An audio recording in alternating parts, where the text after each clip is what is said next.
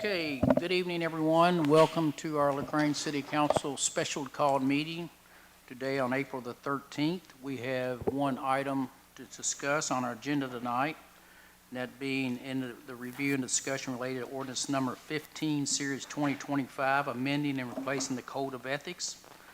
Glad to have each of you here tonight. If you could maybe silence your phones in the event they might need to go off, or you might need to answer them. Appreciate that. But prior to each of our meetings, if you're able to, we always ask that we stand and say our Pledge of Allegiance to our flag.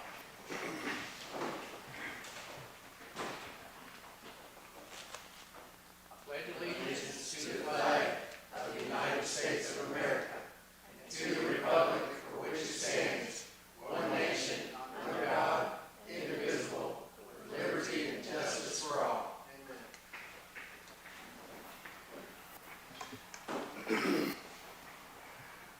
Cindy Albano is sitting in tonight for our city clerk, Heather Woodcox, who's out of town on vacation. So I'd like to have a motion of the council to approve Cindy to record our minutes tonight. Cindy.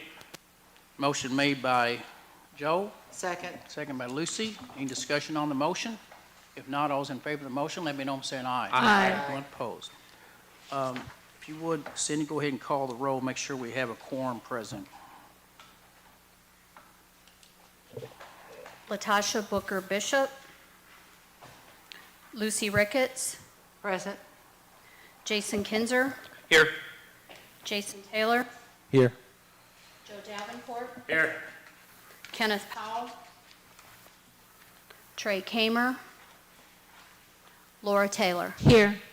Okay, we have 5 members of the city council present of 8, so we do have a quorum.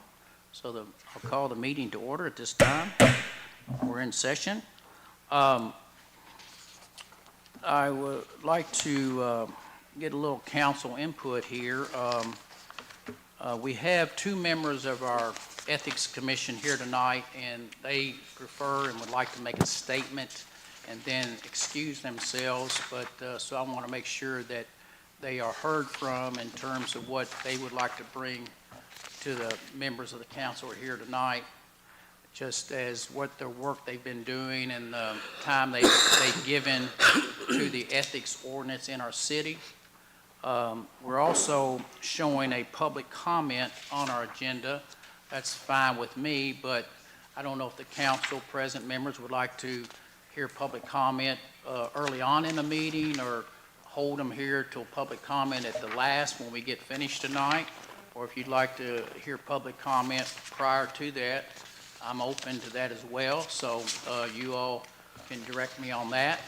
Is it okay to just amend it by moving public comment to number 4 and just switching 4 and 5 and doing public comment first? Because I know of at least 2 people who would like to make a comment. Okay, but what you want to put comment between 3 and 4, correct? Yes. Okay. I mean, would that be okay with everyone? Well, I entertain a motion that we do that. Then, Lucy. Mayor, I'm okay if we do one before and after like we normally do, if everybody's all right with that. Nobody may want to speak before or after, but normally that's what we do, so I'm okay with doing it that way if the rest of the council sees fit. Okay. So we have a motion to engage public comment between item 3 and 4. So we have a motion by Lucy, second by Laura. Was it Laura? Who seconded that? I'll second it. Okay, second. Okay. Any further discussion on that? If not, all those in favor of the motion, let me know by saying aye. Aye. Anyone opposed? Okay. With that being said, I would like to go ahead with the council giving their approval as well to let a member or the 2 members of our ethics committee speak to the council and give them the opportunity. So I think they would like to make a few comments, and then they could be excused as far as we are concerned. So is that okay with the city council? Yes? Okay, sir. Are they going to ask questions to us or anything like that? I don't think so. I think they're just going to Okay. pretty much say where they've been, what they've been doing through their tenure as ethics commission members. So if you'd like to come up, sir or sirs, and please introduce yourself and tell us who you are, and tell us what's been going on with your all's meetings that you've had in the last year or so with involving our ethics ordinance for our city of LaGrange. Is this on? Yes, sir. Okay, thanks, John. Yes, your green light is on, sir. All right. Wasn't sure. Thanks very much. Appreciate our having us come in tonight, say a few words. Steve has prepared some comments that he'd like to read. There's three of us on the commission, myself, Bill Eisner, Steve Praterman, and Sarah Lowe's. Sarah's on vacation, so she couldn't be here tonight. So with having said that, Steve can read his comments, and I think it'll answer some questions that you may have had, Jason, about questions, how we want to handle that. Okay, is everyone? Yes, sir. Yes, sir. Would you please, for the record, or make sure the audience home knows who you are, Bill, and what's your name? Bill Eisner. Bill Eisner. Okay? Yeah. Thank you, sir. Steve Prettyman, how you doing this evening, folks? If you So- could, Steve, please speak into that mic if you would for me. Make Sure. sure people at home can hear you, and so everyone gets a good recording of your voice. Thank you. Fine, thank you. So the comments that I'm going to read this evening are from the Ethics Commission, okay? They've been reviewed by all of us and prepared by all of us. So the Ethics Commission would like to thank the LaGrange City Council for their time this evening, okay? The Ethics Code you'll be reviewing tonight is intended to replace the current Ethics Code for the City of LaGrange that was adopted 30-plus years ago. The Ethics Code currently in place does not address many of the ethical issues that present themselves to city leaders and to city employees. Cities establish ethics codes primarily to maintain public trust and ensure that government actions are conducted fairly and without bias. These codes serve as a moral compass for public servants, clearly outlining what is expected of them in the exercise of their powers. The ethics code you'll be reviewing tonight is based on the Kentucky League of Cities Model Code, and I'll refer to that as KLC further on in the speech. The KLC Model Code was updated, and where there were blanks, the name of the city, dollars, etc., were added. And Section 22 also includes the citing of a recent U.S. Supreme Court ruling. The Ethics Committee believes the proposed ethics code you will be reviewing will serve as the starting point for an ethics code that can be reviewed and updated annually. The KLC provides periodic updates and can be adopted to keep the City of LaGrange Ethics Code current. The Ethics Commission would request that any proposed changes by the City Council be reviewed by the KLC for their expertise and to confirm that they would maintain the integrity of the Ethics Code and the requirements set forward by Kentucky state law. The Ethics Commission would request that the changes in writing along with the ethical rationale for those changes so they may seek feedback on the proposed changes from the KLC. The state of Kentucky also has a certified city of ethics recognition. The Ethics Commission would like to see the city of LaGrange, Kentucky, obtain this recognition. We know that the second reading of the proposed ethics code was done at the October 2025 City Council meeting. Since that meeting, the ethics code has not received any feedback regarding the proposed ethics code. The Ethics Commission would like to express the urgent need for a new, updated ethics code. The citizens of the city of LaGrange, Kentucky deserve to have an ethics code, one that is current and in place and addresses today's ethical issues so the public trust in the Grange City government is not violated. Thank you for your time this evening. We appreciate it. Thank you. Thank you for serving. Okay, thank you, Steve. Thank you, Bill, for coming tonight. What has prompted this meeting tonight is, as Steve has alluded to, and of course the council knows how long we've been talking about trying to have the ethics code put in place. But Laura Taylor came to see me a week or two ago, a week and a half ago, and asked that would I consider, or could we consider maybe having a special called meeting just to talk about this ethics code by itself and try to get the correct wording into it, and I agreed to do that. So that's what we're here tonight to do. I also asked Laura to say, when we get differential opinions on things, I don't think it's a great habit to have special called meetings for each individual thing that we disagree on, possibly.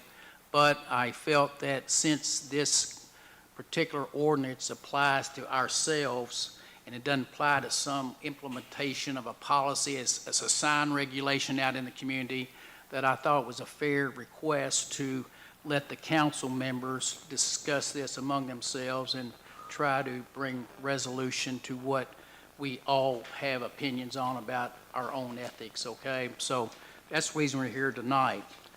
As we all know, this matter was placed on the table probably a year ago, and I think it's an appropriate thing tonight to bring the matter back off the table, put it back on the table, and let's begin to discuss it.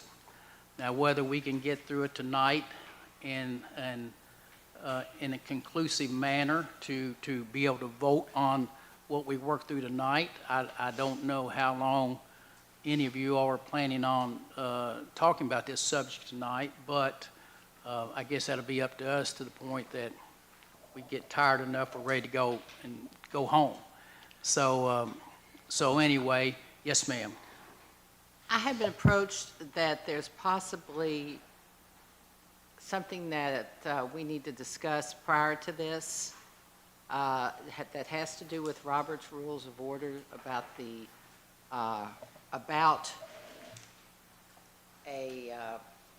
something that's tabled. I was approached, and I have one more person that'd like to speak about that. Well, hold on a second.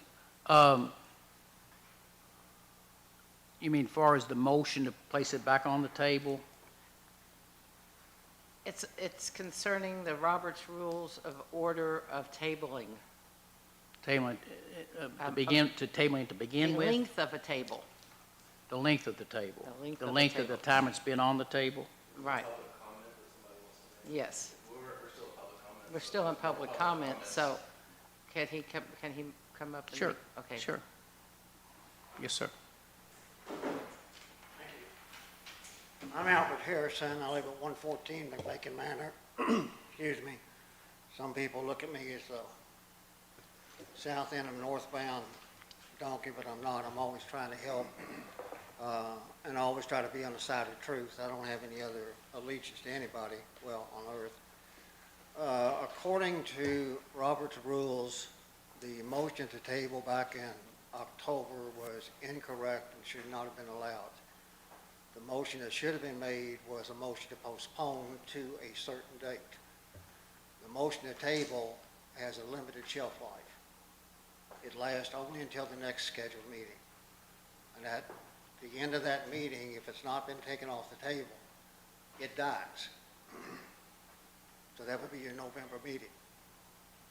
And whatever the subject of the issue was that it was attached to, that dies.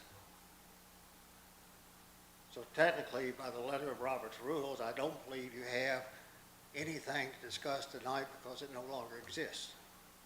That's the basis of my phone call to Mr. Craig Mile, I never got it returned. I was trying to help and shut some of this off beforehand, but inadvertently, y'all created another problem for yourselves, that I think you're subject to the same rules as in the Open Meetings Act, because this is an exception. I don't know what you have cited for that, but you cannot change the agenda. That's the first rule of an exception in the open meetings. You're stuck with the agenda. But you've already changed it, but I've suggested before it gets in the official record, you find some way just to let the public comment move up in the agenda without actually changing the agenda. But that's a reportable offense. they take these agendas and these rules pretty strictly in Frankfurt. So I don't know, I'll leave that up to this group to figure out how to handle that. There's a lot more involved in the ethics than what anybody imagines. I'm speaking from experience. I filed an ethics complaint back in '22 against Judge Executive Vogel. Went to the Ethics Commission for the county. They found nothing right with my claim, even though it was substantiated by photographs that he was openly electioneering at the primary. So I appealed that to the Attorney General. The Attorney General decided with the Ethics Commission. I appealed that to Circuit Court, which is the allowable path. And Judge Crosby absolutely reversed what the AG had ruled. It was big enough, it made newspapers around the Commonwealth. So rarely does the AG ever get reversed that strongly. We cited a number of cases, and Judge Crosby read every one of them, analyzed them, and that was a part of his argument. But there's more to this than what everybody thinks there is. That exercise that I went through, our intent was to get it in front of an appellate court. Mr. Craig Mount can probably explain this better than I can, but the only cases that are reported and go into the national database are cases that were heard by an appellate court. Judge Crosby won't go outside the state, his ruling. But the Court of Appeals, even though they denied the basis of our appeal for costs and expenses and reimbursement, that put the case into the national database. And if you want to read an excellent opinion by Judge Crosby, I'm not trying to be selfish, but I paid for it. Just look under J. Albert Harrison, Ethics. And it's a textbook on ethics. All of this came out of the Operation Bob Trot. Anybody remember that? Back in the early 90s, it actually started in the 80s. But the Open Meetings, Open Records Act, they came out of that. All the ethics programs came out of that.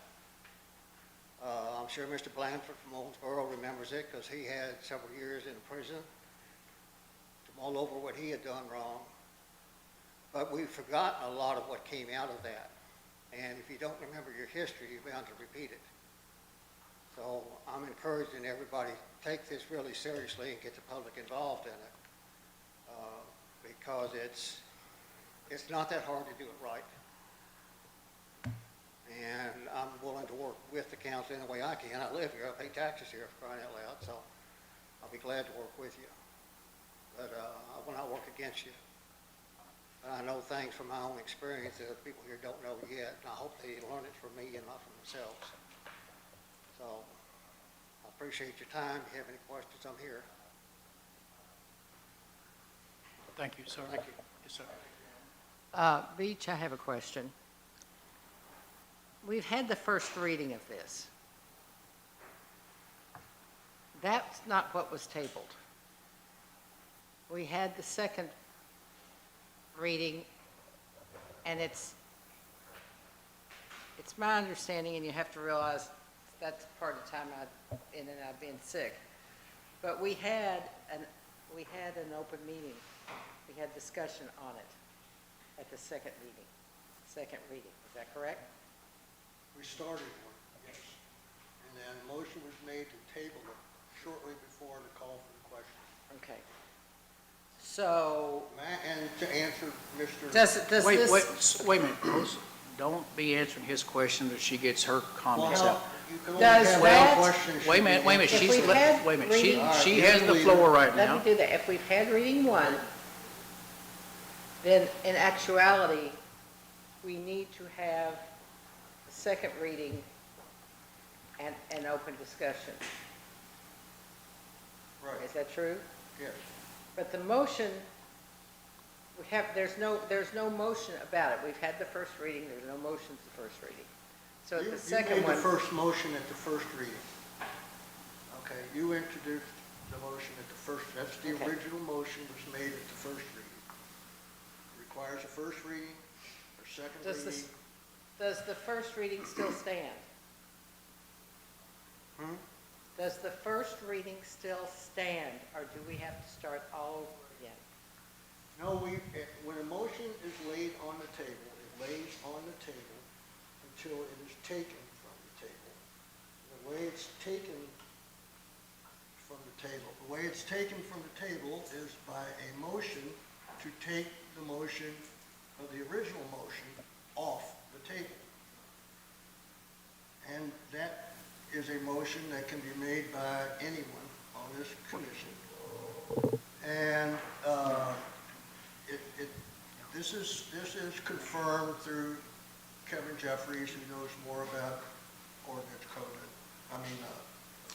Robert's rules than anybody in this county.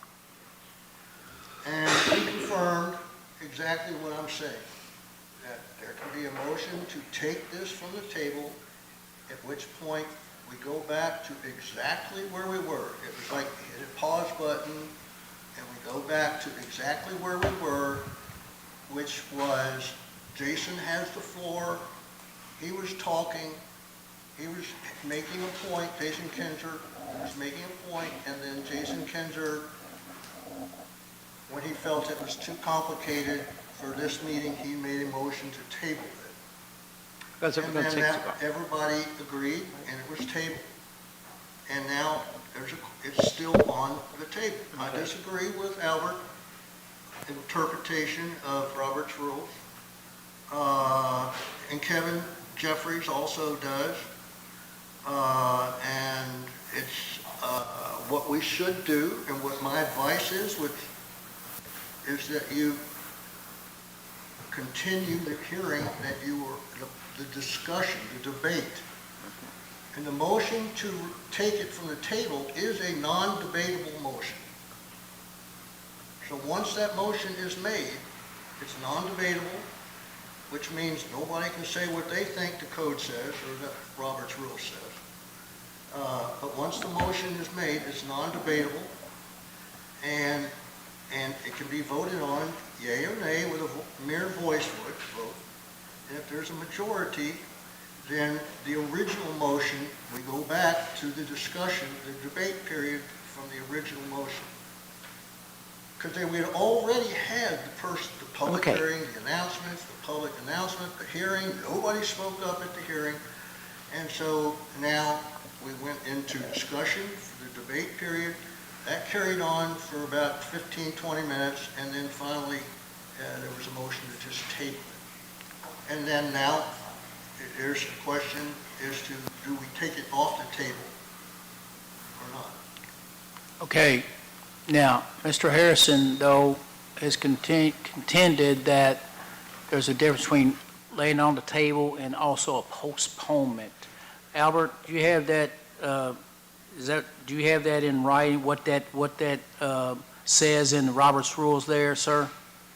That you could read about your postponement versus it expired, sound like to me, is what you were trying to infer. Is that correct or not, Mr. Harrison? I think it's more correct than the attorney is. That's not my opinion, Mr. Craigmile, it's in the book.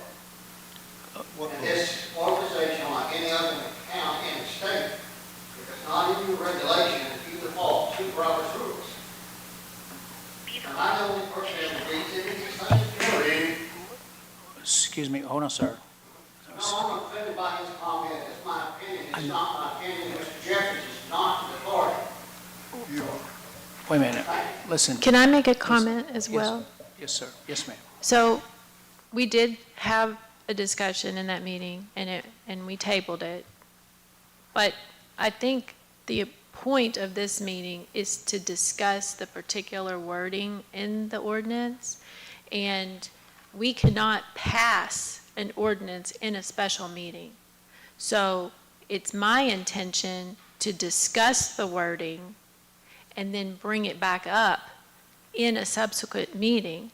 It may not be ready to be voted on in the next meeting because there may be some changes that have to be reviewed, and so we may have to have a first reading and then a second reading before we can pass it. I don't know.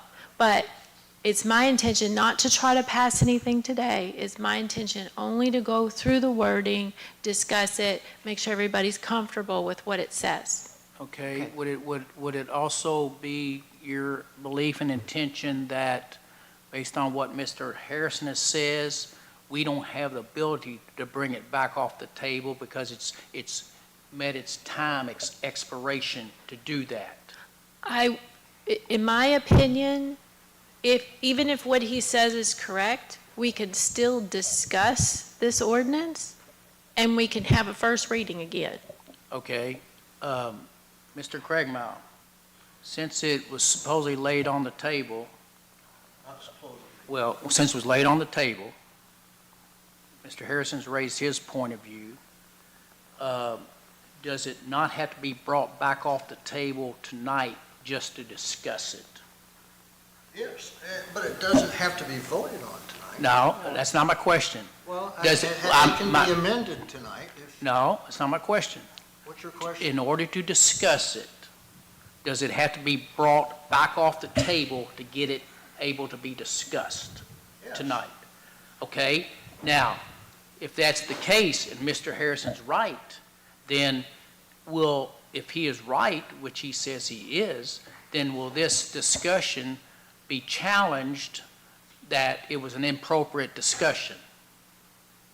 No, we're following Robert's rules. You're the chairman, you can follow the rules the way you understand them. I'm telling you what the rules are, or you can listen to Mr. Harrison, I'm saying to you, as city attorney, okay? if we discuss this tonight, Right. and we're not bringing it off the table because that's behind us, we're just going to discuss it. Can we have this special call meeting just to discuss the articles within the ethics ordinance as presented tonight, that we need to try to get clarification to on each paragraph, each sentence of the ordinance that Laura intended for us to do? I'm fine with discussing it and not voting on it tonight. If that's Okay. what you mean, that's exactly what I was trying to point out, if people would not misinterpret every single thing I say and compute evil into it. Mayor, could I, just one on that, thank you, Beach. Just on this, if we don't take something off the table, basically, if we just review what's before us today, something previously marked as ordinance number 15, 2005, and have the discussion, kind of go through those documents. And even if we make changes or not make changes, there is the potential, would you agree, that we have a first reading again in May, if there's any issue on it, in a second reading in June? Is that something that could be possible? It depends on the severity of the changes you wish to make tonight. If they're minor, in my opinion, if they don't constitute a material change, then you don't have to start this whole process over. It could be put on for a second reading in If May? it's only, you want to take out a word here and there, if you Okay. want to change some of the limits, for example, if you think $1,000 is too much of a financial interest in somebody you're dealing with, you think it should be 500, you can lower it. If you think it's too high, you can raise it. I don't consider that a material change. I consider, if you say you want to completely eliminate the requirement of financial disclosures, then I would consider that to be a material change. It's, you know, if ethics is indeed quite complicated, Albert, but it also involves a spiritual aspect of what is right, and it's sort of like the 10 commandments. I think there's only 10. Okay, so it's kind of like just doing what's the right thing. Okay, and so that's all this is about. Okay, I'm not sure why there's so much objections to any of this. It's been adopted by the majority of cities in the state. And Mayor, before we get too far along, I have a question for the Ethics Committee members. Just before we get too far along, I wanted to ask them a question. And I'm okay with the special called meeting. What's listed on here is review and discussion, and I'm fine with review and discussion, personally, in my opinion. I think we're okay on review and discussion. I think we just need some clarification is, you know, and I understand that this, if this happens to be a moot point now, then we're just now taking the same information and we're going through it so that we can agree and reach consensus. You know, you hear me say that a lot. And I want us to reach consensus and discuss what it is. But it doesn't say we're going to take it off the table and vote on it, because we can't. So this discussion is needed, Okay, and we can meet as a quorum and discuss it, that's fine, okay? that's fine. Okay, Jason, do you want to ask a question that you had for? Yes, either Mr. Eisner or Mr. Reddiman. My question Wait a was minute, why... wait, hold on a second.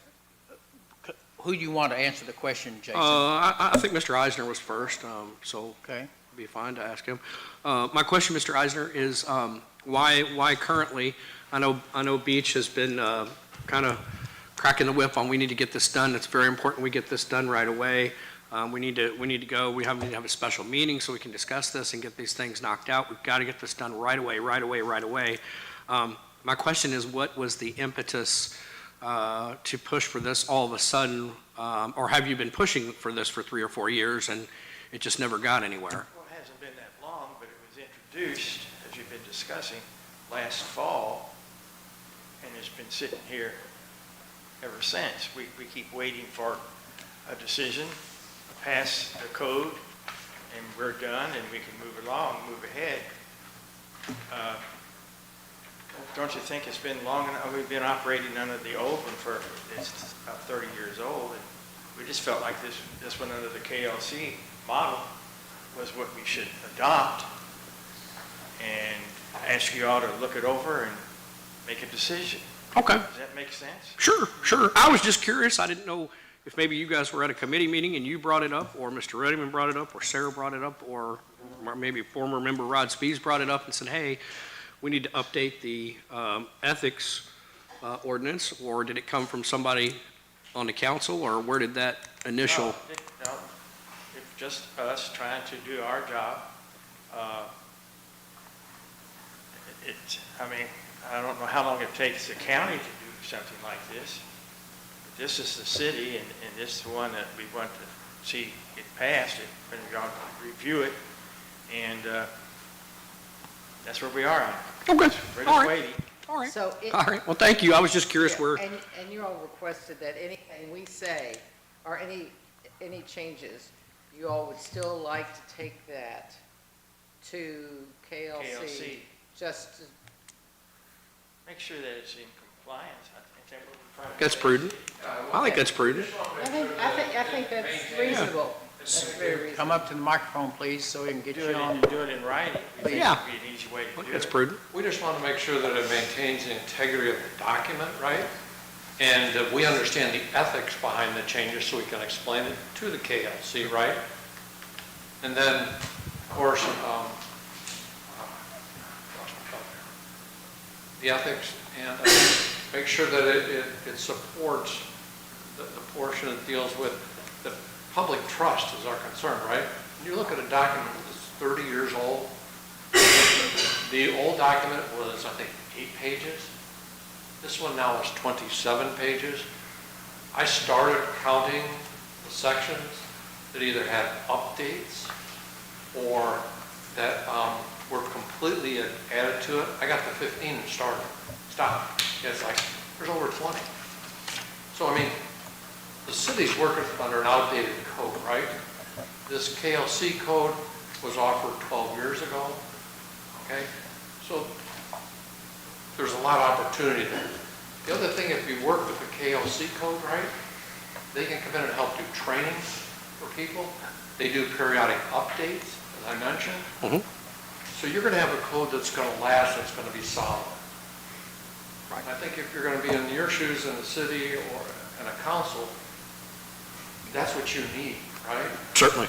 Okay, so I think what you have there is a solid document, and I've gone and looked at, we've looked at a number of different cities. You know what? This is a solid one. I asked the KLC how many cities in Kentucky have adopted it. They said over 50. That's what I could say to you. It says probably closer to 100 because a lot of cities adopt it and don't do anything, right? They don't tell them, so they don't. A report, sure. That they've adopted it. And I asked them, I said, so what are the major issues that you have when you deal with the cities in these codes? First one was the nepotism piece. Okay? The second Small one. cities, everybody's related to you. Sure, sure, Yeah, it's sure. real small, but then the other piece was that Beach mentioned specifically the dollar amounts for some, he says, those are the really only two issues that they get asked by cities to help them determine and change, okay? Okay. So when they told me that, it's like, 50 plus, you have a solid document before you, all right? So that's why we have to push, and we believe that 30 years is a long time. Steve, if I may, on that KLC ordinance that you referenced, did you say there was one that you all were reviewing that was 12 years old? Is that what it was? So the KLC started with their model documents, they told me 12 years ago. Did you all review the one like from 12 years ago when you all were helping to draft this one? No, when we started this, it was the current document. November of 25 actually is the newest one. Is that the one you looked at? Well, my guess is they were looking, I know, to do some updates in 26. I don't know if that code's Okay. been published, okay? Gotcha. So that's why I say you can adopt this one if you want. We're glad to go and pull if there's a 26 code to look at the updates and present it to the council, right? I have You it. want to keep it current. I have the newest one. So I'm Oh, do you have the I'm 26? gonna pass it out shortly once we get started on. Oh, great. Yeah. That's perfect, Yeah. okay? Yeah. Perfect. All right. Gentlemen, thank you very, very, very much. I Thank you really all. appreciate your attention and hard work on this and dedication. I really appreciate it. Thank you. Good luck. Good Thank luck you. on that. Thank you very much. Okay, did you want to say something, sir? I did. I was just going to say, since there's a little bit of confusion, I was just going to read everything for you all. When you have the motion tabled under the Roberts Rule of Order, if not taken by the table, or taken off the table by the end of the regular meeting, provided the meeting is within a quarterly time interval, the motion dies. Now, that means expiration time and time frame, tabled matters must be taken from the table by the close of the next regular session, assuming that the regular meeting has been and held at least quarterly. What happens next is that if not brought back within the time frame, the motion dies, meaning it is removed from the agenda. Reintroducing the motion, a dead motion can be made again, renewed at a later meeting. Take from the table to act on a tabled matter before it dies. A member must make a motion to take the motion from the table, which requires a second and majority vote, obviously, and can be done when no other business is pending. And all of this discussion that we've been hearing going back and forth is out of order, number one, because it was public comment. So I just wanted to bring that to your attention.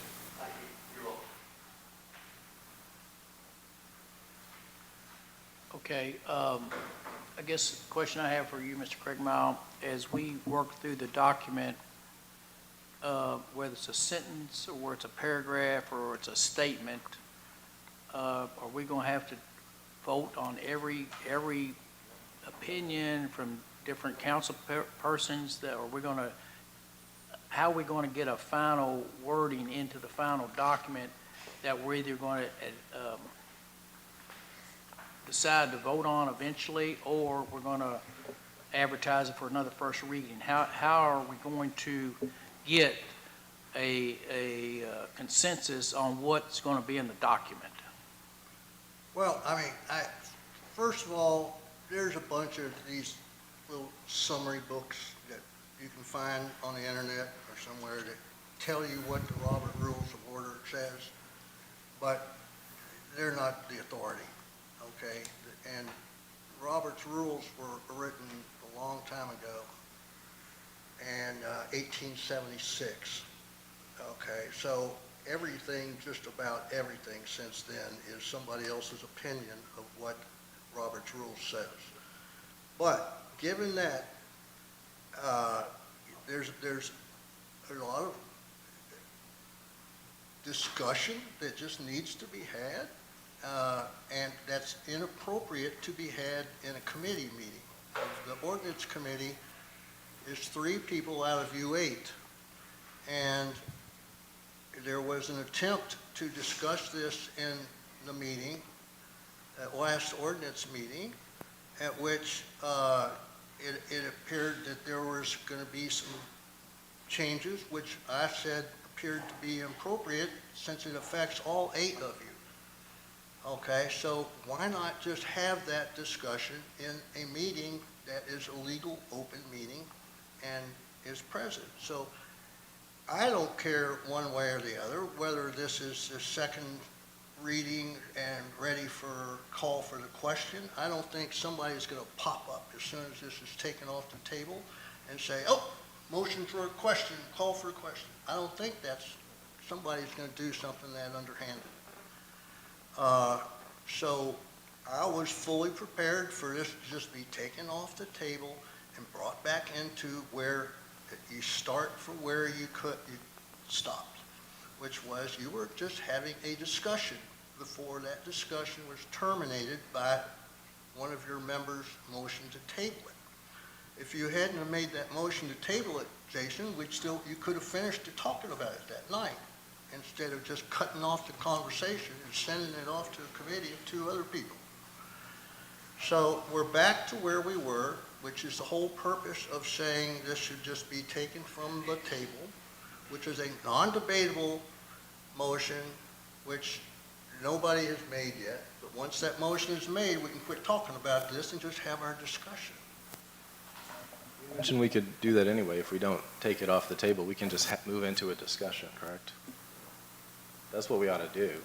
And because we may be, It's not there anymore. It's kind of a moot point, really. well, it's a discussion of a document that we all have. Right, and it's a document. That might be a new first reading for all I care, truthfully. I don't care, but we need to be able to talk about it at some point. And that's the problem with the committee meeting, is that the council can't talk about it. Only the committee members can. Here's what we're going to have here in a moment, beginning. We're going to have a discussion, starting with page 1. Let's do it. We're going to have a discussion.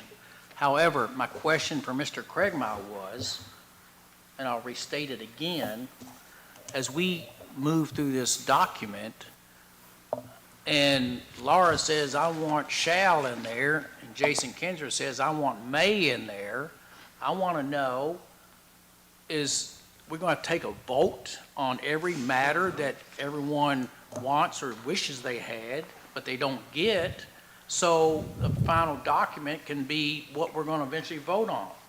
So is that what we got to do tonight, is get an up or down vote on every word that someone might think is a proper word, or how are we going to manage that tonight? Well, that's exactly why we asked everyone to send us their remarks and their comments, and not a single one has come in. So we don't know, John, what people are going to say. Well, I know, but So the I reason can't tell you the what reason it's we're gonna be. here is to discuss this in open session, which will involve people giving their own opinions. My Sure. question for you again is, as you put down and jot down in the paragraph what you think an opinion is, even though it's different from another opinion, what's going to go into the final document as the word you're going to use? Don't say you, say they, because this is a legislative action. They could write this, they could repeal it. Well, they can't repeal it. It's against the law to repeal it. Mayor, I don't have Okay, any issue. but I don't know whether the changes are going to be material or not. And because they haven't told us what changes they want, I can't read the future. I would hope they would not go through and nitpick every single word. The suggestions that Laura has given me have seemed fairly reasonable. And I don't even consider those, I consider those to be clarification points as opposed to more than material Okay, changes. so with that being said, let's go ahead and begin. We're still in public comment, I think, Mayor. Okay, yeah, okay, I'm sorry, yeah, we're okay. I thought we only had 2 folks comment. Sorry. What you're having here is a special meeting, and it's not necessary. You need to have a work meeting where all members are here, and you have an actual work meeting. It's open to the public, and that's what you do. You work and discuss. But having a special meeting with you, Jason, asking people in the audience questions is not on the agenda. You have to follow this agenda in any kind of special called meeting. So that was not appropriate. Public comment, you asked them to come up, you wanted to ask them questions. That's not allowed. So I'm just saying, on a special called meeting, you have to follow your agenda to the T. Thank you. Well, here's where we are then. Here's where we are then. You five that showed up tonight, okay? She made a comment, Albert made a comment. We were trying to appease and help people like Albert speak and Donna now speak and whatever. But the fact that they are saying we didn't follow the agenda, even though we were trying to be open and allow people to speak, move them into a position where they can speak, I would say we adjourn this meeting and come back again, because this meeting is under skepticism about that. So why don't we just adjourn it? I'm sorry it comes to that, but they're raising the issues, and I'm okay with adjourning it. I've got other things I can go do tonight, but I think anything we do, folks, any further on, we're just being... Can we schedule a working meeting and get 8 people? Well, I thought that's what this was. I was going to say, why isn't this a working meeting? That was what Yes. Laura asked me to do. This would right. be a working special meeting to have every... I don't understand why we can't just continue with, Any meeting actually, we is- haven't even started a discussion. I would like to just start the discussion. We may or may not get through everything tonight. I think the changes in the agenda are really just to accommodate those people who are here, who wish to speak. It doesn't impact the fact that we haven't started this discussion, and we just need to start it.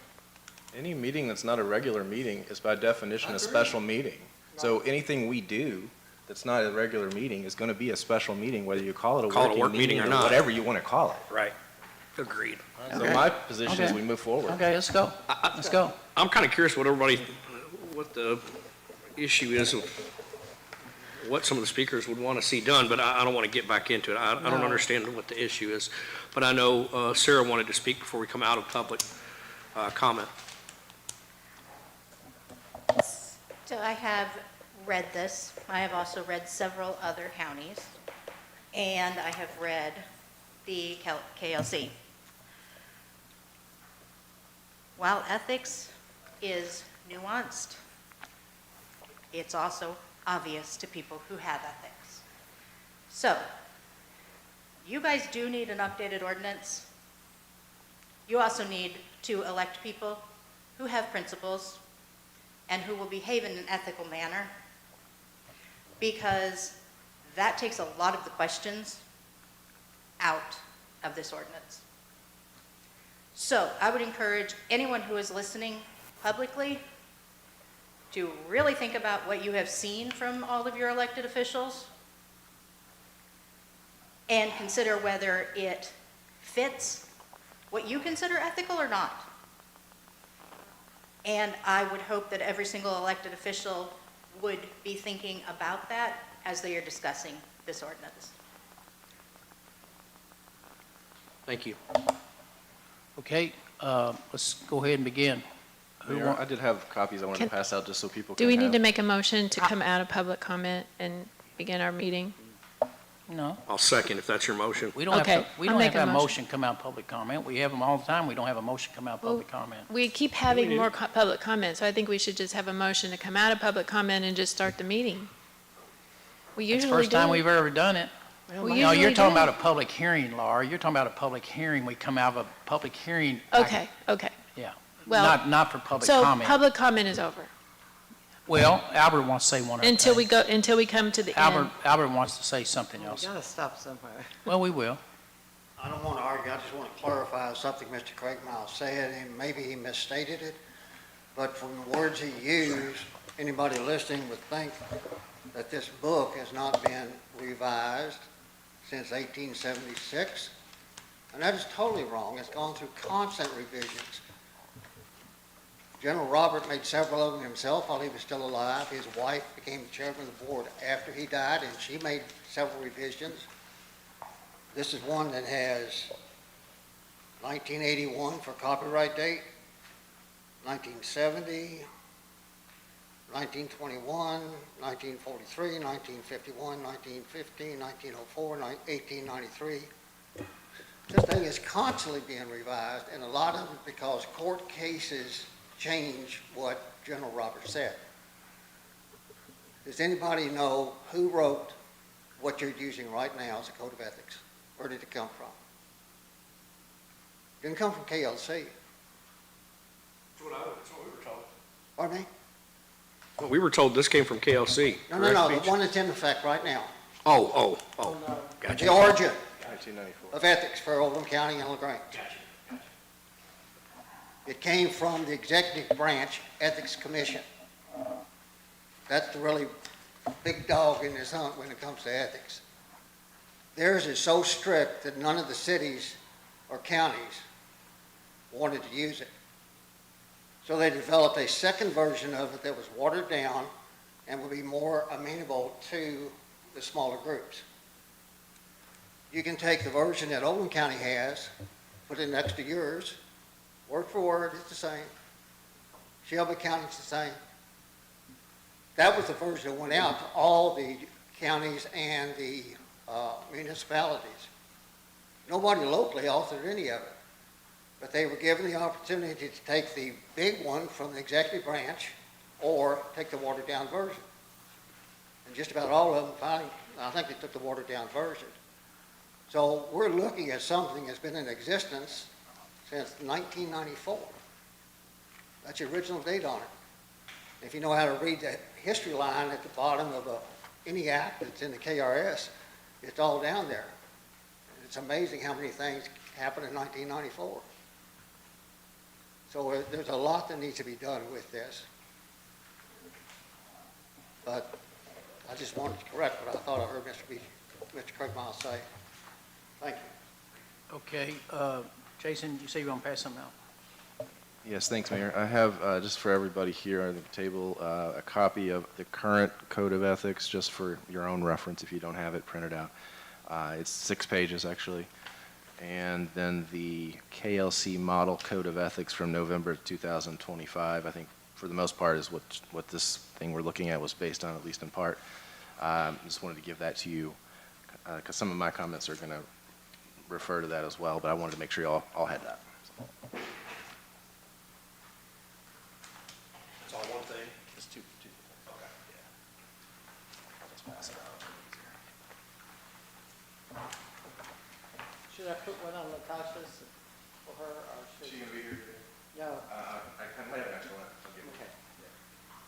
Just, okay, Jason, just for the record, our ordinance was based off the code, model code as of July July, okay. 25, and then I understand there's a new one out of new 2026. So if we're gonna start over from scratch, maybe we should look at the 2006 one, 26 Well, the one I printed was last week, and it was November 25, so if they've added something in the last week, I'm not aware of that, but maybe they didn't. Let's straight from their website. Okay. Okay, the highlighted, what does that say? These comments are not mine, these comments are directly from the KLC website. Okay. Well, Yeah. this one was too. It came out in April of 2026. Oh, there's one brand new, okay. Yeah, like this Well, I don't have that one, I'm sorry. I didn't. this one. Okay. Well, Okay.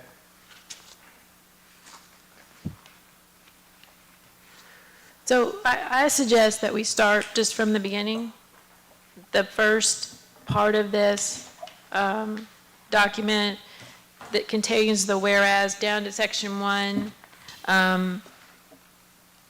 There's a lot of whereas clauses. Is there anybody that has any issue with this? Do we need to read it? Is any concerns about any of that first part of it?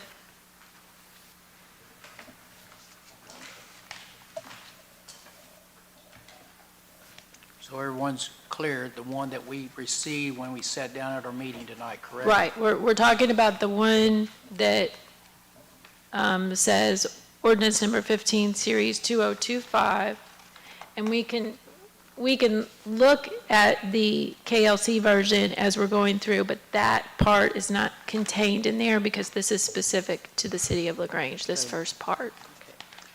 Okay. Jason, can you tell me what paperwork did you give me? That's I hope I gave you what I gave everybody else, which was a copy of the current Code of Ethics, Chapter 39. It says current right here, Beach. Beach, it says current. This one? Okay, That's what we currently are under. okay. And then the other one I gave you was what I had printed a week or so ago from the KLC. From November, it says November. It says November 2025. Now, you've said there may be one for this week that was just brand new release. I did not have that one, so if we need to print that one out, we can, but I do not have that one with me. Okay. Okay, is everyone okay with what's on page 1? So page 1, my only Up issue. until section 1, that first part. Oh, up until section 1, We're yeah. not including section 1. Let's just start with the whereas clauses up to section 1. Everybody go with this? Yep. Loose? Yeah, I'm fine. Okay. So now let's go to section 1. Any issue with section 1? I'm good.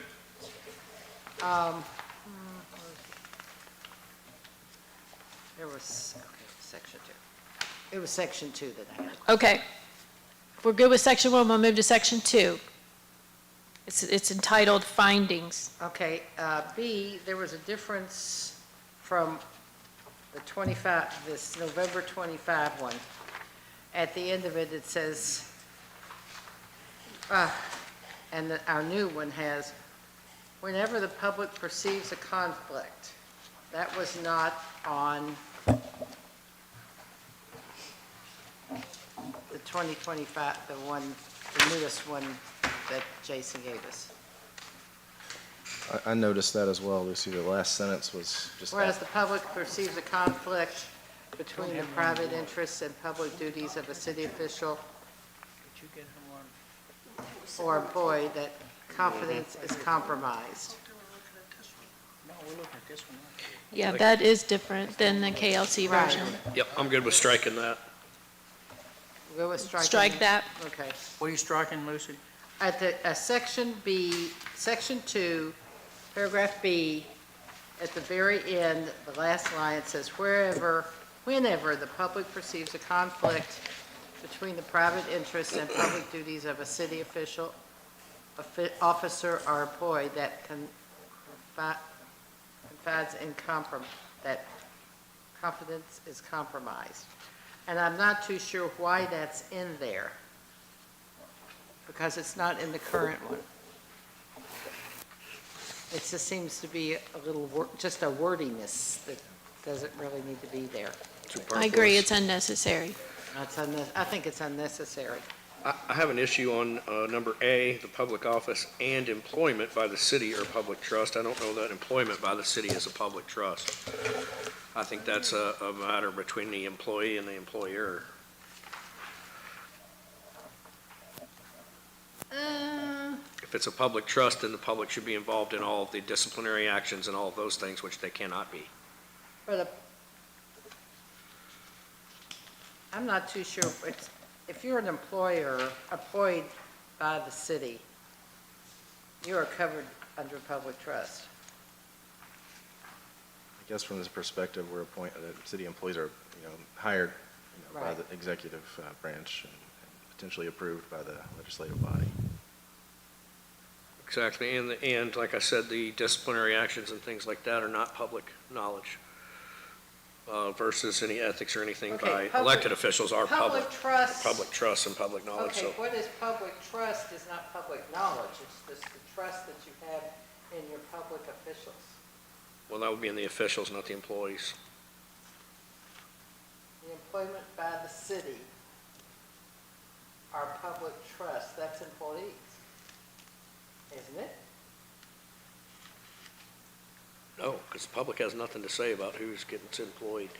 They elect their officials and the officials do it, and that was my point. And they're not involved in the disciplinary actions or promotions or pay or any of that. That's all between the employer and the employee. Right, but the trust that you have in your employees are under this. They don't have trust in the employees, they have trust in the elected officials that hire those employees. I don't know. Well, as residents, don't we have to put our trust in the employees to faithfully observe the rules and regulations and ordinances of our city? For example, we have a code enforcement officer. As a body, don't we have to put our trust in her to make sure that the ordinances are being followed? So We do as elected officials. you don't think the residents do as well? I mean, I maybe think their they trust do is or in don't us. agree with her findings, but we, as a cohesive whole, don't the residents have to put our faith and our trust in these employees who Right. serve our city? That's where public trust is. That's where I think they need trust in us, and we do it. They really don't have any say in that, other than to change the elected officials, and there's where the public trust is, and the ones that they elect. Public trust is that I'm going to trust, to me, and I think this is a definition here. A public trust is, I have trust in those employees that are out on the road are going to look out for people, for the citizens of LaGrange. That's public trust.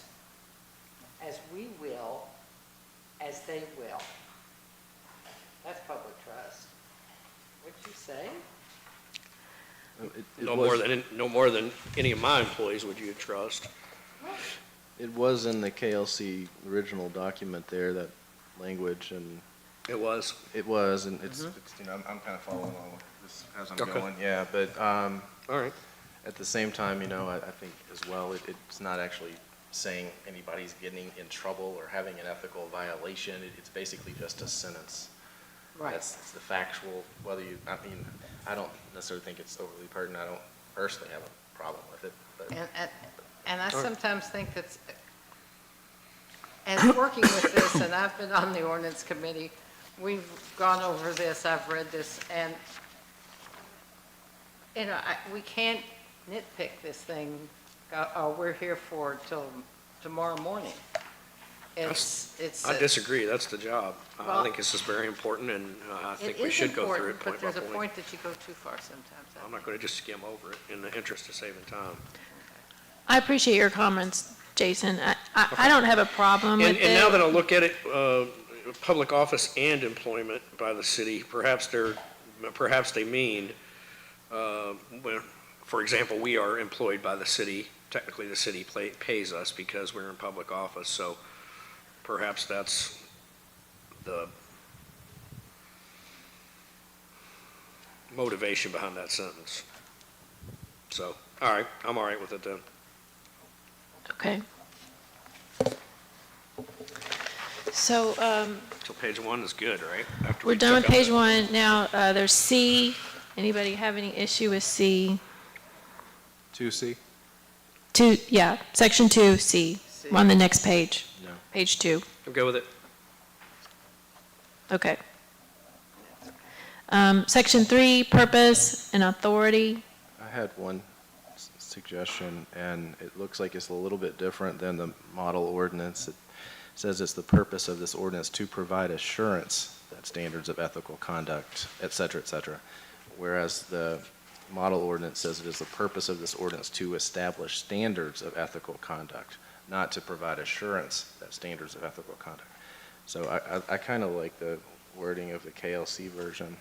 Establish, Right, to You think it establish was standards of yeah. ethical conduct and financial disclosure requirements. I agree. I do as well. yeah. So we strike and replace, or? Strike, provide assurance and replace it with established standards. Whatever makes it the same as A in the model ordinance. I don't know if it's striking a couple words or just, Well, So strike and replace, it's a couple, maybe the there's a whole thing. couple of sentences in That's easy. that, whereas C has one long sentence. This ordinance also provide officers and employees of the city with advice and information concerning potential conflict of interest. And see, that's not in this one. I would just move to use section 3A of the model ordinance from the KLC Okay. version. Yeah, that's in both. This ordinance provides officers and employees with the information concerning potential conflict. That's in both. It is. Okay. So strike and replace with the one from the updated KLC. I'm good with that. KLC.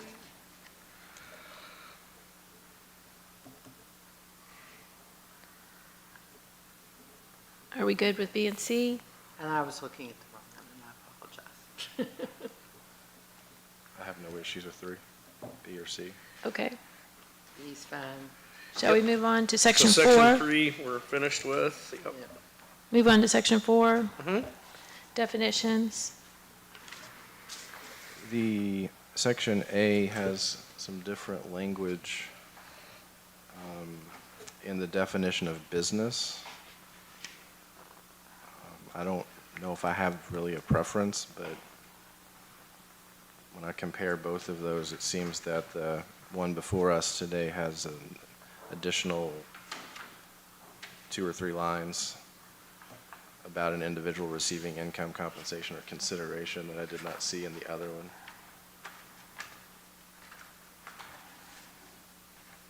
Where is that income? Is it, So you want to strike and replace? Well, if it's just a definition, it seems like the original KLC one is a little cleaner. It ends with legal, or any legal entity through which business is conducted for profit.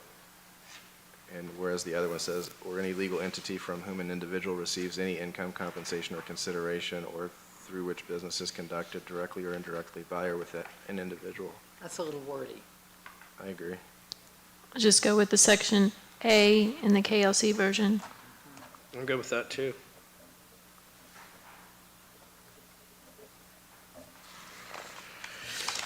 Candidate. Candidate, that's pretty cut dry for both of them. I just wanted to interject one little thing, is that, because it looks like you're building a case for me changing a lot of stuff. The words "provide assurance" are from the July 2025 document. I did not change that.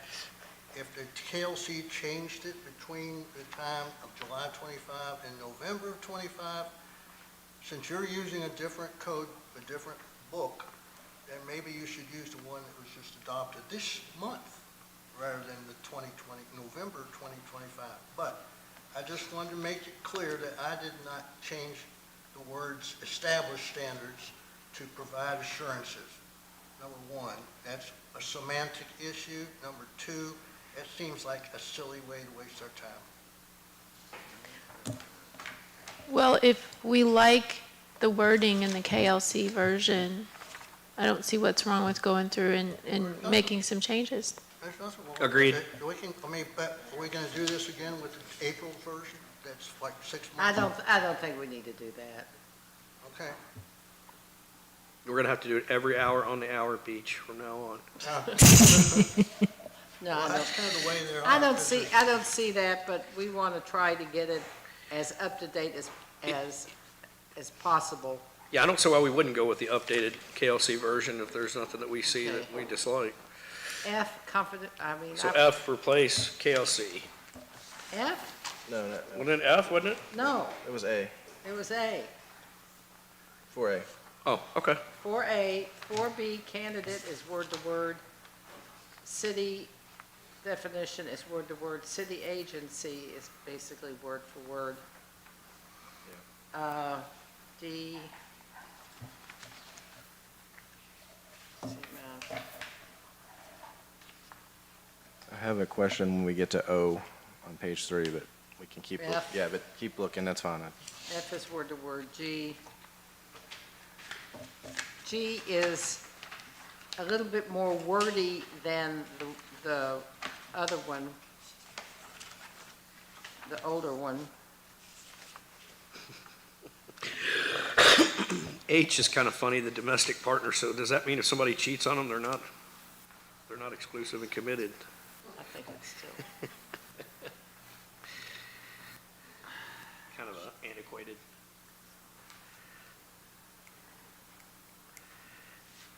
But whatever, it's not the end of the world, I just thought it was, G, no, G's fine. I Antiquated. get domestic partner. My next one's O, Laura, whenever you get to that point. I don't have any issues before that. Okay, let's discuss O. Jason, you want to discuss O? What's the? Oh, yeah, it's not a big deal. It just, on the one that, it may be something, as Mr. Craig Miles said, maybe there was, since he was using the July, there could have been some changes. That's very possible. But the words or staff at the end were not included in the model ordinance. And I don't know really why staff of any household would be involved in any house. I mean, I don't know. It's not a big deal, but I don't know why staff would be involved in household definition. Well, if you have a person that works for your house. Butler? I mean, there's some people who can afford staff. Yeah, that's fine. Yeah, let's strike or I don't staff. want to leave. I don't care. Not my house. I don't care. Yeah. Yeah, I'm good with striking or staff, that's kind of ridiculous. And that's what was in the July 2025 edition. Yeah, they. Okay, yeah, they thought better of that They too. thought better of it too. They decided to take out staff, I guess. Now, 4P, Okay, so we're good through page 3, right? Now we're on page Getting there. 4. Yeah, we're getting there. now wait a minute. Okay, got it. Now, they've changed, the wording is a little different. Under P2, Yeah. they have legislative body member, council, or commission member. Right, We just have council member. and we can just write, and just change it to legislative body. Well, if you look in the comment, the grayed out comments, it does say throughout here that you can tailor this to your own city's thing. And Okay. so that's Since we're a council, then that makes that's sense. probably why it was, Okay. updated or Okay. revised.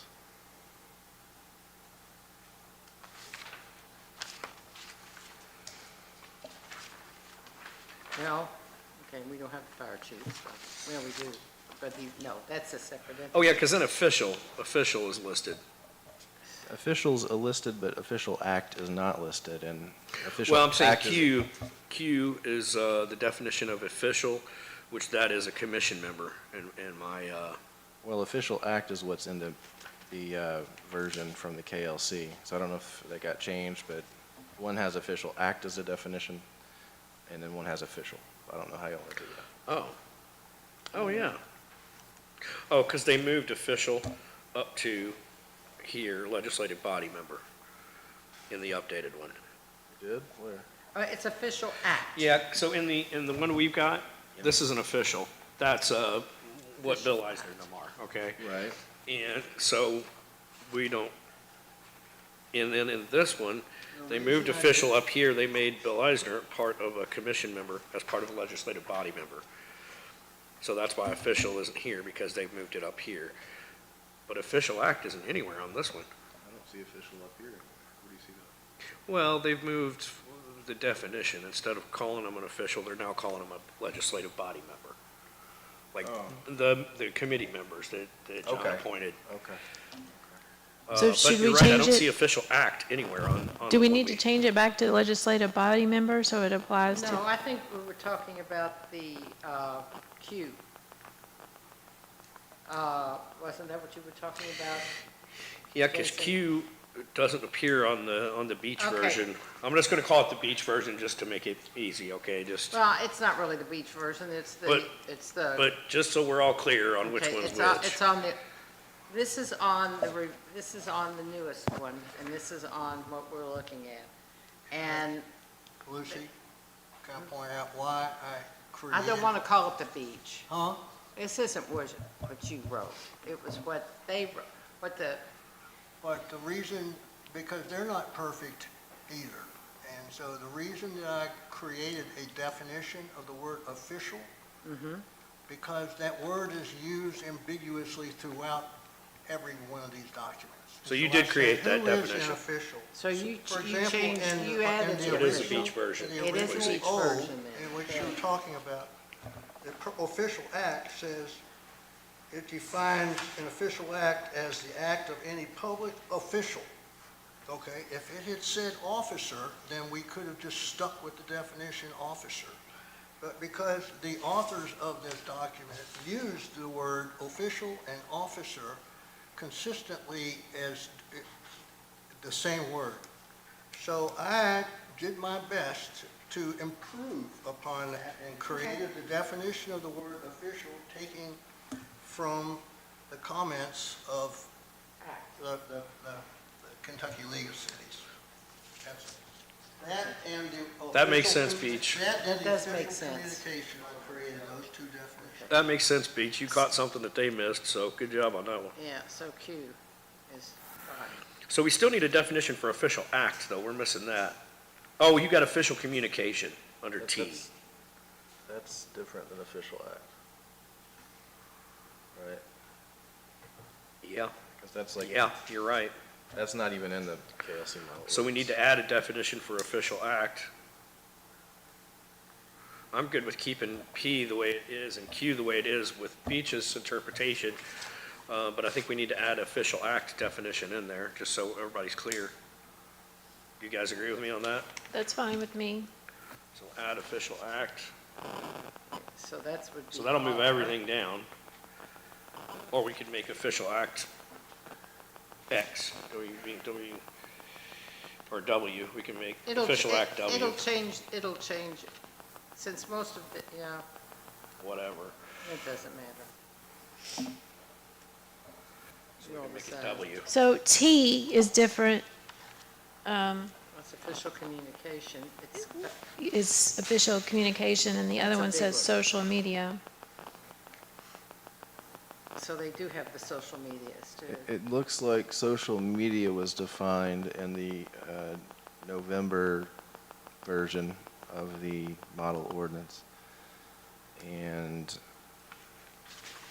it was not in the one we're looking at, and then it looks like official communication was not. I don't know if there was some combination there of what happened. And I haven't looked at the new one enough to know, because obviously there are more than one type of social media. It's calling, on the new version, the new KLC, it's calling social media content created by individuals using the internet. Well, I would opine that the city's social media page is not the same as Jason Taylor's social media page. So I don't know, I could see getting into trouble on the wording there, that being ambiguous. Because obviously, as a private citizen, Jason Taylor, even though he's an elected official, can use cuss words all day long on his social media page. But the city of LaGrange, putting out official, hey, come to the effing Easter celebration would not be appropriate. So I don't know that we don't need better clarification on that. I think KLC screwed up here. Unless there's something that I'm missing on down. Okay, why don't we just hold on that one? Okay. Until we get to the point where that is mentioned in here. Because I have a feeling if it's in the definitions, it's going to be mentioned in here, and I think that's going to be something. we're Do gonna- you But you mean, know what I mean? There's two different Right, ones. Like right. do you mean Sarah Little offici- can say whatever she wants to, even if she's elected or not, but the city of LaGrange cannot. And the police chief can't go on there and use, under the official LaGrange Police Facebook page, he can't go on there and use foul language or, I like the official communication. I like that. The social media one definition, it's not even in the new it's one. not even in, yeah, right here. it's in this one. That's not the new one. Oh, Model ordinance. It's the model. Okay, it's in the Gotcha. model. Okay, So- so we just leave it as we have now? not in the one we're The reviewing. official Right. communication definition? Right. Is that what we're in agreement on? Yeah, because that has been that's kind of been a thing that everyone's had some disagreements on. Yeah. We're Okay. not trying to hash that out right now. So we're skipping official communication, which is not in what they have, Okay. the new one. We on page 5? Page Still on page 4. Page 4. refers to oral, written, or digital messages posted or broadcast that is used to create, discuss specific facts, city business, and public functions. That would be, city, official communications would be city-generated, right? It doesn't state that. What they mean by that is if you purport to represent the city. Mm-hmm. And if you're conducting city business. And that's where you go back, it's like trying to read the Internal Revenue Code. You've got to go Yeah, back. okay. It's, you go back to see, That well, needs what to be is- there, though. What is the, what is a business?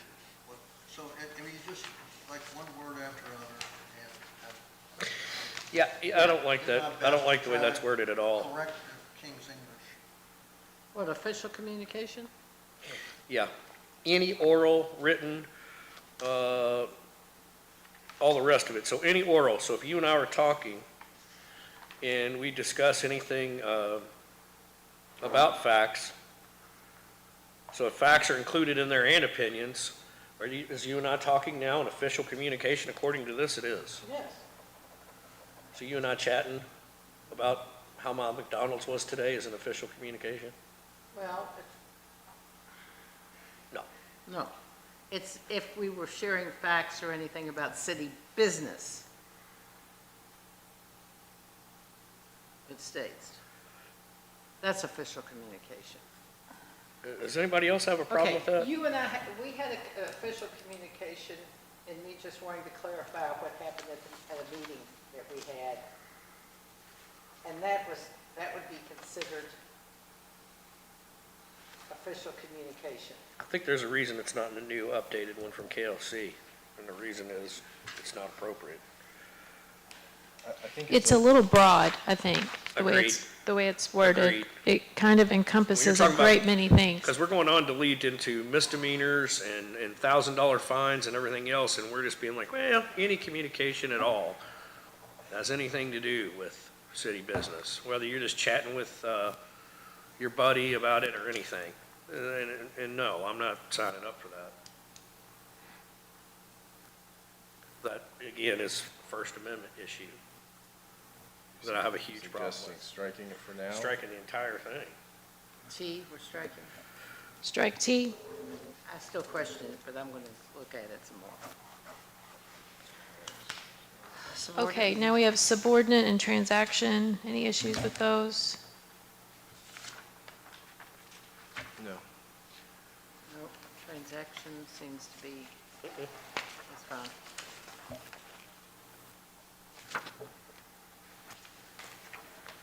Then we move into, if we're good with that, we move into Standards of standards of conduct, section 5.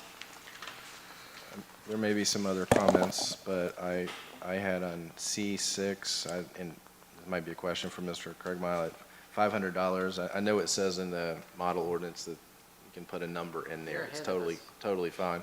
But I didn't know if that was just a ethics commission that decided to kind of look at 500, or if the council members had other ideas. I had that same question. I noted, I Where's had marked this? in my notes. C6.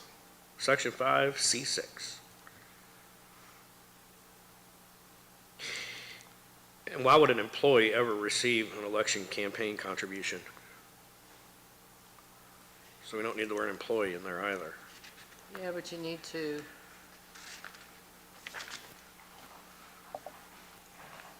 The employee may be running for office.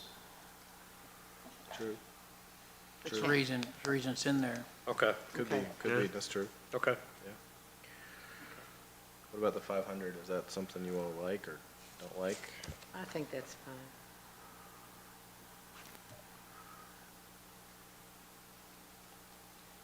I guess we can leave it if no one has any problems with it. Did you think it was high, low, or about I right? don't even know. Okay. No officer Um, elections. Let's see, any per business with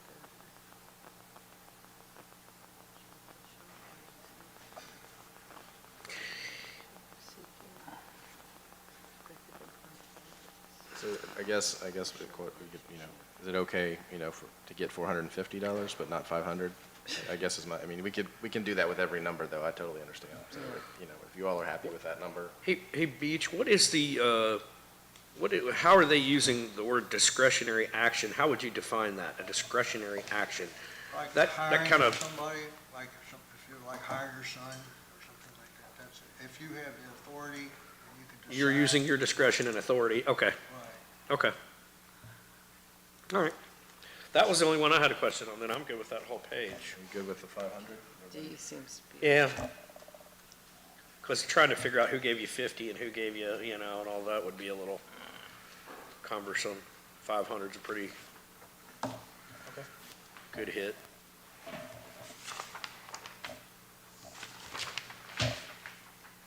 E. So are we ready to move on to section 6, conflicts of interest in contracts? Yep. On the one right before that, on E, on page 6 at the top, these might have been a similar situation, but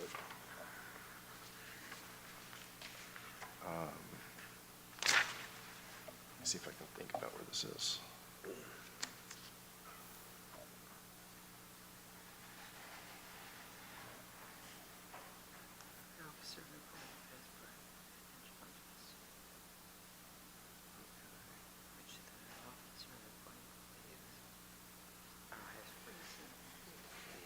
Yeah, on E, it's talking about the matter can be referred to the City Ethics Commission under Chapter 39, but the previous E and the model ordinance doesn't really talk about that.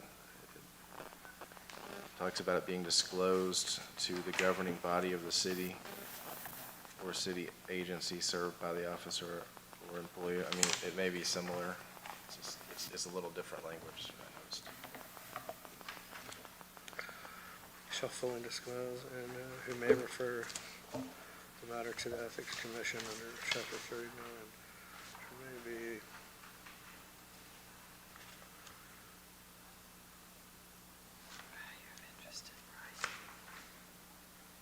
I think I'm all right with it. I think it's okay. I have to check that chapter. What is the City Ethics Commission in chapter 39? Where do we find that?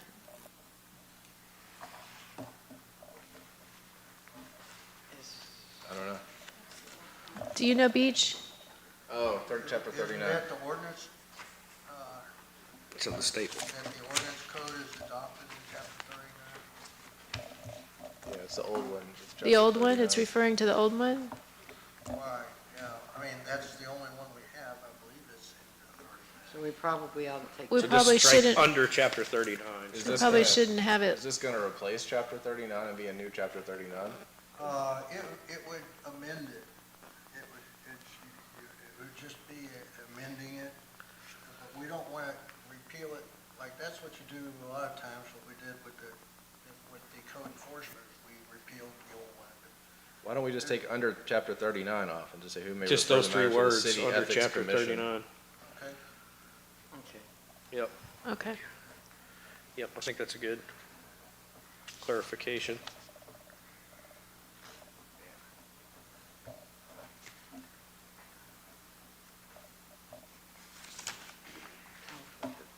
Moving to section 6. On item 3, the last word is applied, and in the model version, it's satisfied. It might just be a change that was. Instead of applied, it's changed to satisfied. Right, Change it to Where the satisfied. following requirements are satisfied. I think it sounds a little better, but Okay, I agree. agreed.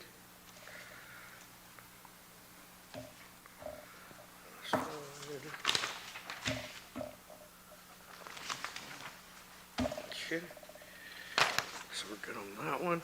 On page 7, I just want to be very, very, very clear, now that we're dealing with criminal codes on here too, that now we're looking at any violation of this section shall constitute a misdemeanor, a criminal offense. Which one are you looking at on page which Page 7, B, 6B. yep, 6B. 6B, okay. So section 6 is,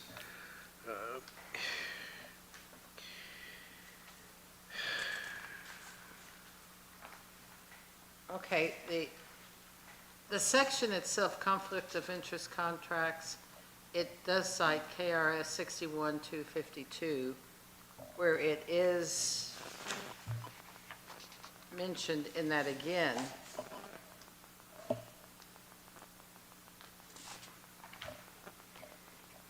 I mean, you basically have to keep that in there.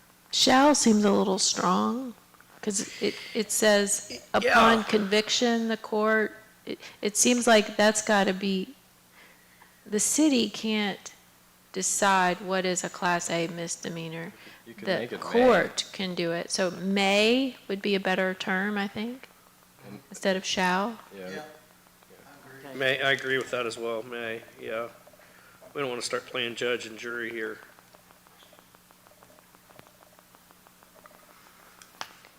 Thank you. And it also talks about removal from office. That's not something that, I think that should also be a may. yeah. There's Yeah. pretty clear guidelines on how somebody could be removed from office. Yeah. It would have to Agreed. satisfy that. So both those shall, again, change to a may. The may.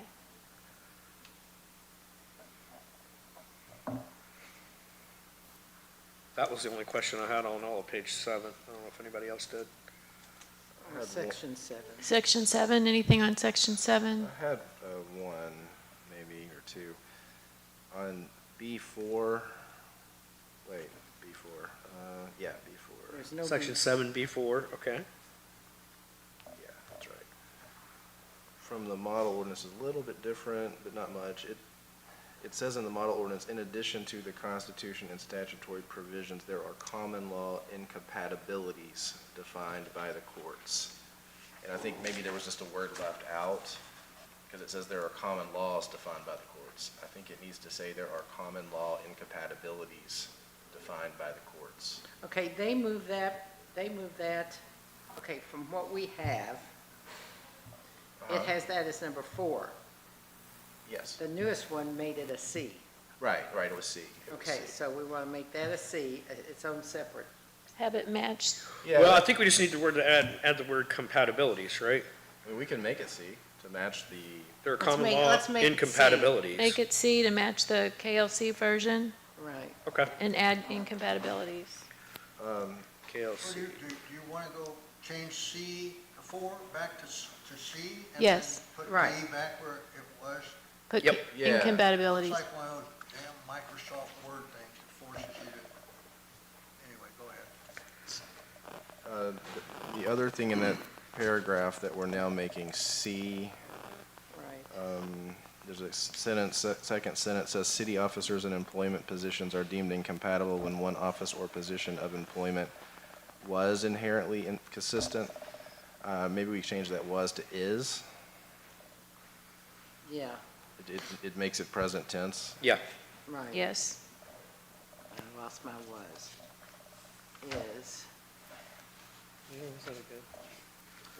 inherently consistent in function with the other. That's the 4th line down, 3rd and 4th line. It's into the 3rd line down. And the last one I had was just the last thing on the page was, Oh, we're going to switch it out anyway, so. there was a footnote referenced at the very end of this page, but I don't see a footnote, and I don't know if that was just left in. I think it's the I think there's, it all has to do with section 8. It says comment section 8, and we were just talking about section 7. So really, there should have been that should have been on the, Oh, I'm sorry. the previous page.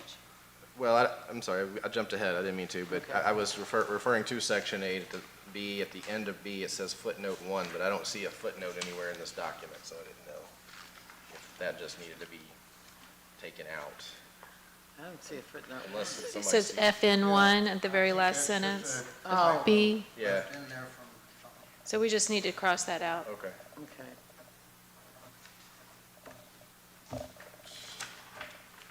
And all the PRSs are correct, right? I believe so. Okay, 8.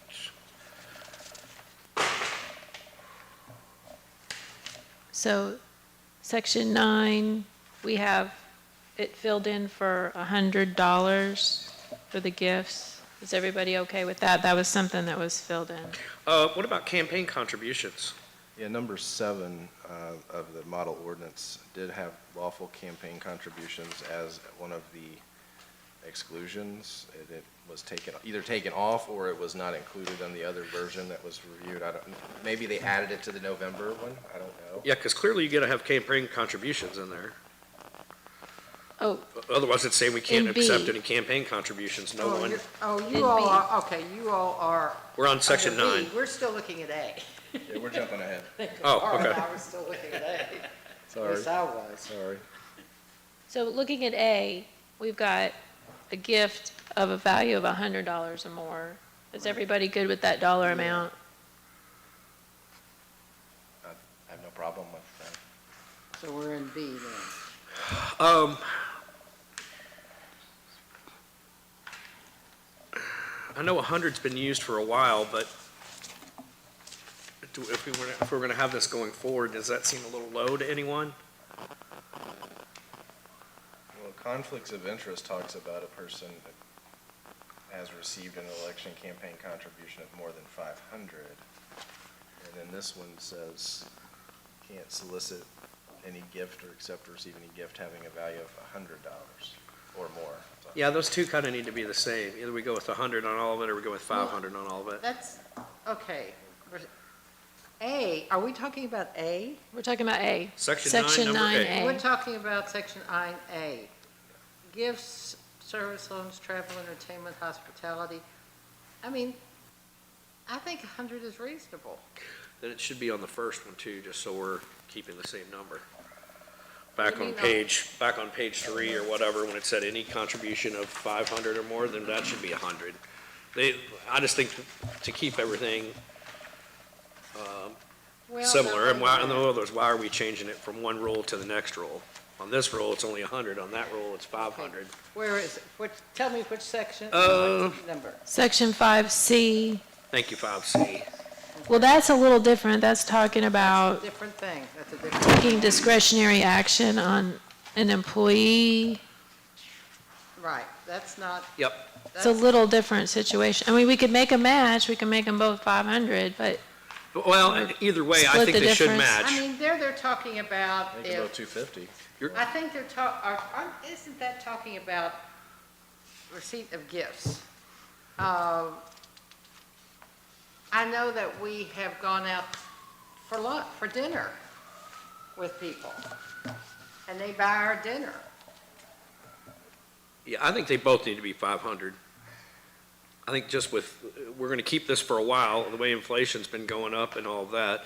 $100 I'm not today is going what to $20 was, 5 years ago. I think we should make them both 500. I don't think so. That's receipt of a gift. We go, let's see, okay, we go to Kentucky League of Cities and somebody wants to take us out for dinner. I think 500 would be ridiculous. Agreed, more than 500, yeah.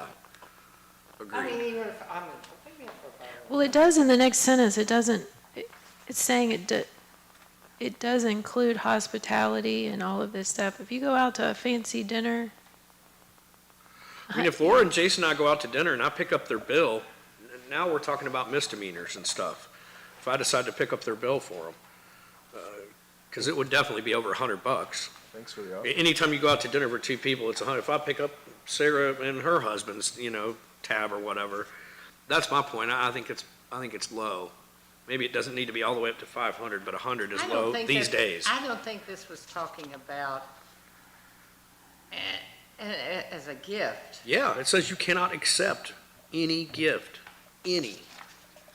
So if my husband gave me Jason, if $200, I couldn't accept. Right, right.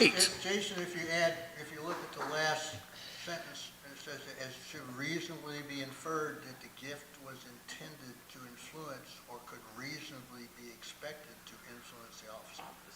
So, Okay. if you buy my meal and you're just being a nice guy, Yeah. that's okay, but if you're trying to get my vote, then it's not okay. So that's like everything in the law, that's kind of hard to prove what your mental intent. Right, where's the reasonable in there? Because if I buy Jason and Laura's dinner, I mean, somebody could come along and say, well, reasonably, he should think that that was buying their votes. It could be, I mean, somebody could accuse you of that. I really think it needs to be moved up, maybe not 500, but I think maybe at least 250? 300. 250, yeah, we can Make it split the about difference and 250. do 250. I think sort of what it's meaning is, someone, some. $100 just isn't worth somebody- anything anymore. I think somebody wants something out of the city council, and they take you to Malone's and say, hey, get all the wine you want, get all the steaks you want. Right, And the right. bill comes up to $350. You know, I think that's the influence that's trying to press upon you. I think that's the concern here. Yeah, That's what I was trying Agreed. to say.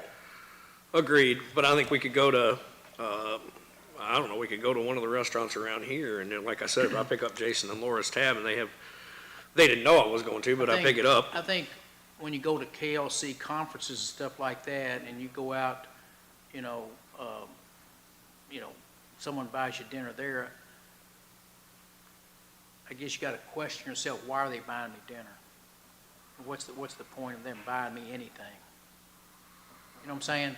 But it happens, because we've been there where it does happen. Yeah.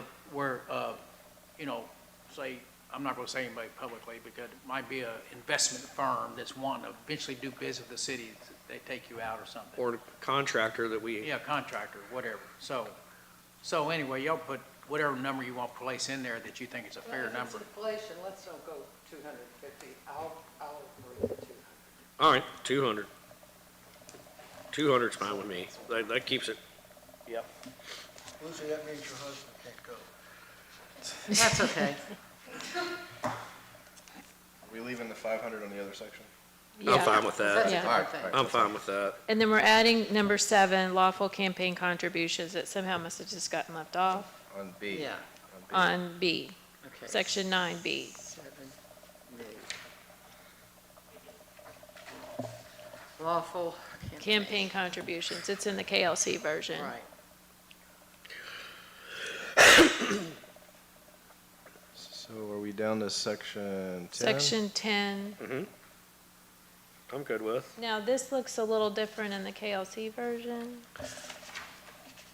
Yeah, they switched, fees and honoraria got moved to section 17 is probably one of those things that Beach was talking about when they changed versions on the Right. KLC. Less use is available to the general public. This is actually section 11 on the KLC. Section 11. Oh, okay. Yeah. so- And then section that other so we've section will already be done later, 10. okay. Sorry.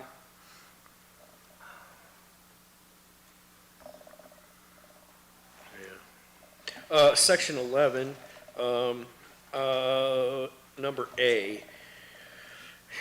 And this is, I have a There's question. A and B on this one. so, section 11, number A, the way it reads, no officer or employee shall advocate, recommend, or cause of employment, appointment, promotion, transfer, advancement, family member to office or, to an office or position of employment within the city or city agency.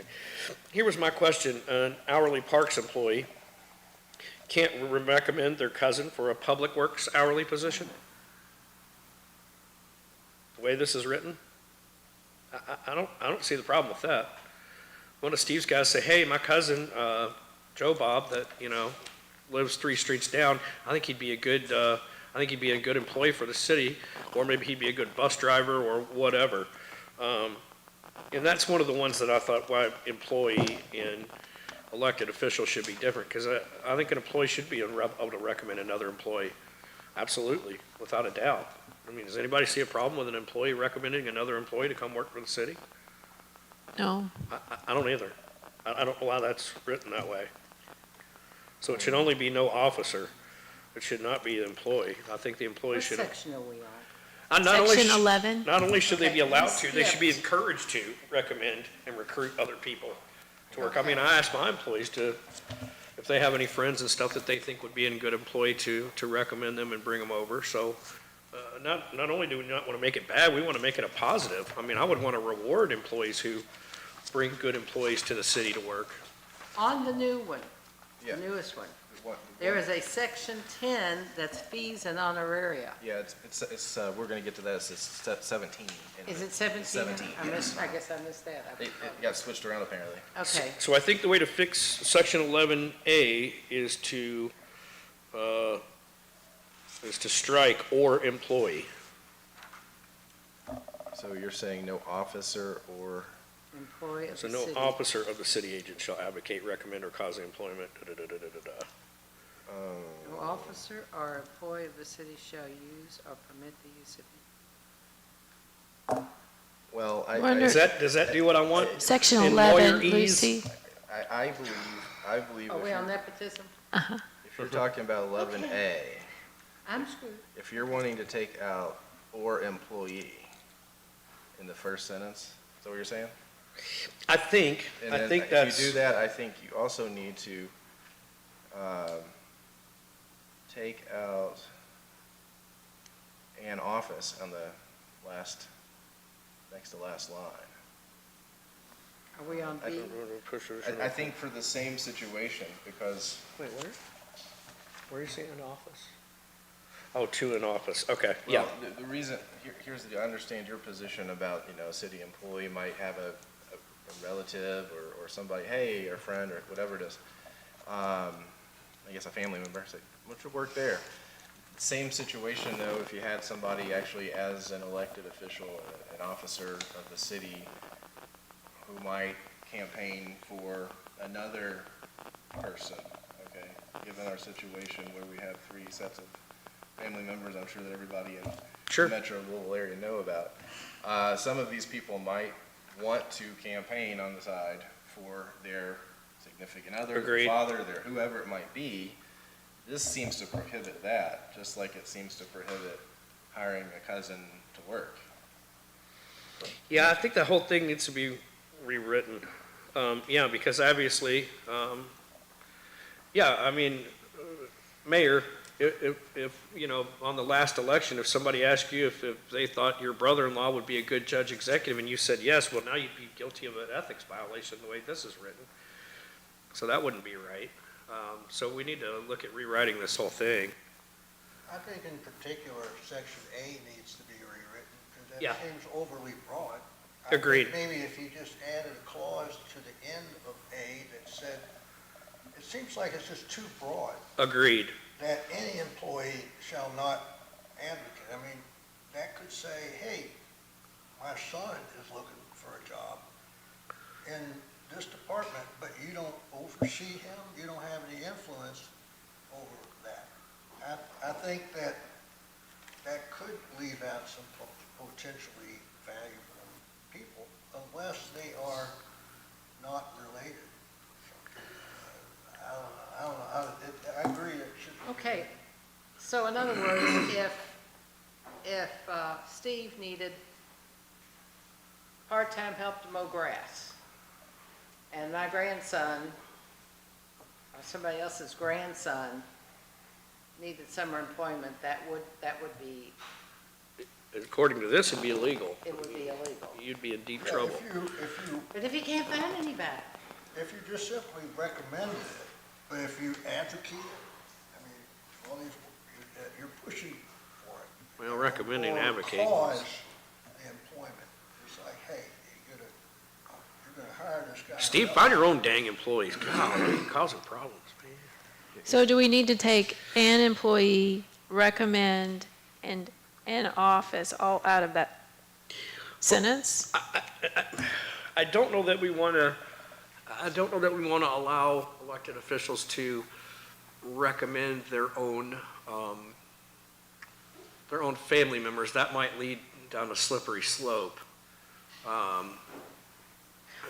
Well, it Well, wouldn't. if It you tell wouldn't. your cousin, hey, the city's hiring somebody to cut grass, what's wrong with that? you're not Yeah. saying that person, Versus coming in here and saying, Mayor, you need Mayor, to I hire, want you you need to to hire hire my my cousin. That's a different Yeah, so however we can situation. word that, What- Beach. What if we do this? Let's see, I don't know if we're on the record, I guess we're on the record, so I made some notes here. No officer of the city or a city agency shall advocate, recommend, hire, adding the word hire, or cause the employment, appointment, promotion, transfer, advancement of a family member to a position of employment with the city or a city agency. How's that sound so far? Well, you got recommend in there. Shouldn't we take recommend out? Because I think recommend is a little broad. Well, maybe, like we said, if I told my cousin, hey, go apply for it, but I don't tell the council, hey, I gotta go, mayor, hey, you need to hire my wife for this position that just popped up for, $100,000 a year. That's totally different than saying, hey, to my wife, you might want to apply for it, obviously. However, that we can legalese that, you get what I'm saying.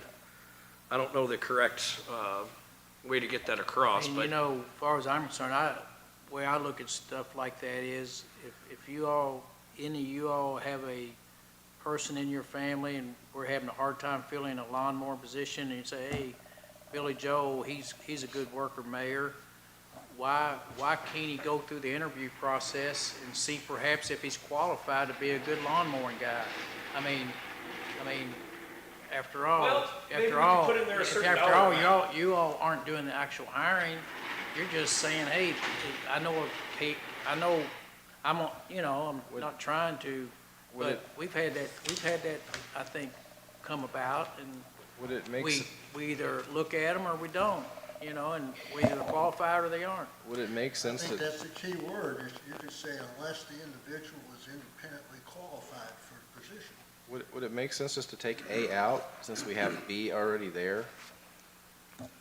I mean, we're basically saying we don't want you to be able to Well- supervise your family member. If we don't have this, whoever's mayor, and I'll just use you, Mayor, because you're not going for reelection. If mayor wants to hire his wife for the highest paying position in here, he can do that if we don't put this in here. And I don't think that's right. If he wants to say, hey, my wife, she took some couple accounting classes back in whatever, we're gonna make her the chief financial officer, and we don't have any say over that as a council.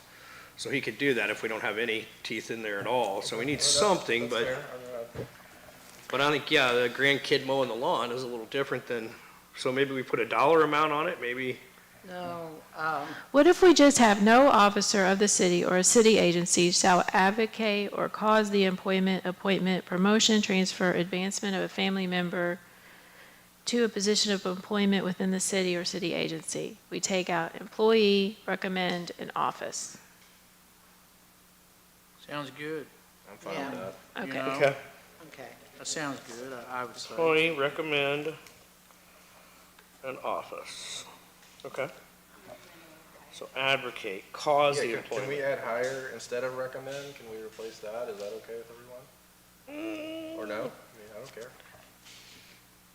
Well, the officer isn't going to be hiring, and then we've taken the employee out. So the officer's not going to be hiring. True, good point. Well, I mean, I think it's good with mayor can hire, advocate, that leaves a little, But I guess, That sounds good. Sounds good. And then B, we said that's. leave it with advocate, I That's think. fine. Okay. You get into a lot of problems with that, I mean, Did you take advocate out? Is that what you did, or are you leaving it I in? took, leave advocate in. In? Yep, leave advocate in. But recommend is out. recommend out. Recommend is gone. Yep, and then I think we're good. Now we've got employees can recommend other employees, even if it's a cousin or a sister's cousin's brother or whatever. C seems to be, C. seems to be, Hey, where's C? Oh, I'm missing page 9. Here we go. Get it. I think C looks fine to me. he's fine. Any action. I suggest, on the second line of C, when it says, No officer or employee shall participate in any action relating to the employment or discipline of a family member. I would argue that we should put non-elected before family member. Because Agreed. a person down the road in the future, not me, or, but just, let's say you have 8 family members on the city council one of these days, right? And none of those people could do anything. They couldn't vote on anything, disciplining or not anyone else. It seems that that would be a due process issue. What do you all think? Well, you'd have to excuse yourself anyway. For what? If it was a family member that you were voting on, you'd have to recuse yourself. For what purpose? For some kind of promotion or some kind of award? Well, discipline for sure.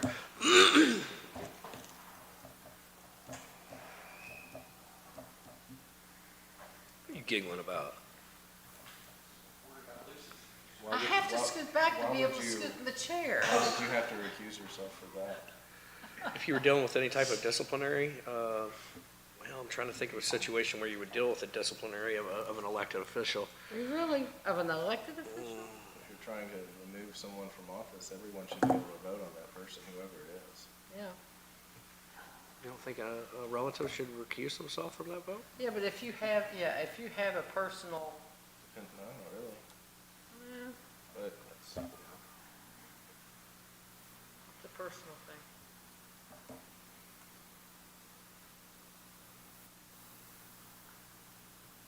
I'd say leave it in. Leave it like it is.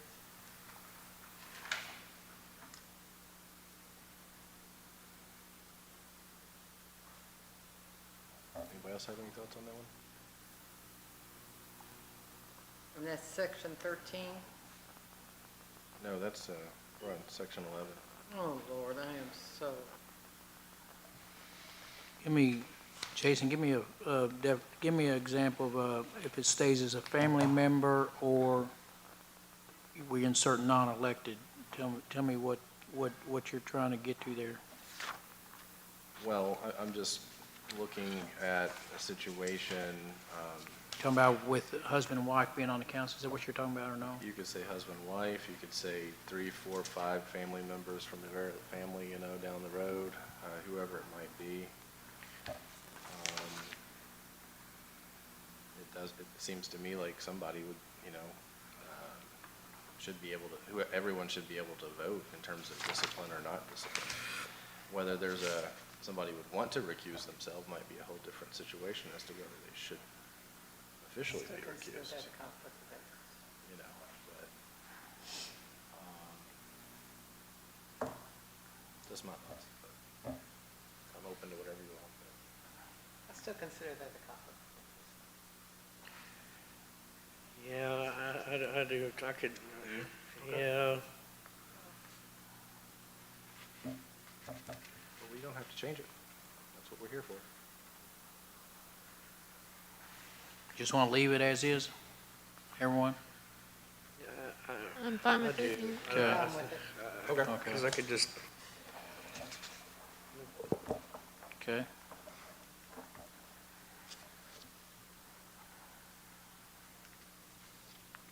You're on section 12 now? Yeah, we're on section 12. Which is representation of interests. Under number 12, it has D, is completely different than the KLC version that we're looking at. Well, the whole thing is, accepting money to promote another's interest, that's way too broad. I think, B is from the July 25 verbatim. Do- So they do you- changed it. they changed it. Well, I like their new one better. Which one are you talking about? A or? Section 12, Which is now section 13 in the new one, or in the KLC one. Oh. oh, wait a minute, maybe I'm confused. So the bribery part It is section 13. Yeah, you're right, Section the bribery 13. line is, representation of interest before city government. uh-huh. I think we go with the updated, yeah, because bribery or The accepting money bribery to promote one- another's interest by a public servant is a crime. Well, no, it's not. If Wendy wants to give me $50, so I'll take her to whatever, that's not a crime. And obviously, they're referring, but they don't say, we're talking about for official Well, I think that's, acts or, yeah. so we can't just infer things in here, so I think we go with the updated one. Well, really, the wording in all of them are different except for, Yeah, yeah. yeah, they rethought, well, and they needed to, like I said, that's way too broad. Yeah, let's use the section, Jason says, here's $20 to mow my grass, now I'm guilty of a crime? Well, no, that's dumb. Bribery? Yeah. I mean, Another's interest by a public servant. Well, yeah, I mean, it's not in the model ordinance, yeah, at least I this think one. we should look at the model ordinance on D. I think we should just switch out the whole I think the whole section 13. The whole section would be an easy switch. The whole section 13 from the newest one, Yep, switch that over. and switch Or that kill over to 12. section, yeah. Replace with section 13 KLC model. Okay. Okay. And I didn't have any questions on that Misuse rest of of page 9. Okay. Misuse of confidential information.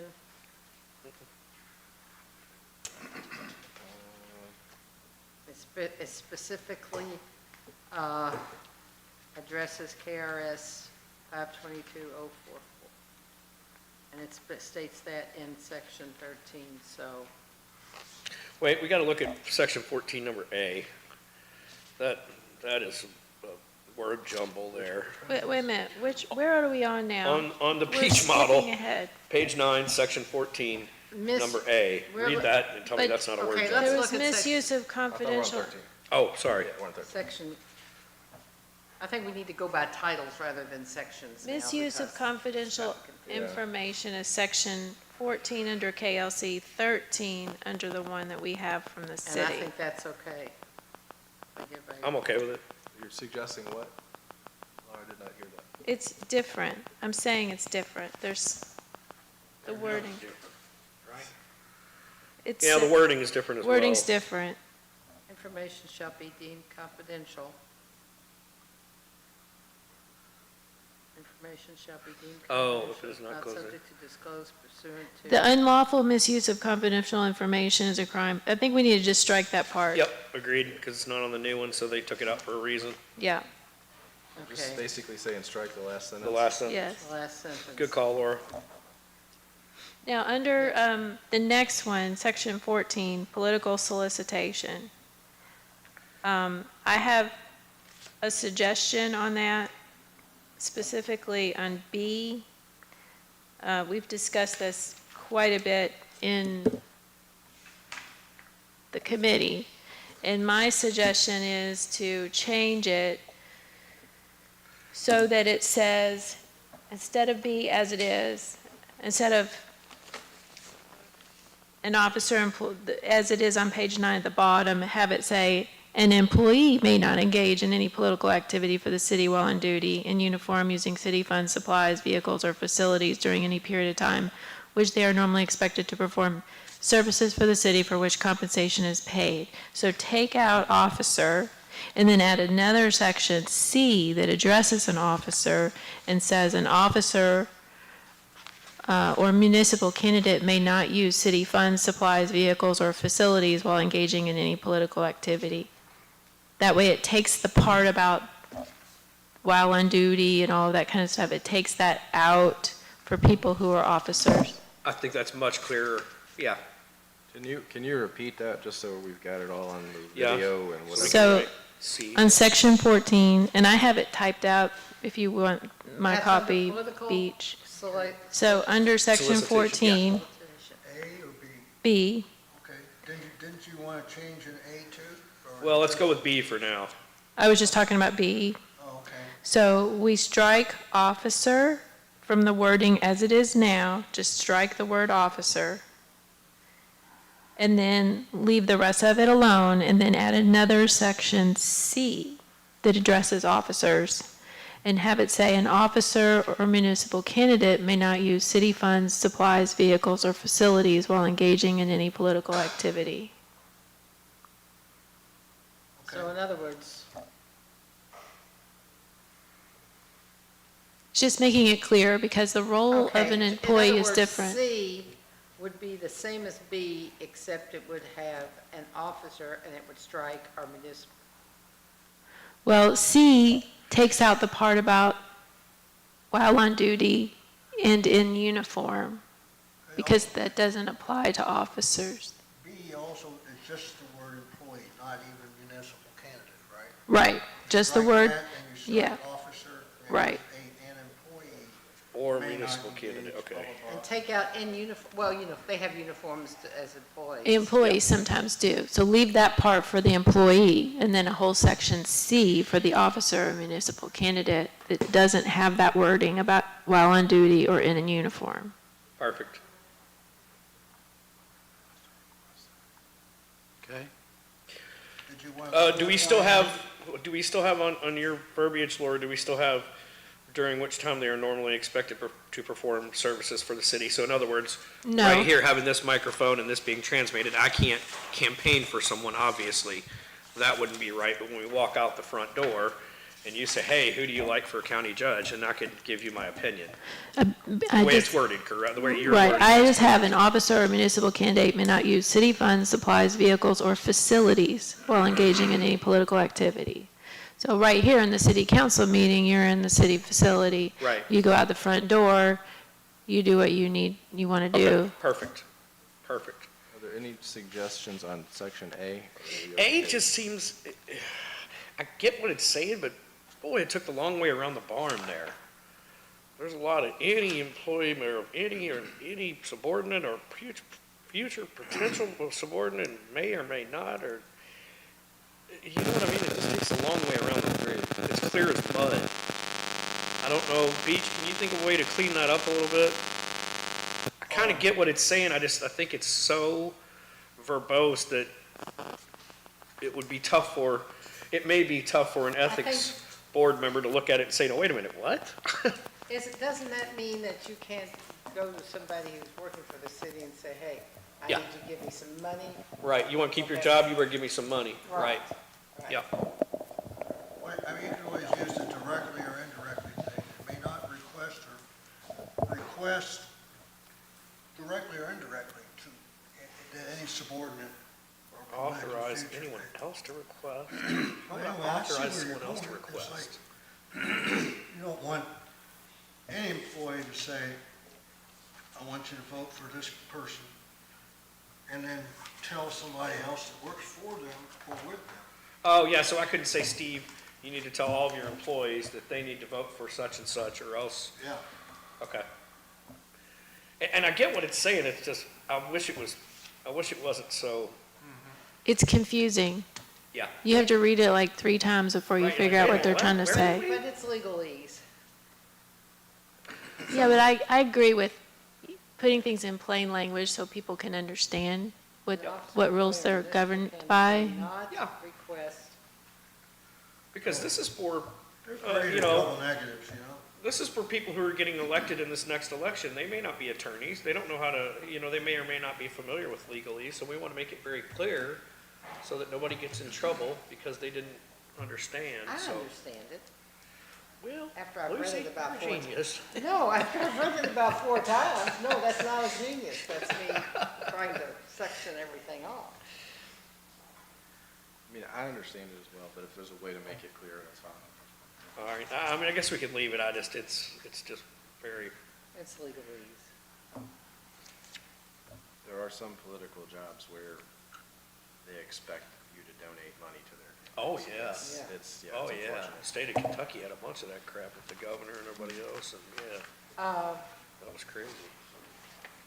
Jason, T, where is the section on improper disclosure of information? Give me one moment, please. Is it farther into the one, It's called improper what? it's in the newest one from KLC. Oh, no, It's section 15. Yeah, hold on one second. Is it in,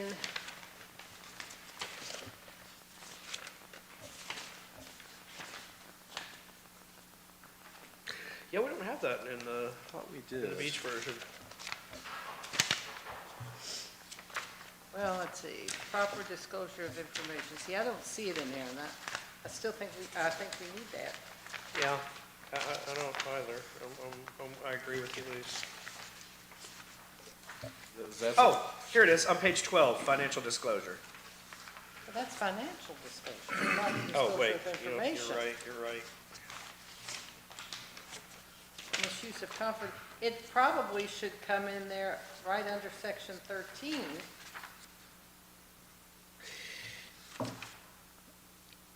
Yeah, maybe it's not in there. I thought. Maybe it's a new one that they added? It looks like it's a new one. And basically, it's like you can't say anything that happened in a closed meeting. Well, I think it's good to have that in Hopefully we there. all know that, but yeah. Yeah, but it's kind of a. Oh, misuse of confidential information is specifically addressed in KRS 522.040 and is a felony. Whoa. So you really better not tell anybody what happened in a closed meeting. Well, should we just No, add that's section 14. 15 in between, Misuse of confidential information. from the KLC version, add section I see where 15? that came from. It came from a comment that was added by KLC in July that said that sentence, misuse of confidential information is specifically addressed Yeah. in KRS 5.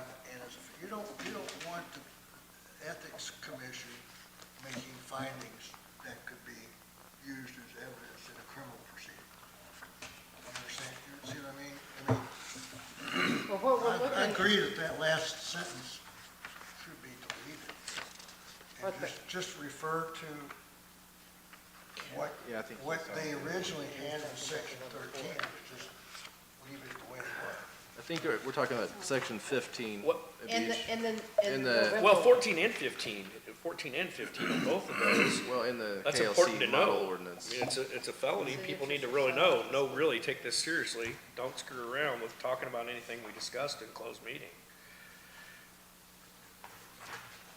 So we still need to have section 15 in there. Yep, we need 14 and 15 both. Yeah. We do have 14. Misuse of confidential? It's 13. Okay. Okay, so we got that, so we need to add improper disclosure of information. Okay.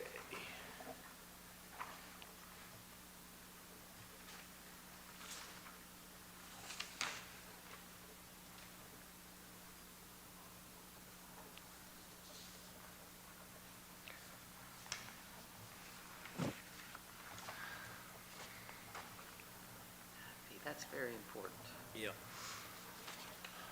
Okay, so we've gotten 16, well, whatever, political solution. Don't ask me to do that, my tongue just can't move. What page are we on? We're on. Now we're Yeah, on this, page, what this says is you can't even, like, Lucy, you can't go home and tell your husband We're on about what we page 10, discussed right? in closed Page meeting. 10. It's a felony. Oh, no, I don't. It's a felony. which is page 11 on the We're almost KLC halfway version. done. Look at that. All right. Okay. Does anyone mind if we take a 5-minute break so I can run to the restroom? No, I don't mind. Mayor? No, it's you all right fine. with We can take 5 minutes, or Let's start whatever. back on page 10. that? Okay. Page 10, okay, thanks.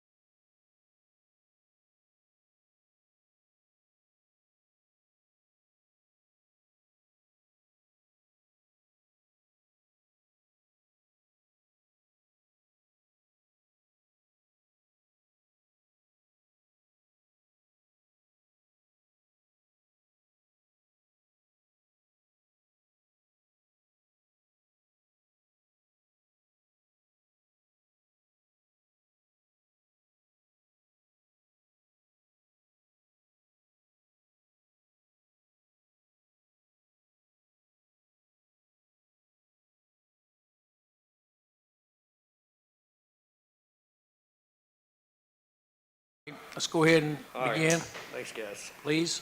Are we on page 10 still?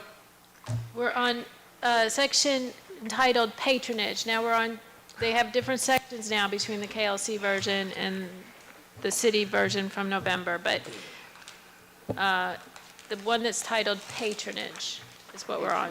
Okay. I think it's pretty similar to the other one, Yes. section 17 of the other one. Yeah. So then we have section 16, which Outside employment. is not included in the KLC version that I can find. And I think that's important to have in. And was that something that you added, Beach, or was 15? 16 outside. 16. Outside employment. Oh,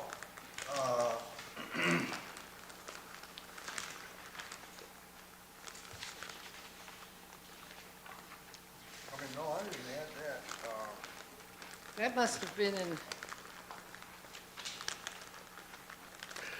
I agree that it's important, especially if it's going to result in a conflict of interest with their duties. In July 25, 15 is verbatim from the July 25, 15 is patronage, 16 is outside employment. and that's on the July one? That's on the July one, but not the newest one. That's verbatim from section 16 of the July. But there's this huge commentary for section 16 that says, like many of the provisions, it's optional. So it's optional, but it says, but keep in mind that keep in mind that outside employment not only leads to conflicts of interest as defined in the code, but can interfere with doing one's job by affecting the officer's employee time, energy, and focus.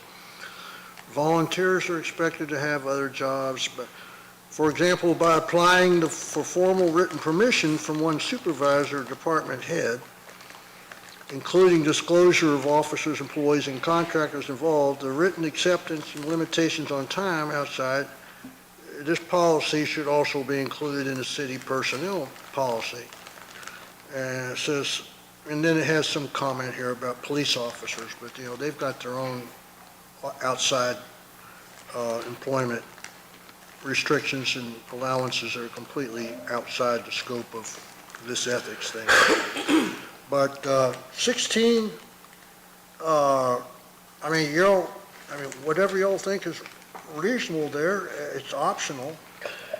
I think it implies to city employees much more than elected officials. Right. Right. But what does it mean, but it says on D, employees or officers holding management level positions? Who are the officers holding management level positions? I I'm just agree. wondering if that doesn't mean police officers. Well, police officers, they're allowed to do jobs, around the city. But I think you're right, Jason, that this really is more appropriate in the employee handbook than it is here. Yes, I agree. So do you want to strike this? So Strike stri- section stri- Strike 16. this and then put it in the employee handbook somewhere. Yeah, because for an elected official, we've got verbiage in here that says about missing meetings and things, which is one thing I want to clarify too, but we've got kind of that covered. And other than that, obviously, everybody on city council, well, pretty much everybody has another something going on somewhere. All right. Well, it's not like city council is enough of a salary Yeah. that somebody can live Right, off of. So you're going to expect that somebody's either retired or they're going to have another position. Yeah, Right. I think that's a good So catch. outside employment should be something in the So we should just employee scratch handbook. the whole section Yes. 16. So when we get to the employee handbook, which is another thing that committee's got to do. I think that's, Kill the whole thing. Lucy, isn't that expressly dealt with in the employee handbook? Outside employment? It's in there, yeah. We don't need it here. So I will just go and compare that to what's in Oh, the. okay.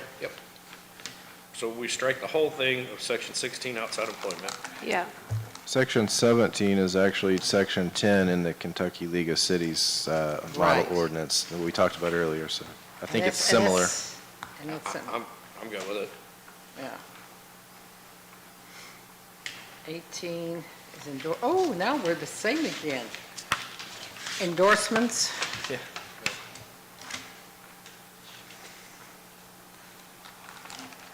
I think it's the same as the KLC. Yep, it is. Yeah, it is. I think it's any issue. Well, but there's a C to the, but Products there's a and C to endorsements. K, so you're wearing K? City officials shall retain emails accordance to the KDLA record retention schedule for emails. Where are we at? What do you, It's on top of page 12. Oh, we're on 11. oh, we're on 11. Oh, we're back, yeah, we got a lot of stuff on 11. Well, just get me back where I'm, thank you. Wake you up on page 12. I think we are good with page 10, though. Everybody good with everything there? Yeah. We should be on page 11. Okay. Yep. So page 11, I don't have anything until we get down to section 21. Well, the only thing I have, section 19, it talks about pursuant to section 38 again. Can we just strike that? Okay. They are required To the to ethics report board, it to the period. ethics board, period? Yes. Got it. What was that, section 38? Section 19A. Section 19, there's a part at the end pursuant to last- section very last 38 of this ordinance. We took that out before. I think we need to take that out Okay. again. Yeah, just scratching pursuant to section 38 of this ordinance and putting a period after ethics board. Okay. Is 20 the same, impugning reputation? Well, I had a question about 20. And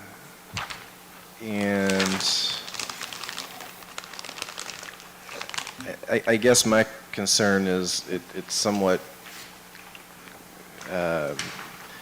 suggesting that the ethics board shouldn't be making legal conclusions such as defamation and libel and slander, and I don't know if that's really their, I mean, that would be a court to deal with something like that.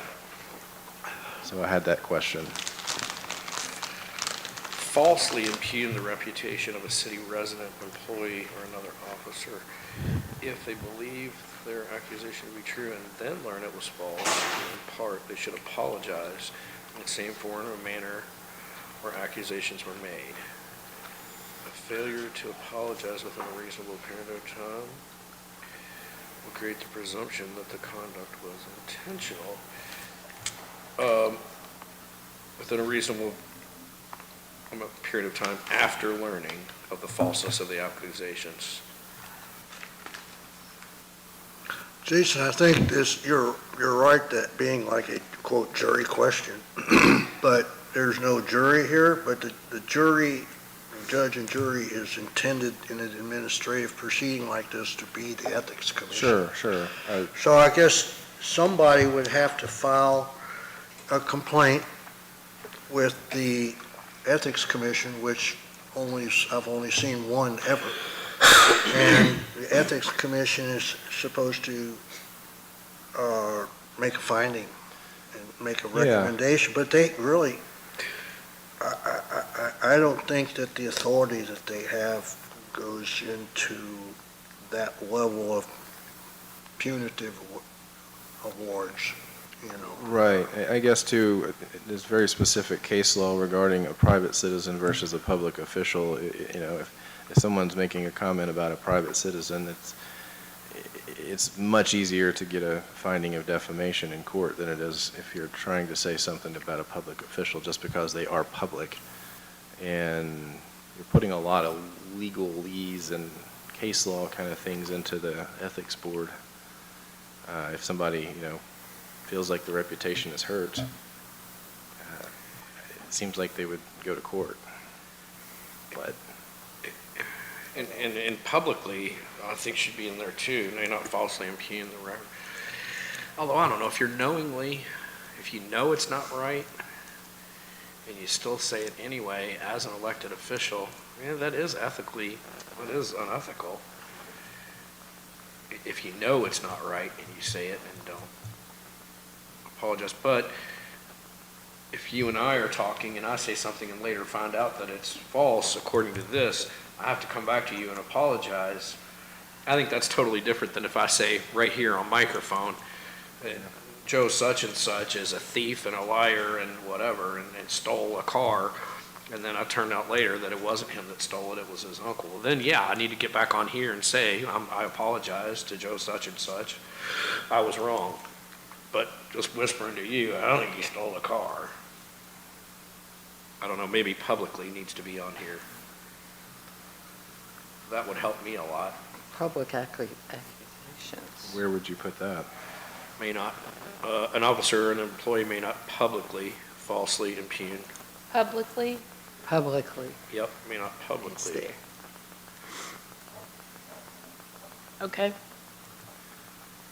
At least that takes away some of the Well, ticky-tack of it, you Can't know? we say publicly and intentionally?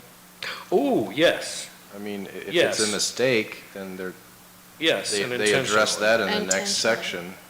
Okay. Yes, publicly and intentionally, good call. Okay. Yeah, because if you do that, that is unethical. You know, if you know it's not right and you're saying something, and you're publicly saying something, whether on Facebook or whether on camera here, whatever, yeah, I think that's unethical if you do it and you know it's not right. And what is a reasonable period of time that is listed there? How would that be determined? I think that's up to the ethics board Mhm.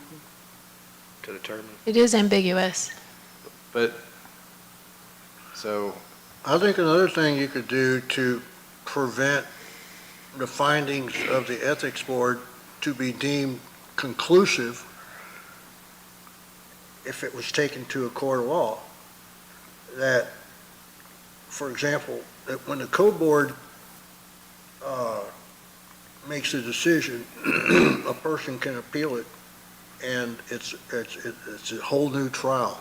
You don't look at the record on appeal. There's no record on appeal. It's a whole new tabula rasa. So I wouldn't want what the commission finds to be anything other than just persuasive evidence, not conclusive evidence of a slander, or actually it would be libel.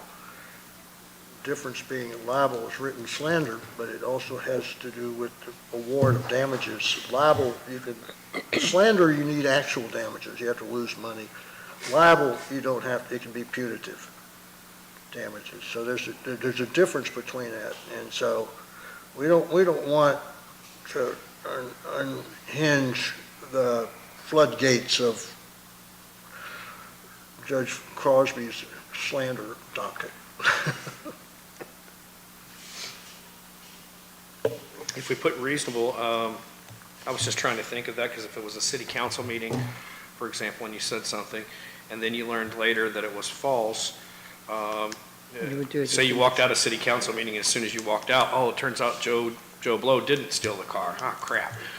Well, if I'm on vacation for the next city council meeting, then obviously 1 month isn't a reasonable period of time, because it has to be in the same setting. So I don't know, if you wanted a definition for reasonable, maybe 3 months would be, max 3 months would be reasonable, if you needed to put a time on it. And that was just me thinking, kind of going through it. and are I you think- going to have to apologize before you get taken to the ethics board, or is that part of your punishment? This doesn't tell me that. It says, "A failure to apologize within a reasonable period of time after learning of the fairness will create the presumption that the conduct was intentional." Yeah, where is the punishment for section 20, number A, Beach?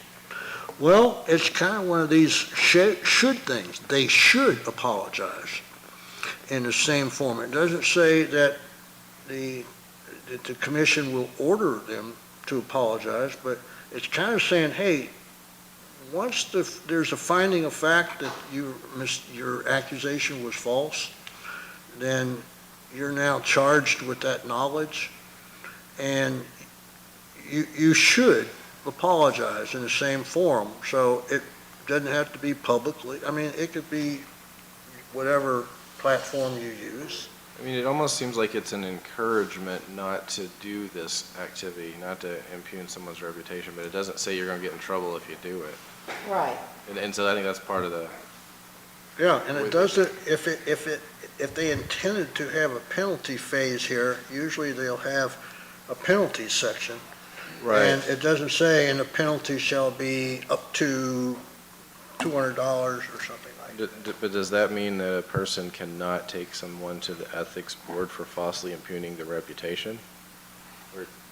Because if they say, well, you violated this section, you falsely impugned our reputation, so everybody goes to this ethics committee, and then it's basically like your hands getting slapped by these individuals, but there's no punishment about it. It's a waste of everybody's time. Well, you could sue.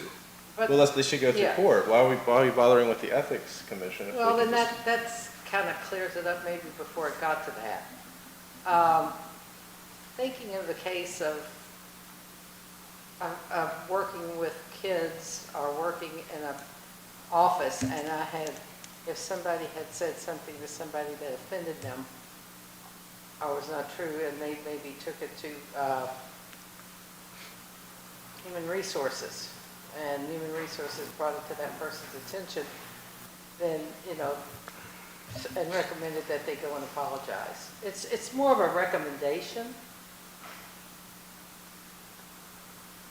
And most people would go, oh, I didn't realize that I got the wrong information, and they apologize. I don't think you have to go to fine or anything like that. If the idea is the apology is the punishment, if you will, then that makes sense, I guess. No, that's not a punishment, that's a, Well, whatever it is. yeah. Well, and if you did sue, the ethics board finding that created the presumption that the conduct was intentional, if the ethics board found that, then you could take that to, as part of your lawsuit, couldn't you, Beach, or no?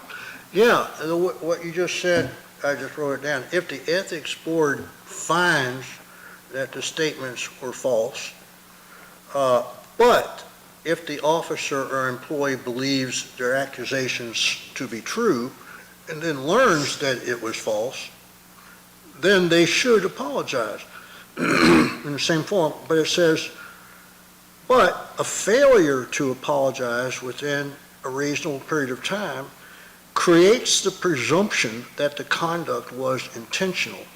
Then that does give the plaintiff a reasonable grounds to bring a libel or slander action in court.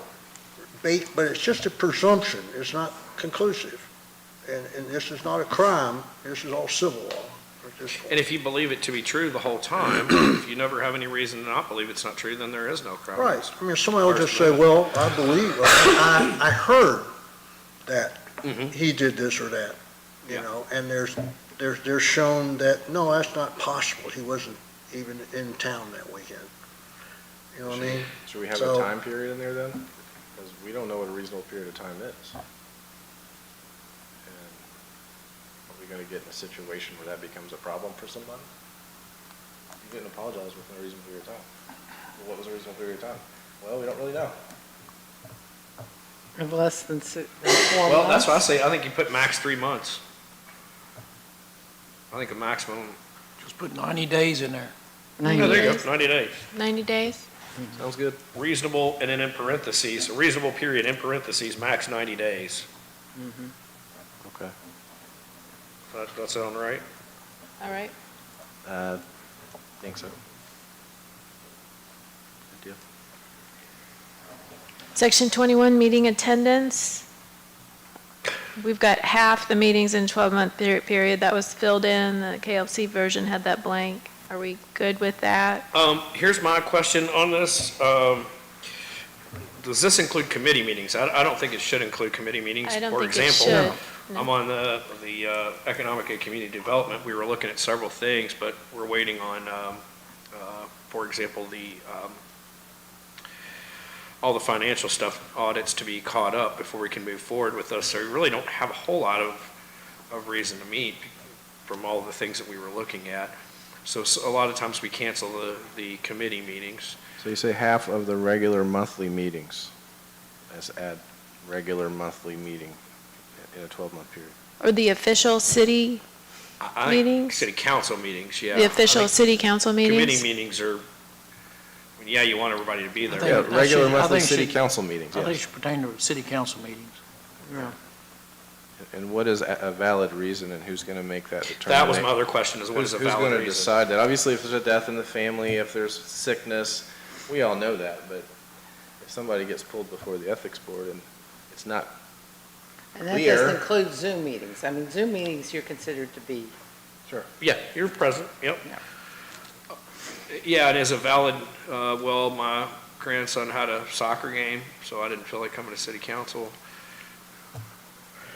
But what My would the son's playing for the state appropriate, championship, okay, maybe that is a valid reason, but, you know, I don't know. You're what would right, the there's, appropriate punishment or penalty be Well, right, if they miss what would- 3/4 and they don't have a good reason?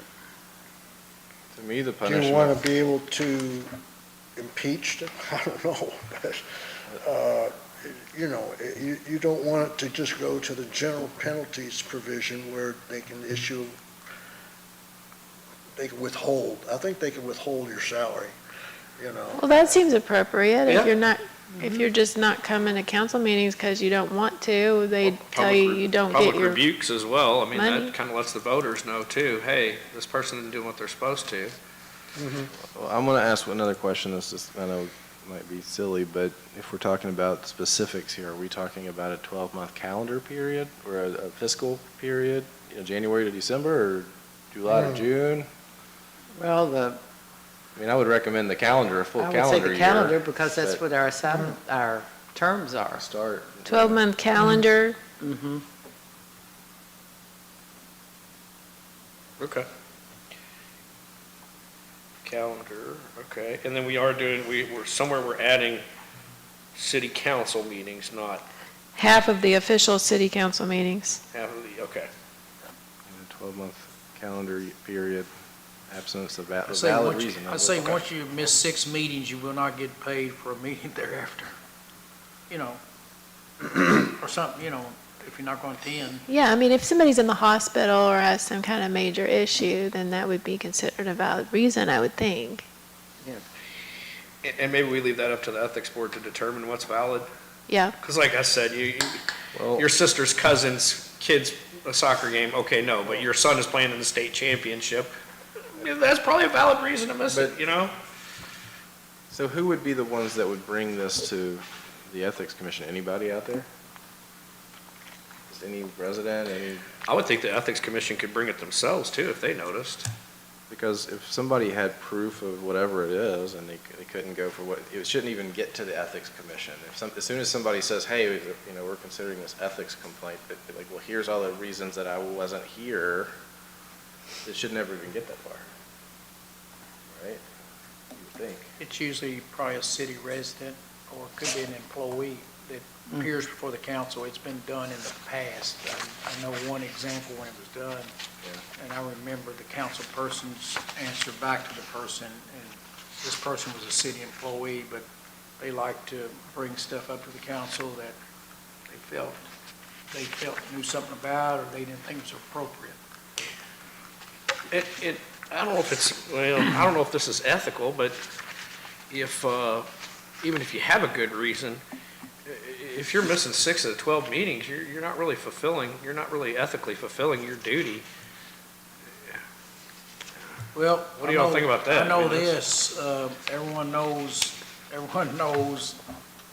everything I've served at in my time. County judge, mayor, blah, whatever, I've never, ever missed a meeting. That's Can you pretty believe good. it? Never missed a meeting in my whole entire public life.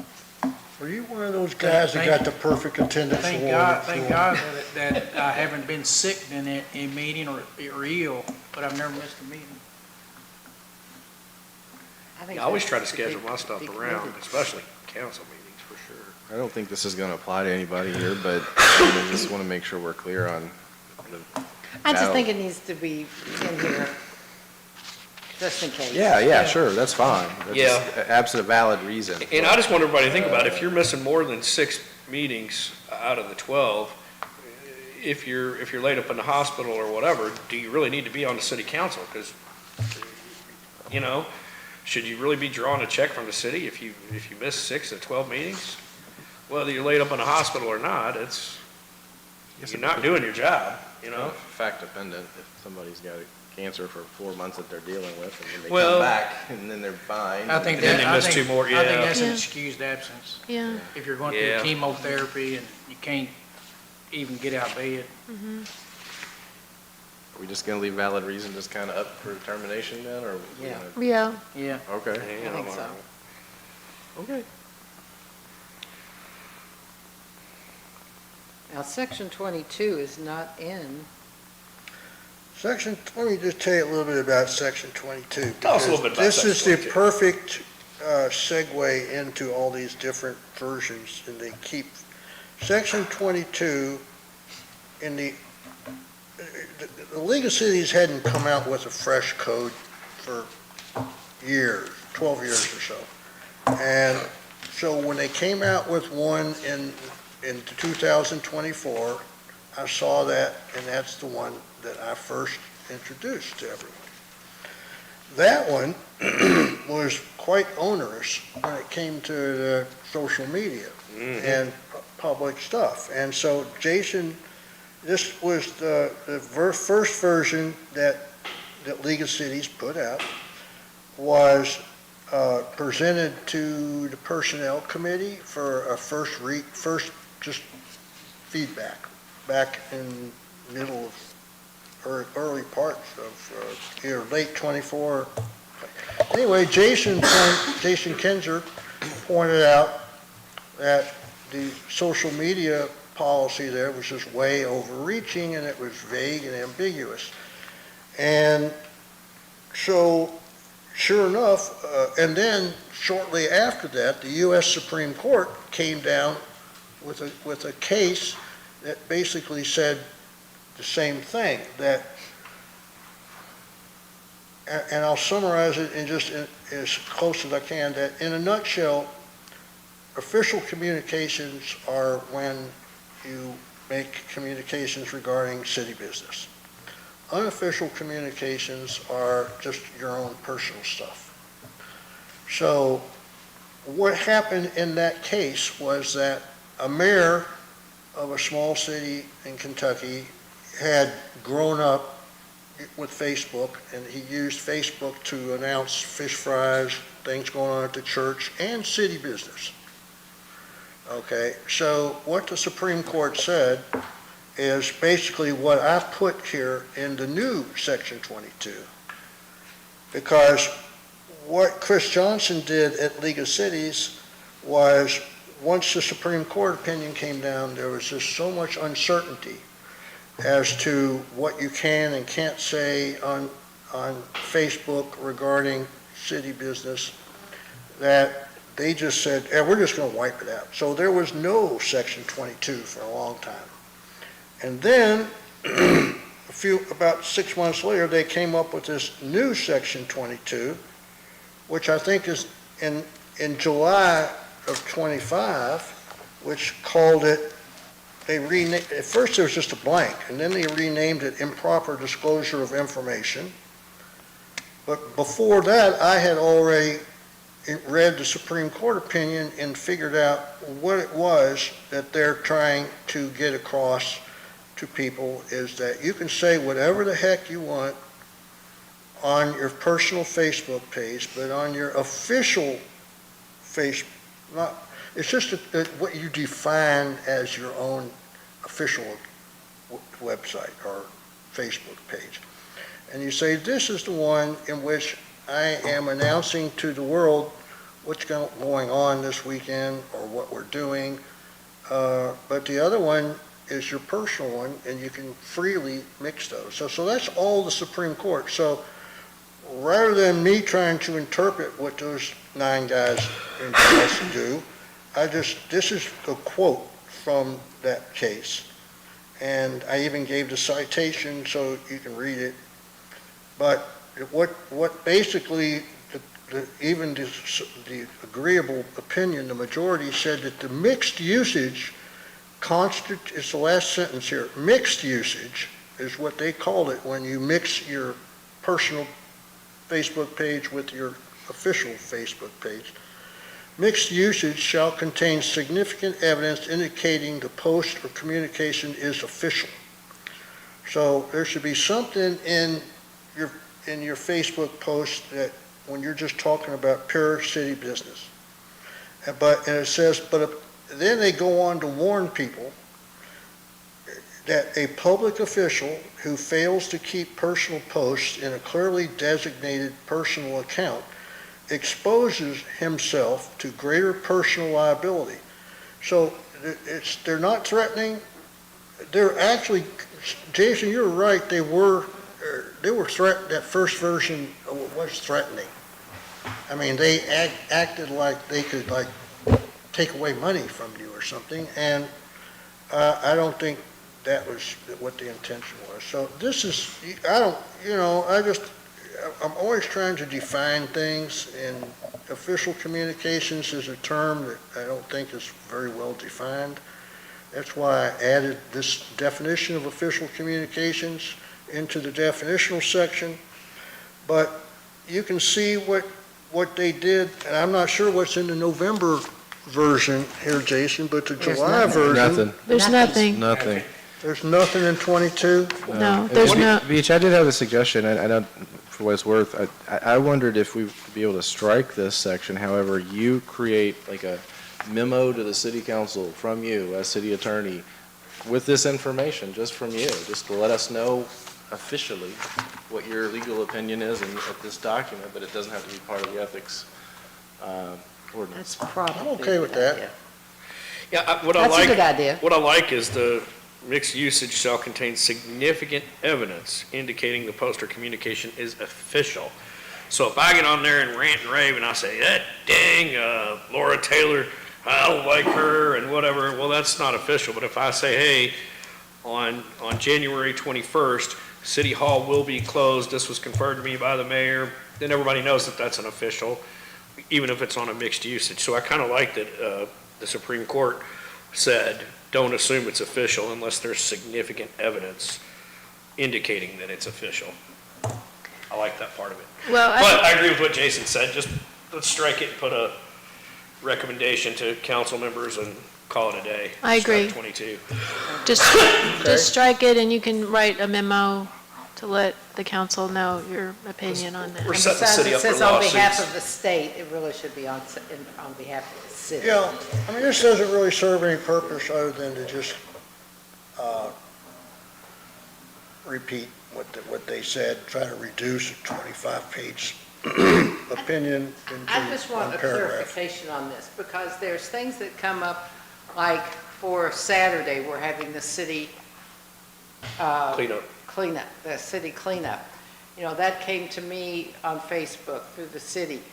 I wanted to send it out there to my Facebook friends, and I just transferred it over to them to notify them of that. That's So you just legal. reposted the I city's just post. reposted, but the. Well, that's a good way to do it, but if you were to try to have your own little group, like maybe you had 20 people that you always sent notices to officially about the city, as opposed to, my daughter's having a birthday party this weekend, Right. you know, then you should say somewhere in your Facebook account name, just like the real Donald Trump, there should be the official Lucy Ricketts page or something, you know.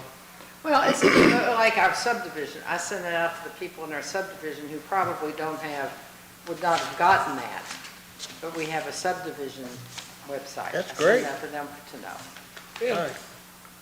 Well, and that's what I think this says is, if you were to say, as city council member, I'm letting everyone know that on Saturday, da-da-da, well, now that's an official, but that doesn't make your Facebook page an official No. account.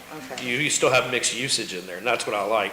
Okay. If the public official does not use speech in furtherance of his official responsibilities, he's speaking in his own voice.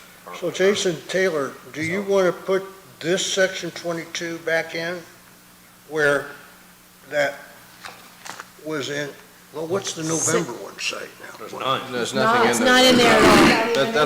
That's why I suggested just send us an official memo from you as city attorney with this information, then we all have it, and we can't say we don't have it, but it's not part of this. Okay. And I will say, Beach, I created, Document. after seeing this, I created an official Facebook page for myself where I kind of, it's less opinions and more here's what's going on, here's when the next meeting is and all that, versus my political opinions and things. It's Well, more is there something? straight official. Laura, in here somewhere else that says improper disclosure of information? There was in this KLC version, early on, there was a part about improper disclosure, and we skipped over it. Right. See if you can find it. I mean, I think that's probably a pretty good thing to have in there, and if there's gonna be a blank line, maybe that would be the place to put it. It just says, city officials shall not disclose any information that the city discussed in closed session held pursuant to 61.810. This includes divulging this information via email, text, phone calls, social media, or in-person Yeah, communication. we did that. We were gonna add like a section, I don't know if it's section 15. We were putting it at 17. Was it No, that's- 17? no, That no, goes no, in that's 17? fees.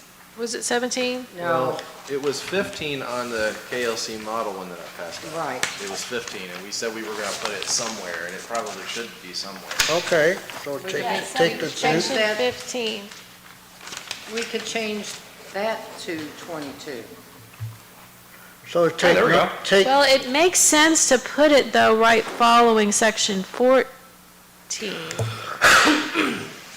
Because And move everything down, yeah. just Okay, move well, that's everything down. whatever. It follows the same type of thing, because that's misuse of confidential information, improper disclosure of information. It makes logical sense to have them follow each other. So to clarify, we are striking section 22. Darn, We correct? are striking section 22, and we did Thank you. discuss adding improper disclosure of information, so we're putting it right after section 13 Okay. on page 9. So we're now on- perfect. Okay, All right. Now we're on section 23. okay. Email. Yep, I got a big question on B. I don't know if anybody has anything on I A, have but one- on I have a section question on 22. B. I don't know if it's the same as yours, but go ahead. No city business shall occur through a personal email account. That, I think that needs to be defined, and I don't like it. Number two, but it kind of depends on what official city business is.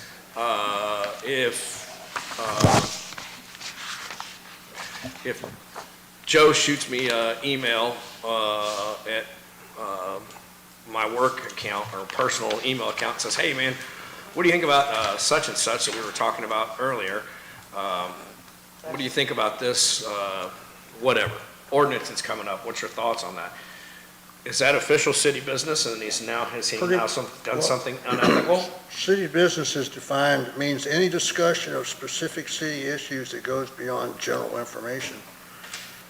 I mean, I think that's exactly what they're trying to say, is like, if you're gonna be talking about doing business with the city, you need to not use your Gmail account. You need to use, one that says the real Jason Kinsey. Okay. So like the Grange Or KY.gov. honorable Jason Kinsey. There you go, getting better and better. The Outlook account. the Talking about one the that- LaGrange, Kentucky. Yeah, use your LaGrange KY. So, if I say, hey, who do you think is doing a good job and should be reelected on city council? Is that official city business? Because now it's kind of I don't my, think that qualifies as good as city business. Okay. I think if you were to say something like, everyone please vote in the primary, you know, or if you were to say, please, everyone, please note that the city has, on its website, has posted an advertisement for a request for proposal for the new Springs Park Pavilion, or something like that. That would be city business, but city business is, I mean, you kind of want to avoid, because the reason is, if it's city business, it's Open subject to open meeting, open open records records, yeah. production. And if it's your Gmail account, we don't have access to that. So along those lines, if we get, you know, because I've had another email since I've been on the council a while, before we had the other email addresses. is it prudent to respond to someone who might ask me a city question and say, FYI, my official email website is the lagrangeky.gov for future reference if you want to reach out to me? Is that the best thing to do? Yeah. Yeah, because I get a lot of people hit me up on Facebook Messenger, well, hey, man, what are you, and maybe it's not a specific question, but what are your thoughts on da-da-da-da-da? What do you think about You this? could What do you think about probably that? have a little button or some kind of feature inside your Facebook name that automatically searches for words like that and sends it to your official account, right? Just, all it has to be is, pound Jason Kinzer, city council member, just a long name or something. That way they're not confused as to whether you're Jason Kinzer, the restaurant owner, or Jason Kinzer, the motorcycle man, or Jason Kinzer, the council member. I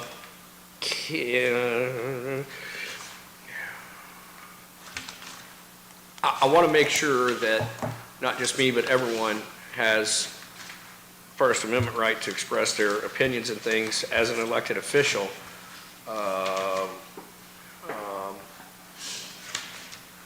Without, obviously I want to stay within the bounds of the law and the ethics as well. So I mean, here, anytime one of my potential voters contacts me, is that official business or no? I mean, if somebody writes you an email and writes you to Jason, council member, and says, do you think John Black has been doing his job? I don't see why, if you're just talking about that, you couldn't respond to them that way. Okay. What if they say, I need a pothole that needs to be fixed? But you need to be prepared to defend yourself, from an allegation of that. Okay. I think that's not true. I have been doing my job. So that's everything about this is gray, okay? And everywhere there's grayness in this world, there seems to be confusion, and there's a lot of grayness. Yeah. And then again, ultimately, the sort of the beauty of this thing is the resolving body is not a court of law. It's another 3 volunteers, and maybe that should be something we change into this. I don't know if we can. I think the statute says they can't be paid, but we've been asking these current commissioners to do quite a lot of work for free. Sure. And other board members get $100 or something for coming to a meeting, not that they're gonna get salaried, but. I never got any as tourism board, but whatever. Yeah, I think tourism's all volunteer, isn't it? Mm-hmm. Yeah. Except for the director and whoever, and the assistant, but yeah, all the board members are volunteer. All right, let me add one more thing, ask one more thing, what you guys think about. Can and should we add, no, the word official city business shall occur through a personal email account? Oh, yeah, Sure. that's what that basically says. That's good. Official, okay, no official city business. Where do I put it, A, B, or A or B? B, Well, and Jason, I would argue too, that unless you get a whole bunch of us involved with your personal email address, we're not gonna be able to have official city business because one of us can't do anything on our own. good point. Good point. That's true. And yeah, we shouldn't be taking votes and things on private emails, I agree with that as well. And I think the Hillary first Clinton one there, where it clause. says city officials shall maintain, I think you could change that shall be provided, because that We kind are of show, provided. an official email address. We are, given our city, we are provided a city email address. Are you talking about number C, Beach? I'm Or talking the about first email, section 23A. A, I shall don't be think we should provided put the with, burden. Agreed. City on- officials shall. Be provided, yeah, agreed, versus maintain. Yeah.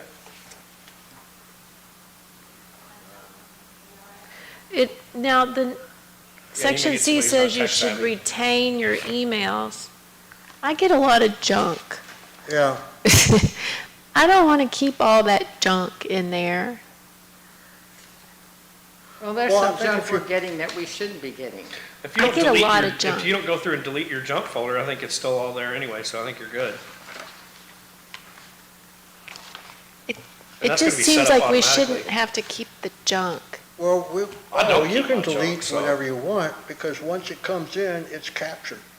And it's there whether you delete it or not. Okay. And it's, you know, gets backed up, so but the main thing is, we don't want to put the burden on the the elected official to go out and create and find a unique name from Gmail, and, you know, we'll just give you one. I mean, and then you can use that one, and then, you know, you just make sure that what's there. Now, if there's junk coming in, you know, you just have to we have to get on Marizon to come up with a better filter. I got junk the second the first day my dang brand new email was created. I'm like, how am I getting junk when it was just created? I have to delete all that junk because then I can't see what's there that's real, because it's, Well, that's what he's saying, is it's flooded. captured anyway, so it doesn't matter if you delete it or yeah, not. okay. Yeah, So go back to 23A just for we 1 second. probably need a training session from Marizon as to the best way to 23A and which one? filter your stuff. Email, the Because, you know, 23A. if you're like me, you get like 1,000. I used to get 1,000 emails a City day. officials shall And be provided an official 99.5% email of them address. are just spam. Period. And I have such Period strong there. spam filters now, I'm scared of Yep, cutting agreed. out. And provide the email Legitimate address to the stuff. city clerk. We don't need to provide it because she's So- going to give it to us. Anyway, that's my problem. Just period. Oh, it can be by the city. Okay. Oops. Makes sense. Where y'all at? On 23A. Okay. Just to clarify, city officials shall be provided an official email address, and maybe make it by the city clerk, and, you know, kind of revise that last little bit of that. Yeah, And By then the still city put clerk. this address shall be separate from their Yes, personal yes. email account. Okay, all right, that sounds good. I like it, good call. okay. Financial disclosure. Well, we have C. Okay, under Oh. section, No, they just talked about C. we just talked about C. Under Okay. section 24, one of the things that I had is I don't think we should ask candidates to do financial disclosures until they actually are elected. So I think we should not have candidates in there. We don't usually ask them to do that. I don't think there's any state law that requires.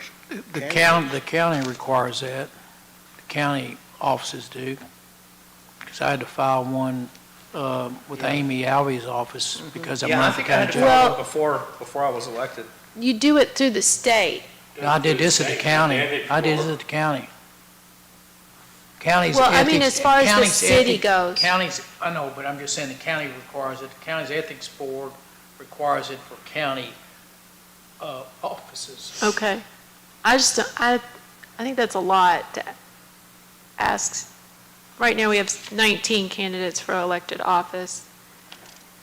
Yeah, but, you know, the form, like Steve Prettyman points out, you know, he used to do that for General Motors.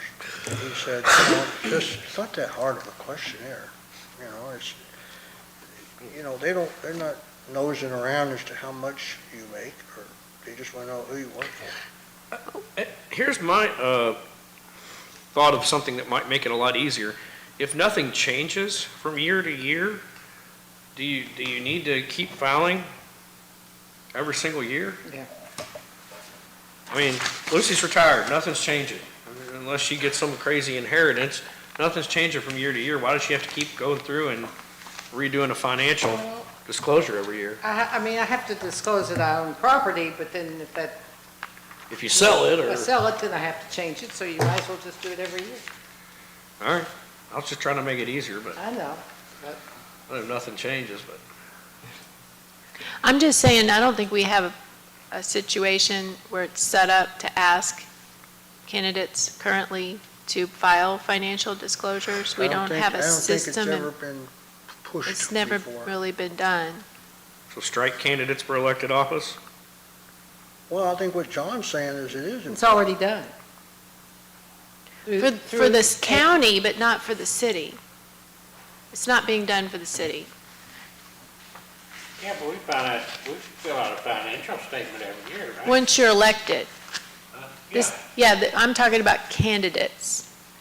That haven't been elected yet. They haven't been elected. They've just, I mean, don't you think the public has a right to know that who you work for when if they want to? But it's on file in the county's offices.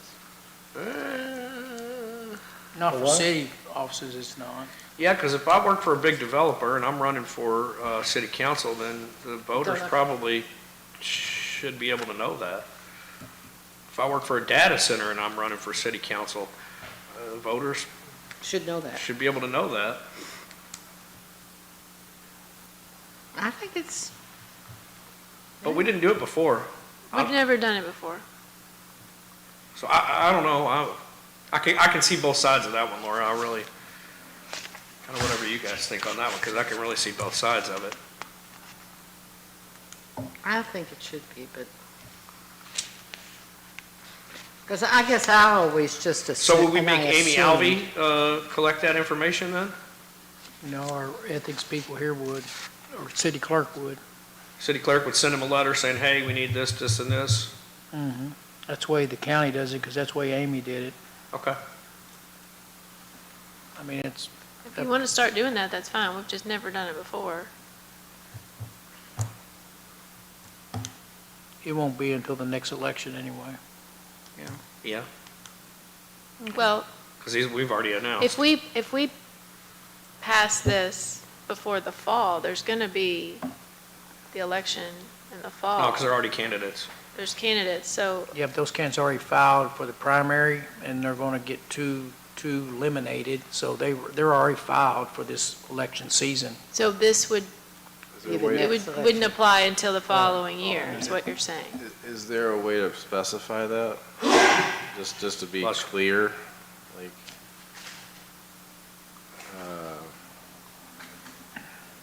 I don't know, just to, Beginning with the year of 2027. yeah. Well, I don't think we can, Yeah. we don't have any way to invalidate any candidates now anyway. So they're already candidates, they've already gone through, they've already passed everything to be official, kind of like when they were talking about relatives. I mean, if we pass this and say no relatives can ever do together, then it still wouldn't apply to those who've already filed, because you can't invalidate them. Yeah, you can't So invalidate I think them. automatically it applies to the next election. Jay, wouldn't you think? Yeah, I think we could put it in there though, right?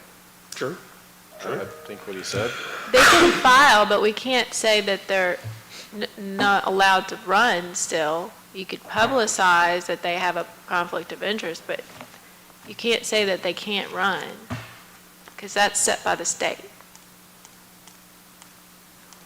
Yeah, these are documents that would be filed after they file for office. That's a good point.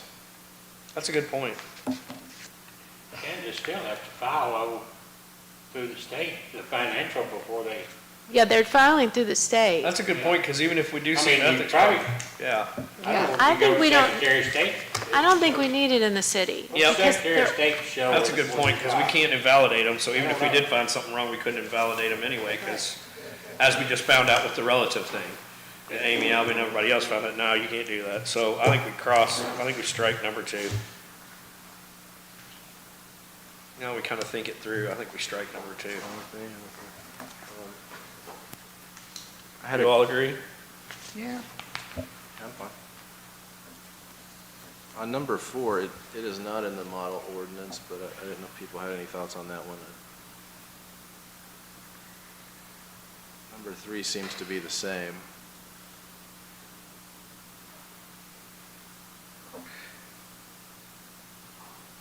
I don't think we need that in there. They didn't include it in that version. Yeah. Is that under the comment, though? I don't think so. The comment talks about the form. I say we strike number 4. 24-4. Okay. Take it out, you say? Yeah, we'll take I'd out say we number deleted 4. it for good reason. Number 4. You know, we're gonna be here till midnight. Well, we're getting close. I only got a It'll be couple 10, more things. 10-15. I don't have very much on these other pages. Yeah, I've only got, Okay, on section 4 25, questions for the whole rest of it. 25 says no, the file, it has to be filed no later than January 31st. Right. But then it also somewhere said that Section 26C. 26C says you have, the city clerk has to give the form to everyone by January 31st. Well, they can't file it if they don't even get the form until January 31st. Where is it in section?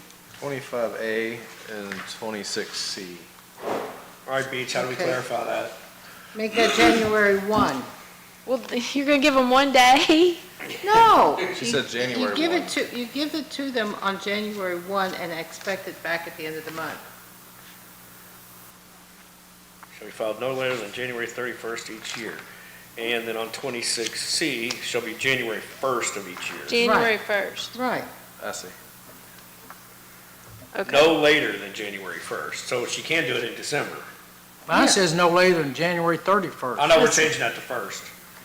That's when they would send it out to the candidates, and then they would have for 30 days to fill it out and get it back. Is that aligned with when the board normally meets? Well, that's what I'm checking on, this whole thing about candidates. But yeah, if the election's in November, you get sworn in.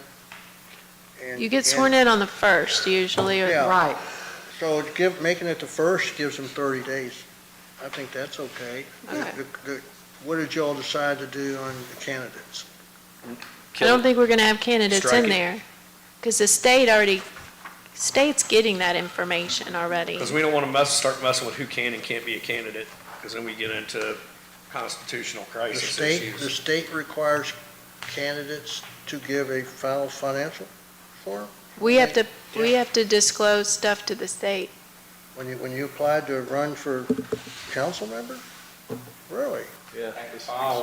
Is it different than the one we use? The form, the disclosure they make? It's 2 pages, wasn't it? Yeah, the one on the Yeah. state. Yeah, it wasn't pain in there was a lot. Okay, I mean, we file, took that form and Heather took that form and tried to, They just amend it file into, how our much you're gonna form. spend yeah? and all that on the state. Yeah, yeah. How much you're gonna spend, and then you have to do that in the Yeah, primary. but You that, need to get elected to. that wasn't a financial disclosure form, that was just Financial that was a intent to what you're gonna spend, less than 2,000. Yeah, it wasn't, you're right, that wasn't That financial wasn't a disclosure. financial disclosure. No, they don't wanna know how much you make, no. You're right, that's not financial disclosure. But even so, we can't disqualify somebody who's a candidate. That's up for the state to determine who's qualified or not qualified to be a candidate. Well, I mean, I don't know if it's qualification, it's just like, if you don't disclose it, then it looks like you're up to no good, okay? If it turns out there is actually a conflict, I mean, if you disclose your conflict, then your only duty is to recuse yourself from any decision-making. But they can still hire your brother-in-law if you want, but you just can't participate in that. So, I mean, it's not a crime, and it's just, the violation is not disclosing it, okay? And that's the sin of sin of omission, basically, of not telling them that, oh yeah, that guy's my cousin.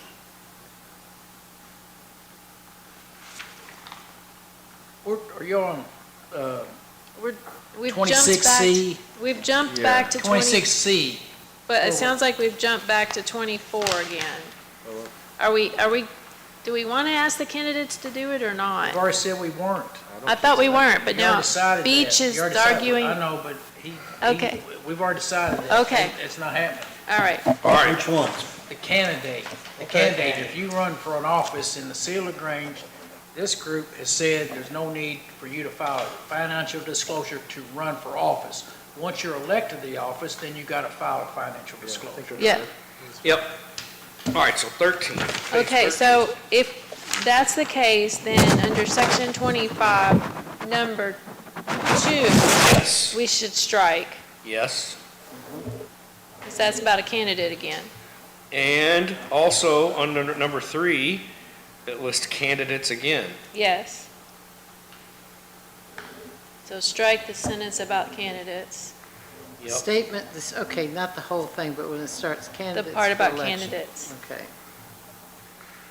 New officers and employees should be required to file their initial statements when it's with a And that's appointment or just that appointment. one And I'm all right with sentence. that. It's just that Because one that's sentence. appointed or employed, so that's fine. Yeah. Anybody else have anything in that section? I don't.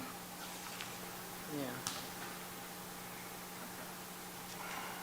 No, and they do have to do that. Okay. So going down to D is my next issue. If the ethics board, 26 or 25? 25, 25D is in David. If the ethics board determines that an annual or transactional disclosure statement is deficient or reveals potential violation of this code, the ethics board will notify the person and potential violation and penalties for failure to comply with this code. What are the penalties?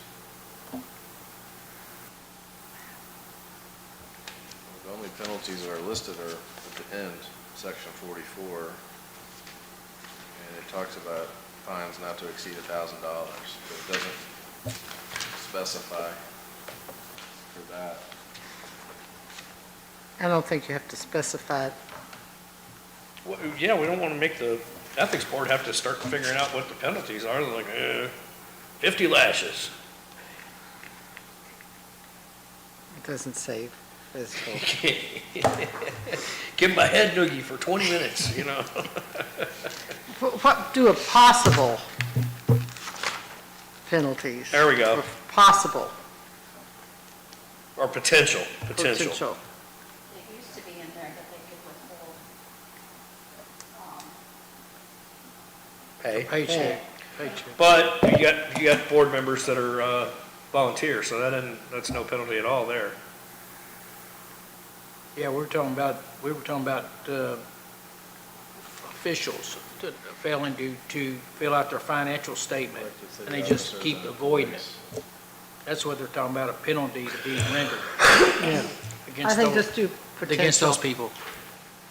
So potential penalties for failure. Yeah. All right. Did you get rid of A3? 3, no, we've not totally gotten rid of it. We've just struck the candidate sentence in 3. Candidates for election, that's like the 4th line down.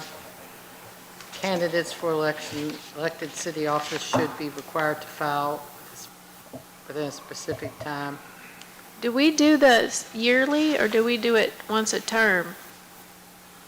Yeah, why do we switch from once a term to yearly? Well, it says annual statement It's at an the annual beginning of this thing. So I think if you file I don't one, recall doing an annual statement this year. if you file one at some point in time, I don't think we annual had, being I don't think calendar we year, were told to, did we? Okay. but, you know, you don't need to file the same thing if it's just 30 days later. But you are supposed to file an amended one if something changes. Well, what I'm saying is that we did them last year, but nobody's asked for them this year. Are we supposed to do them every year? Because nobody's given us documentation, nobody's asked for it. I'd say, John, did you still have- I just say, by June in the year that you're elected for your two-year term, something So like that. at the beginning of your term, then not annual? Right. What? it is every year. I'd be all right if we just made it biannually for everyone, because then annually just seems, that's a lot. Biannually? Why don't we make the whole thing of the financial disclosures biannually? Because you got mayor's term is 4 years, so he would have to do every 2 years. City council, obviously, every 2 years. I think annually is just excessive. Put biannual in there. Biannual, Biannual's good. okay. It needs So to go, Beach, you hear me on that? All the annuals are going to biannuals. there's a few spots for them. Yeah, Yeah. that's what I was saying. Well, I There's, just put that up in section A where it says shall file a biannual statement. And, you know, it would be, of course, subject to amendments, but you don't have to say subject to amendments, but at least you want to have it before you take office. And if nothing changes the second year, I see no reason. Yeah. If you're still working at the same place and everything's the same, I think the presumption is nothing's changed. But if something has changed, you're supposed to update it.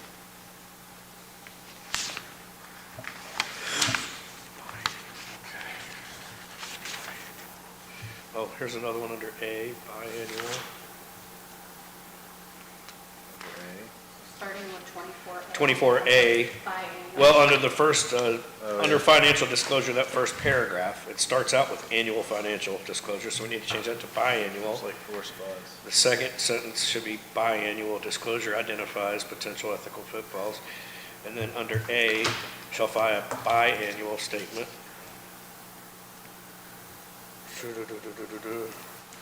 All statements, financial interests shall be filed no later than January 30th every other year.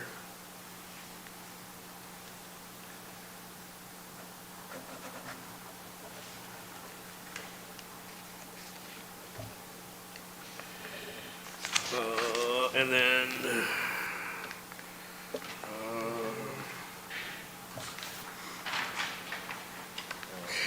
and then under section 26, the city clerk should deliver a copy January 1st every other We year. haven't been over there. We haven't been over there. I haven't seen it. 26, section C, where we changed it to January 1st, that needs to be January 1st every other year. Okay. And B should say biannual. Yep, biannually, yep.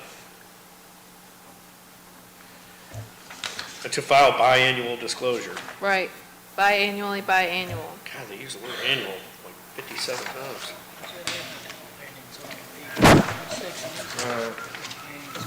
There is one, okay, what are we under? The statement of financial Oh, That was interest? here. Yeah, Okay, well, on There's this all the newer paperwork one, of decimal. 26, section 26. I Okay. think that's important to get The newer one's 25. right, but they have got, that's where they have all that in there. I don't have anything on page 14 at all. Are we on page 14 now? Yeah, I think we are. They, y'all, we need to go back to page 12 real quick. If you Okay. could. Section 24, item 3. Are we wanting to make planning zoning members, people who sit on the tourism Oh, yeah. board, we gonna make them file financial disclosures that make nothing, but they sit on the tourism commission, historic preservation. We're gonna make them file a financial disclosure. It's hard enough to get them to even agree to do it. Here's what we discussed in one of the meetings when we were discussing this ethics, and I don't know if you were there in this one, John. We discussed the fact that they don't have to have such a lengthy financial disclosure, but it would be good to know if someone has some kind of conflict when they're being appointed, so we can have a separate form, you know, that's appropriate for their role. You don't have to ask somebody who's on the Parks Board a whole bunch of questions about their financial stuff. So you just have to kind of tailor it to the particular position. Yeah, but if we've got a financial disclosure that we're talking about, then the only final disclosure I've heard about is that one that we have presently. I haven't heard anything about anything otherwise. Well, we were talking about, A modified. You didn't talk about that tonight, did you? no, this was Yeah. in an ordinance Okay. committee Okay. meeting. We So- were discussing so- about the fact that we could develop Okay, specific okay. ones that are tailored for the nature of those specific Okay. boards. Yeah, yeah, because planning and zoning, yeah, we need to know what's going on there, what connections they have and all that. The tourism board, no, that's not, we don't need to know all of their checking account balances and all that stuff. Well, Same we thing don't with ask their Parks Board. checking don't ask account that. balance. What's that? We're not gonna ask their Don't ask checking them account. that. Well, you know what I'm saying. Yeah. It's, But a modified, maybe A modified. Can you put that in number 3 somewhere? It specifies the disclosure form will be a modified version or? as appropriate for each board. As Maybe, appropriate for each. maybe add as modified appropriate for As each board to the appropriate for very each end there. board, okay. And who's gonna write that? Beach. Okay, Well, I think we're repeating a basic fundamental premise of this is that every officer, employee has a duty to disclose a conflict of interest and to withdraw from further participation, which is stated in the standards of conduct in Section 5. I'd probably like to see that, though. Trust but verify for me. Well, it's, Well, we don't see that, it's just the ethics board that sees that. Yeah, I would like to have somebody lay eyes on it. I mean, it's just an obligation you impose on people. It's like, here's how you shall behave, and, which right and wrong, and you have a duty to disclose that. And if you don't disclose that and then vote on giving that job to your brother, then that's an ethics violation, and, the ethics board, if somebody files a complaint, could do whatever they do, reprimand you, put you in what's all those things when they used to put the witches in there? A rack, I like a head noogie for 20 minutes, that's a good one. stockade, that's it, that's it. All right, so as appropriate for each board we added, so that's done on 12, 13 is done. We're on to 14, yes? Yeah. Anybody got anything on 14? The first part in the KLC document, that E is actually in the notes. That's not an actual section in the KLC document. In the comments section or the one, That's the comment section 26. yeah.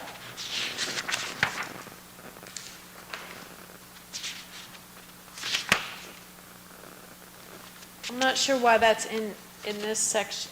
So the code of ethics does have to do that. Per KRS 65.003. That's what it says.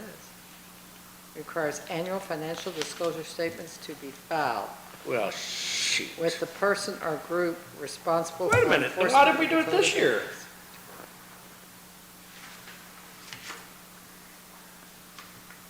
We're all under arrest now, uh-oh. No.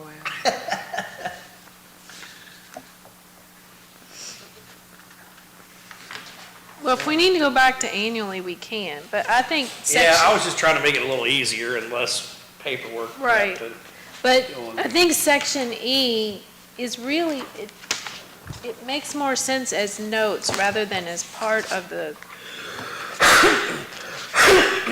That's right. Oh, I see what you're saying.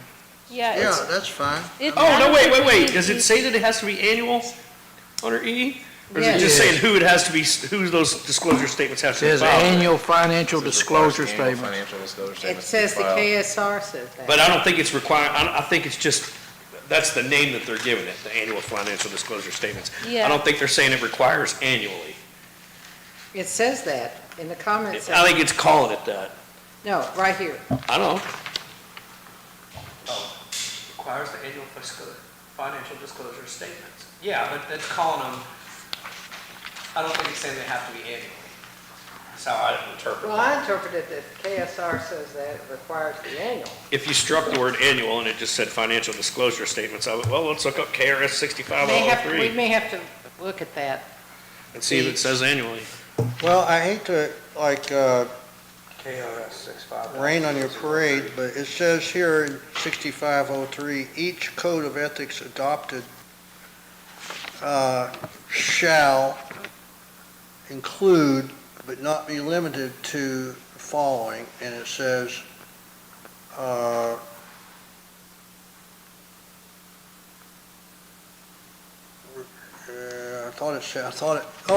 Yeah, it says requirements for creation of financial disclosure statements which shall be filed annually by all candidates for the city, county, or consolidated local government elected offices. Oh, and candidates too. And candidates too. Okay, well, Section guess- 3B. all right, 3B. we'll put candidates and we'll Go have back it. and change that. Oh, yeah, the second line, and shall be filed annually by all candidates Yep, for the city. go by KRS, that's true. All right, but I still think we need to take E out. Yeah, Strike it. I mean, that's just dicta. Ooh, financial disclosures become public information. Right. Why do you think you should take E out, Laura? Because in the KLC version, that's the notes, that's the comments. It's not part of the actual ordinance.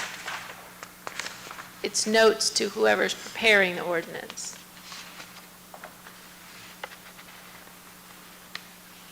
Then it goes on to talk about the official custodian in section 27A. Should we make that comments in ours? Just to clarify it for the Ethics Committee? I don't think we should have that, it's not E at all in the KLC version. I know, but put it in ours as a comment section for the Ethics Committee, to know why they're doing it. To me, it just sounds like comments. To me, it Okay. doesn't sound like Okay. really It also something that looks ought to like be in the ordinance. 27, I think, covers some of that with the custodian. It Okay. does. It Language. defines the custodian and everything. I have one question on 27, and is the city clerk, it says they're the official custodian, but then it also says the ethics board is the custodian. Do we have more than one custodian? Or was that a typo? I think it was a mistake on the part of KLC, because the official, she tells me, Heather told me she asked this question at the conference she went to, and she said, you don't file these things with Frankfurt. Okay, she keeps them as the official custodian, but the actual, documents, I guess, are also kept with the Okay. ethics board. If you look on the November one, Uh-huh. it says the Ethics Board, or and in parentheses, it says, change to city clerk if the city clerk is designated as the official custodian of these records. Seems like it's one or the other. It's one or the other. I think it would be safer to have it City with the clerk. city clerk, I do because too. I agree. ethics board Yeah. changes from every year, every 4 Oh, years. by the way, here's all the penalties, Okay, we'll get to that. including the I cost of guess filing. we'll get to But that. then it goes down, the statement of financial interest shall be maintained by Ethics Board or the administrative officer designated, that's a city clerk. So shouldn't it just say city clerk? It should say city clerk, I think it should all be clerk. Yeah. and by the, Might even be a redundant sentence, I don't know. it is kind of city clerk. And availability for public inspection upon immediate upon filing. What if you just say the statements of financial interest shall be available for public inspection immediately upon filing, rather than having the same redundant part. That is redundant, yeah. Okay. Yeah, I mean, that whole second sentence conflicts. I mean, you want there to be one custodian, Right, and of course, they're public records. We Right. don't have to say that because they are, but if you want to, it doesn't hurt. But they're subject to open records, whether it's inspection or copying or whatever, they're just subject to open records. And that would be the custodian's the one that's supposed to respond to that. I think the second one makes more sense. B, a statement of the financial interest shall be retained or may be retained by the ethics board, but, you know. And here, it says may be maintained by the city clerk instead, because it's ethics board or the designated administrative officer. We just put city clerk. where would the ethics board have to store this stuff? In a secure location? I think it needs to say city clerk. I agree. It does, it I does. agree. City I mean, clerk, Well, it says wordless designated, so just strike. So we'll just say, a statement of financial interest shall be retained by the city clerk pursuant to the KDLA record retention schedule. Or should we just call it the designated administrative official? Because that is the city clerk, but it's a city clerk. that way we don't have to change as City clerk. many words. We can just say city clerk. So we can just strike the words the ethics board or. Yeah, Can you reread that sentence again, how it's going to be worded? A statement of financial interest shall be retained by the city clerk pursuant to the KDL record retention schedule as follows.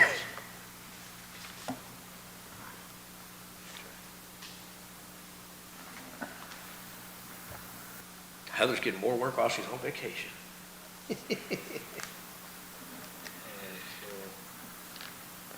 okay, in section 28, which is section 27 in KLC, it has,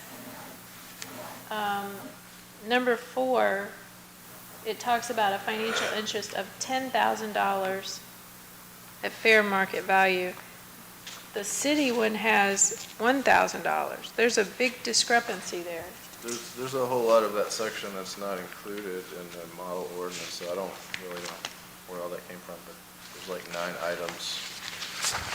There's only 6 in the model ordinance. Contents of the financial interest statement. Yeah, let's go with the updated, Go with the updated section 27. I think, yeah. All the way, section 27. So, section 28 of the beach is going to will now be section 27 of the KLC. Oh, Lord.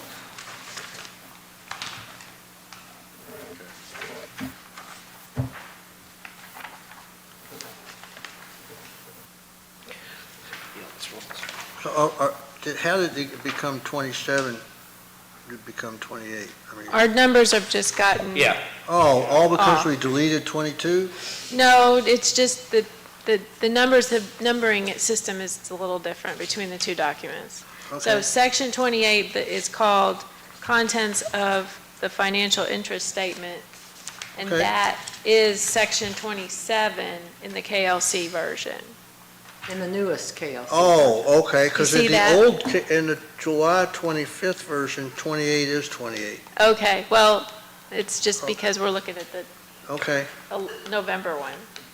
okay, So we're going with the 27 with the November one. okay.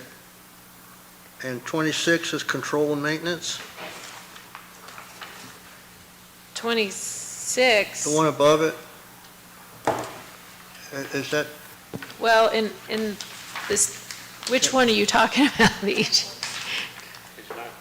You're going backwards, Beach.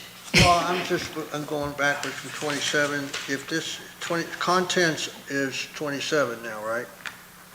Section 28 is still section 28, Okay, but we're using the section 27 on the KLC document, The newest KLC. the newest okay, KLC document. okay.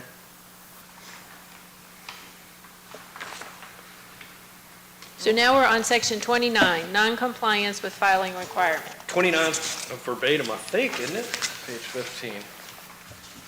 Yeah, 29 is verbatim, Yeah. non-compliance with filing. I don't see anything different, although I'm not good at this game. Although it says shall be guilty of a Class A That was going to be my misdemeanor. I question. think we should say may,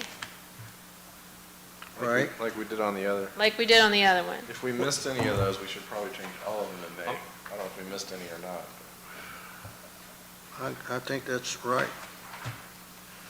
May. What was your old final conclusion about the 1,000 versus 10,000? We're going to leave it the way the KLC is, which says 10,000. 10,000. 10,000. Okay.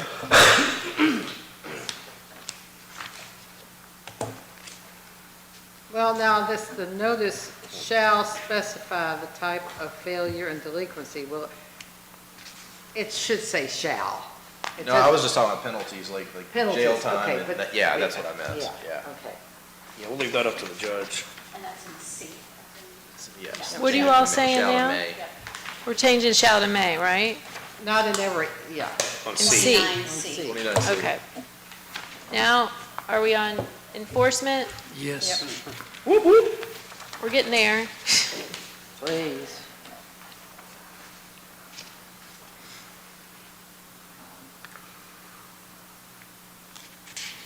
Is this accurate? 3 members every 4 years? Is that what we do? Boy, it's awful longer. Well, actually, best thing to do is stagger them so they have some continuity between who's been there and who hasn't, so I think that's what we try to do. It says staggered terms of 4 years. Yeah, okay. Okay. Yeah, on Okay. B. The only different one from the model version is F, and that was not in the KLC, keep wanting to say KLC model version.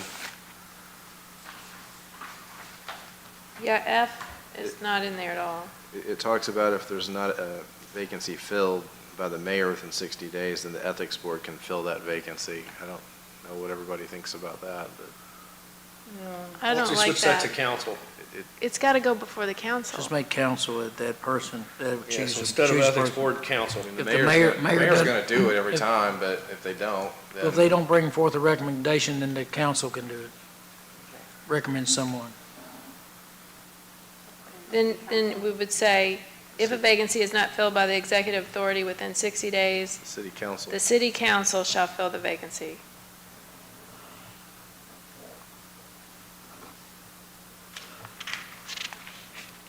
Okay. Do we need something in there? What happens if the city council can't find anybody to do it? Does the Dartboard. city council then become the third member of the ethics board? You get to. No. There you go. No. We'll make Heather do No, it. you can't do that. She's on vacation. Make Heather do it. On section I, just capitalize meetings, it's not capitalized. Yep. Good call. Holy cow. We're on to page 17. We are getting there. Cruising now. Now, under J, it says the presence of a majority or more members. We're talking about the ethics board. Yes, So we're talking about that only 2 yes. Yeah. have to be that's the same as present? anything. Okay, They can Yeah, it's a hear anything quorum. with 2 people, yeah. okay.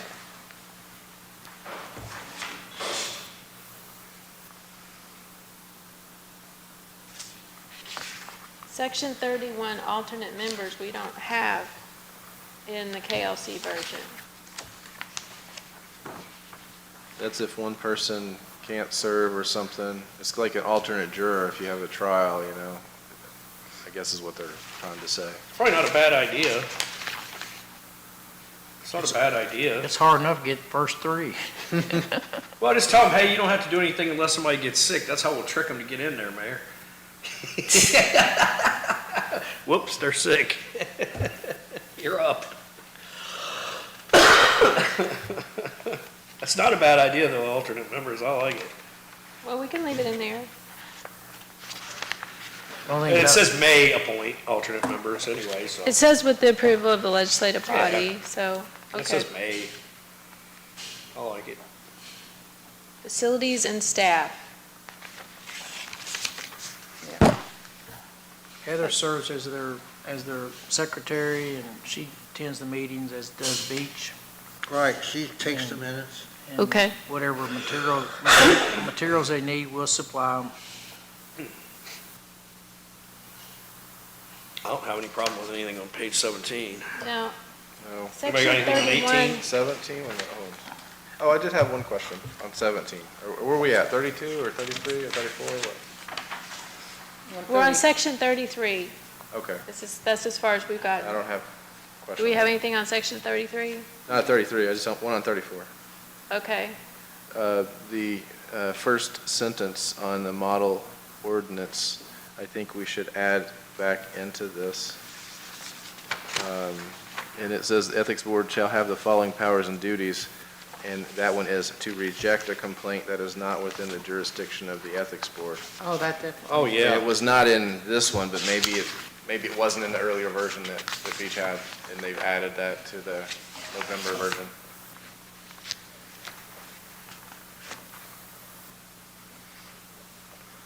Yep, agreed.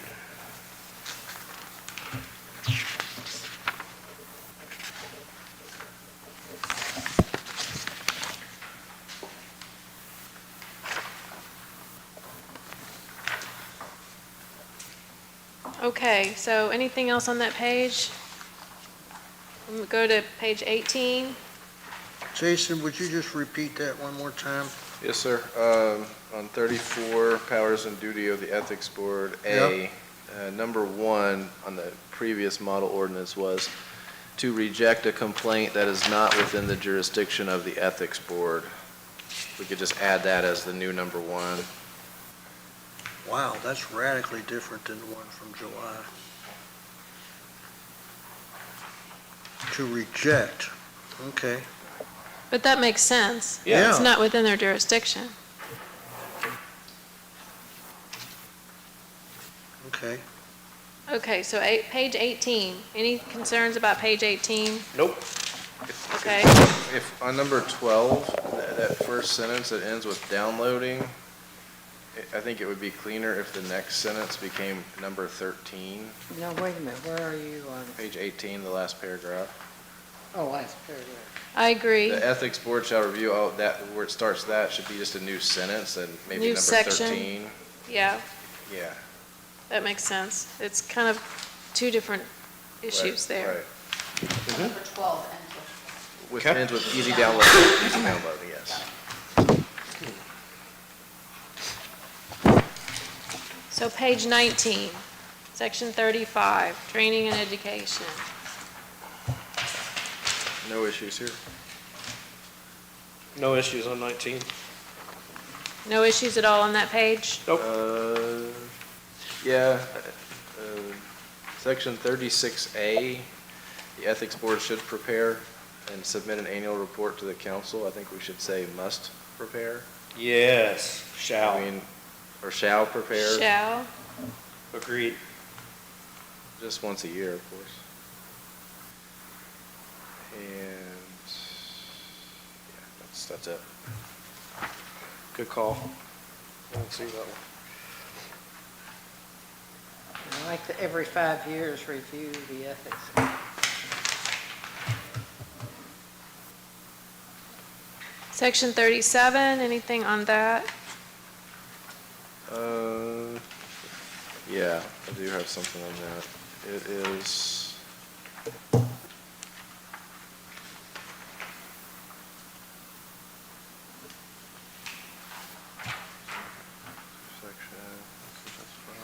And shall should be in I think, people get a chance to read section 35F comment on page 19 of the model ordinance at their convenience. I think it's kind of an important thing about confidentiality. It doesn't have anything to do with anything here right now, but the only change I had suggested was in G at the bottom of page 20.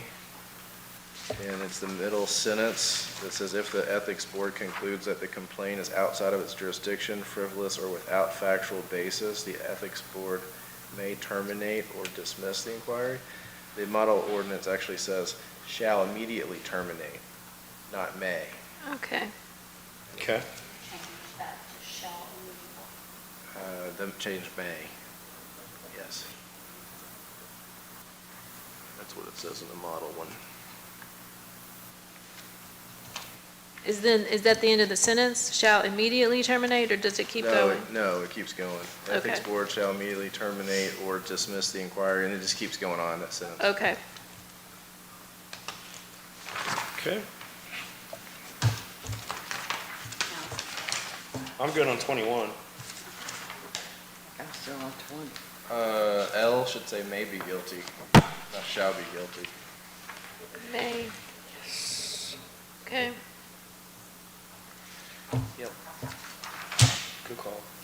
Thank you. Is that L begins how? Any person knowingly? What is it, I'm sorry? Is it one that starts any person who knowingly fouls? Yes, may be guilty at the bottom. Oh. Yep. 22, I got one. I have a few extra. Okay. Getting close. Getting close, 4 pages there. Holy cow. Anything else on page 21? Not here. Hearing here. procedures?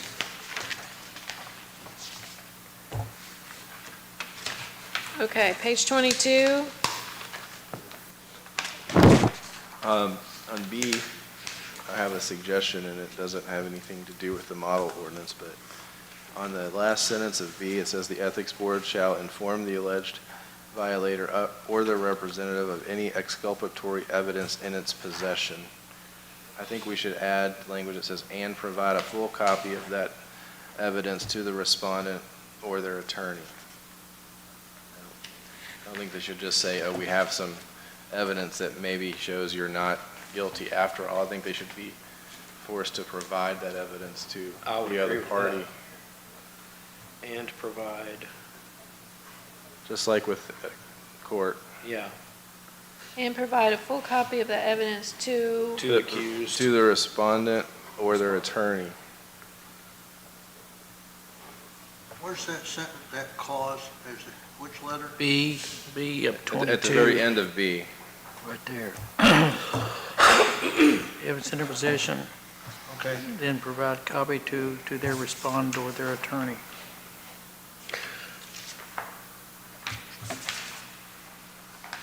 Because they already have to provide all the evidence accusing, correct? So obviously, the exculpatory would be provided as well, so yeah, that's. Or all the damning evidence, if you will. So, At the very, I got E and F. okay, yeah, I'm all the way down at the bottom, so go Okay. ahead. On E, on page 22, the phraseology on this is kind of in the negative. When you Yeah. compare it to E of the model ordinance, the one we're looking at says, no hearings of the Ethic Board shall be public unless the members vote to not go into executive session. But I think we should change it back to what it was before. It says, all hearings of the Ethics Board shall be public unless the members vote to go into executive session. Because then it's not phrased with a bunch of double Agreed. negatives. All hearings of Yeah, the ethics board I agree. shall be public unless the members vote to go, okay, yeah. KLC, yep. Oh, and not, okay. And then on F, I think we ought to consider going to the model version of F, which makes it very clear that the Ethics Board must make a determination in open session whether a violation of the ordinance has been proven. What's currently in here basically gives the Ethics Commission 30 days. They both give them 30 days to give a written report, but the one we have in here does not say specifically. They say as soon as practicable, and then they can make a determination, but it doesn't say that they need to make a determination in open session at that time. Say that again, because I mean. Basically, the F on the model version is what I suggest we So put in, replace, because it actually says that Ethics Board must make a determination in open session. I'm good with that. Really? I mean, usually they want to give them time to think about it. I mean, you know, if you have to make your decision right then and there, Within 30 days. Oh, no. That's a written. yeah, okay. Within 30 days after completion of the hearing, shall issue a report of its findings, or in open session shall issue I mean, you don't want to rush people to make these decisions without being able to think about it more. Well, they can still think about it in open session too, can't they? Yeah, but, you know, if you just had a 2-hour hearing, I mean, it's like, judges never make their decisions, hardly ever. They'll say, well, I'll take this under submission. And then they think about it, you know, I mean, you can even go into executive session to deliberate.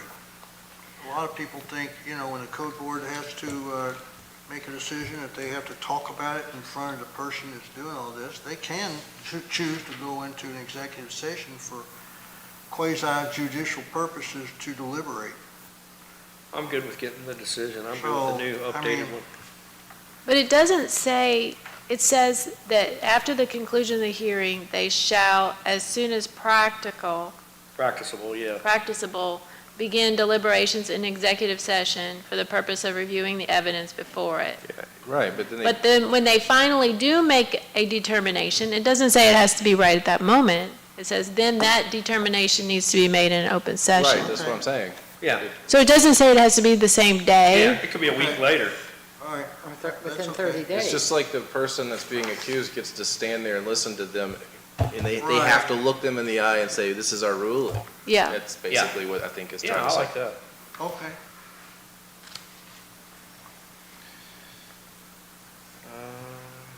Yeah, gee.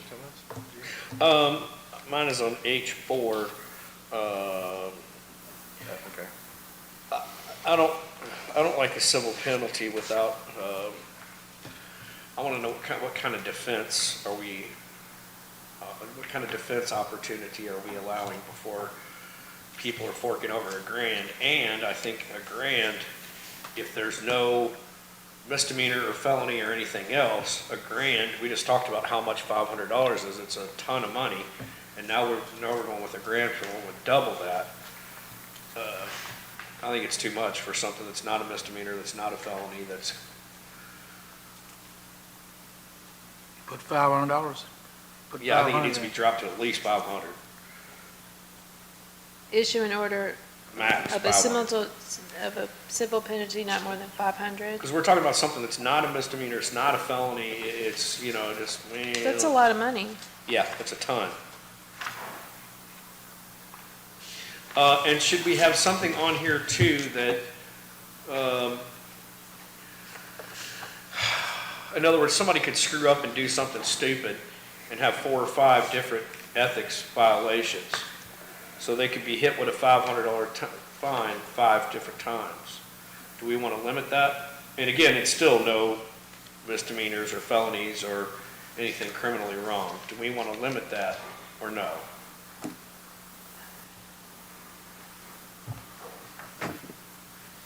Well, if each violation is a separate violation, by analogy to the code enforcement board, it's, each one is a civil, but typically the code board will just not do that. They'll just say, you know, we'll just teach you a lesson in $500, whatever, but the thing. Is there a way we the can put thing that you- in black and white though? Because, okay, so if I say Joe Smith, and John Wayne and Sue Berry and Mike Moore all stole a car last week. And then I found out later that they didn't steal the car, but I didn't apologize in time or whatever. So they decided, well, they're gonna fine me $500 for each name that I got on there. Versus per. Just say $500 per offense or $1,500 max or something. Put a maximum amount on it. Maybe 1,000 max. 500 per offense, 1,000 max. Well, they've also got the power to order them to apologize, that kind of stuff, or to reprimand them publicly. We're given a lot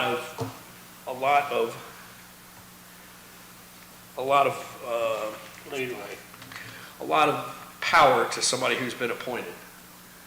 Right. To 3 people who have been appointed, not elected. They're not judges. They don't have a law degree. This is getting to be a lot of stuff. And again, this is for things that aren't a misdemeanor, aren't a felony, because obviously those are going to court and you're going to jail.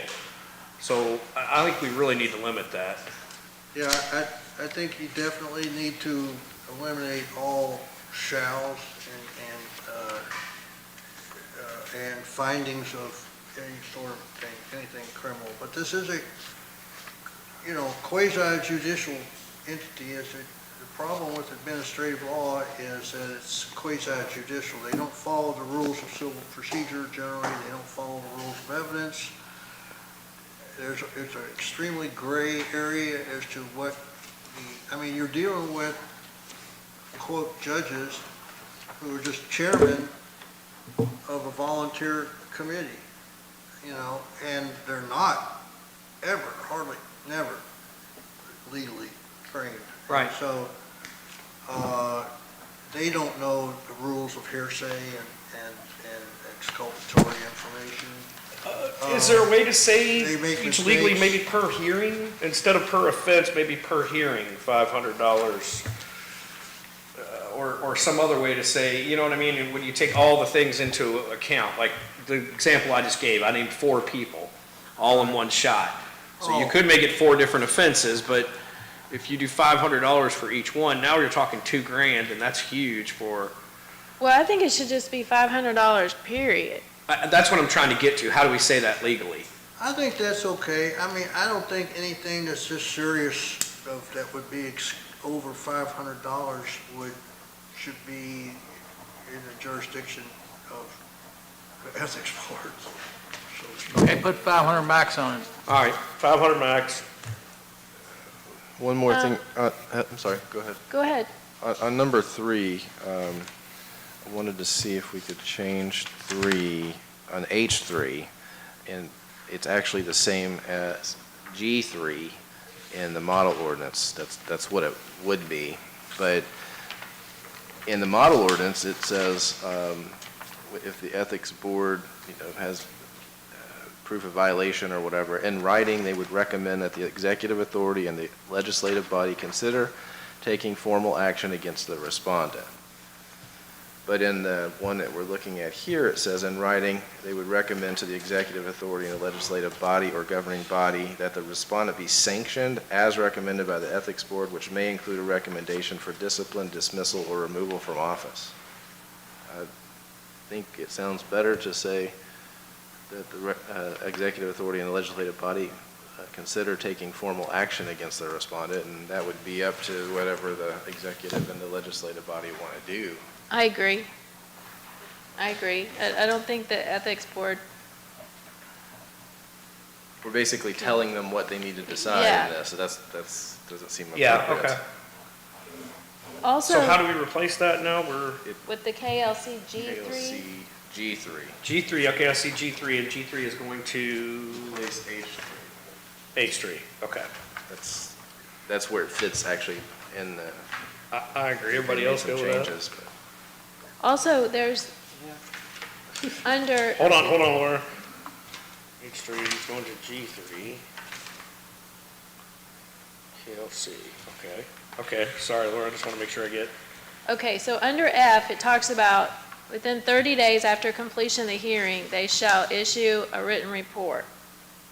Then in H, it says, within 15 days, they shall issue an order requiring respondent to cease and desist, a whole bunch of other stuff. Then in section 40, you can have appeal within 30 days. I think you shouldn't require this 15 days if they don't even have a chance to appeal. Before, they need to be able to appeal first before you do all this stuff. They can issue the. So change it to 45 days instead of 15? Yeah, And should we add in there after after. After the appeals period respondents- has passed? After the appeals period is passed. Or 15 days after appeals period has passed, maybe. Yeah, within 15 days after Within the 15 days Okay. after the appeals period. has ended. So, Yeah, say that again, because it has to be 30 days, and the final action is the key word. Because the final action is when it's actually reduced to an order. And then, if there's no appeal within 30 days, it becomes unappealable.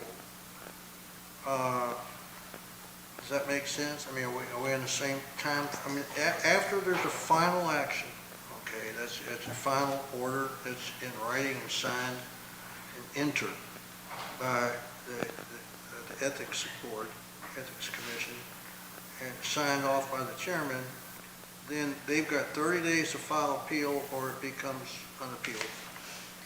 Right, so in F, it says, within 30 days after completion of the hearing, the Ethics Board shall issue a written report of its findings and conclusions. So they make their determination, then 30 days later, they have to file a written report. It doesn't make sense to do all this stuff to publicly reprimand this person and everything if you haven't given them a chance to appeal.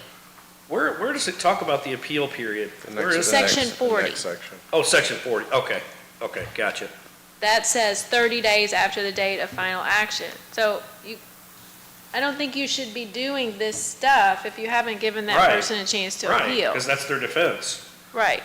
Yeah, it'd be like the judge sentencing before the defense has a chance to give their opening argument. Agreed.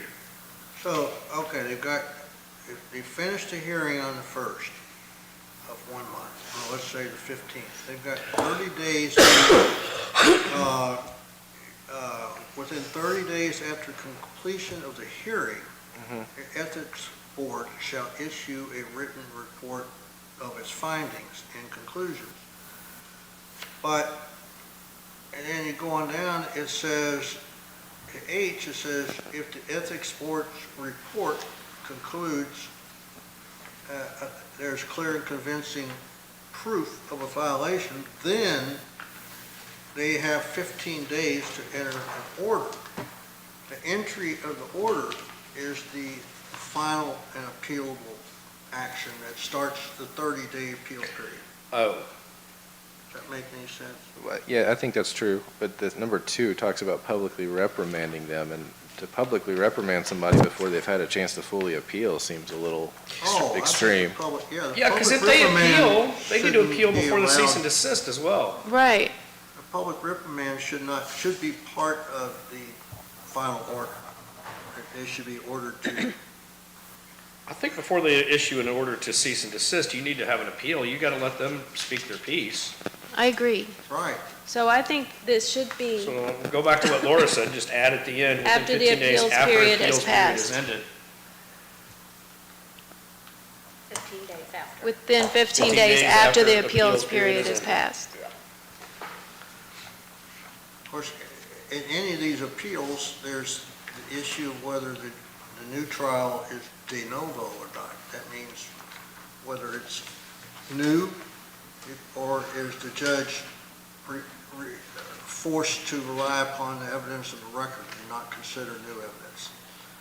So in the world of the Code Enforcement Board, all trials from the Code Board are de novo if you go to district court. So it starts over from scratch. It doesn't matter what the Code Board found. And so I don't know if there's any reason that you couldn't have that in here, unless I do some research and find that it's not state law. But, you know, that's a decision that takes a pretty legal thinking as to whether you want, if you go through the hearing and it's done right, then it makes no sense to say you get a second bite to apple just by filing it in circuit court. But if you're bound, because trial de novo means none of the evidence that came in on the previous hearing applies. And so you can find a whole different set of facts can come in on the appeal. And usually appeals are just based on errors of law or abuse of discretion.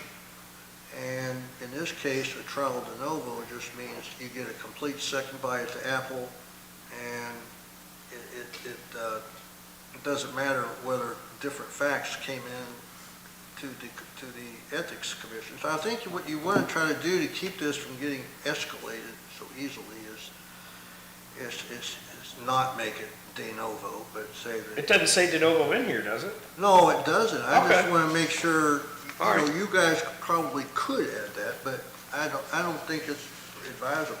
Agreed, I don't think we'd add it. Can we also on H2, just add the word may, like where it says in writing, comma, may publicly reprimand the respondent, where it becomes an option? Instead of shall immediately, is it? Well, It just says period. publicly recommend.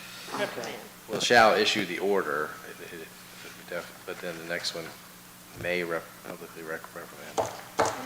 So did they put shall in the version you're looking at? Well, it's implied. Let's see here.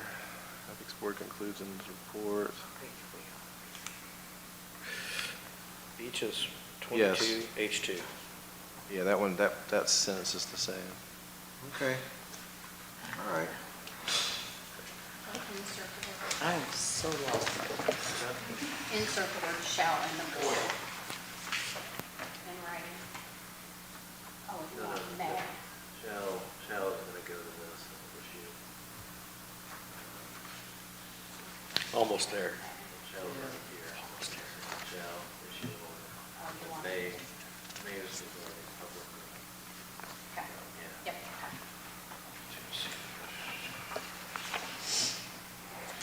What page are we on?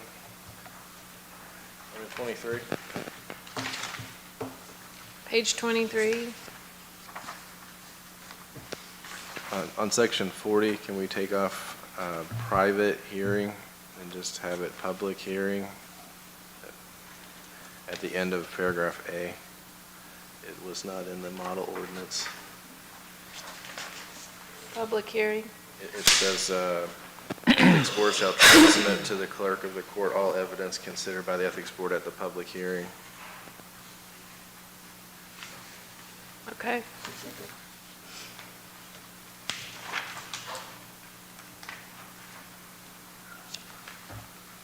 It's 22's done, correct? Yes. At the end of page 23, under F, it says, "A written advisory opinion issued by the Ethics Board shall be admissible." I think that's up to a judge. I think we could say may be admissible. Advisory opinion. It's going to be up to the judge what the judge is or isn't going to allow. Well, if it says shall, I agree it should be may, because that way at least it leaves it up to the judge as to Yeah. whether he felt like the due process was taken into consideration, or whether it was just ramrodded through. Well, that's a good point. Anything else on 23, or are we on to 24? On to 24 for me. Okay. Me too. 24G, the last sentence, can we make should, shall? Officers- 23 G? No, it's F. the very, Page 24, top. I'm sorry, page 24, top, it's G, it's getting late, I apologize. Officers, employees, and businesses shall be notified about advisory opinions that may directly affect their conduct, not should. Seems like if there's something that could affect their conduct, they really should get that, but they really shall get that. Yeah. Notice the airman type. Where are you talking about? I'm not following. G, Page 24 at the very top. advisory opinions, the last line of that, should. Oh, change to shall, okay. Okay. You really want to post them on the website? or just make them available for open records? That's advisory opinions Yeah, with personal details redacted. yeah.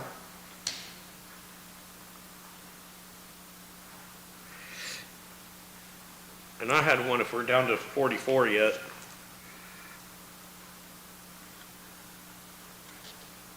What you got on 44? The 1,000 needs to be dropped to 500, like we already talked about.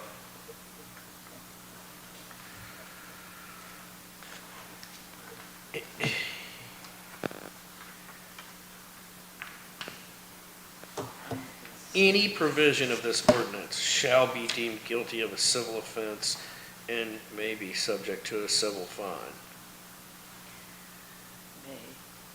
Where are you Are we looking? okay with that? Any violation anywhere of here is a civil ordinance that you're, Where are you? What section? 44A, penalties. I think it's May. May be deemed Oh, guilty yeah. of a civil Civil offense. offense, yeah, May. It may be subject to a civil fine imposed by the ethics board not to exceed $500. Right. That was my only issue on that one. And the only one I have on And this the- page is section 43. It looks like the previous word was retaliation, which I guess is the same as reprisal, so we can leave it as reprisal unless you want to change it to retaliation. But it says no officer or employee of the city or city agency shall be subject to reprisal directly or indirectly. And the phrase directly or indirectly was not in the KLC version. It didn't have anything. It just said shall be subject to retaliation, comma, use or threaten to use. I mean, so it didn't have directly or indirectly. I agree. Retaliation is more common. It's more easily understandable. But I think the words directly or indirectly should be removed. So retaliation, we're changing Are reprisal to we- retaliation we- and, Okay. Yes, sure. I think that's fine. and, Take out directly or indirectly. okay, gotcha. Because it's Directly or- just retaliation, period. It's whatever, nobody should be subject to retaliation. Then, under section 44B, it says, in addition to all other penalties which may be imposed, any officer or employee of the city or any city agency is found by the ethics board to have violated any provision of this ordinance shall forfeit to the city or the city agency an equal amount to the economic benefit or gain. Shall we say may instead of shall? probably, it's a penalty situation. So. Yeah.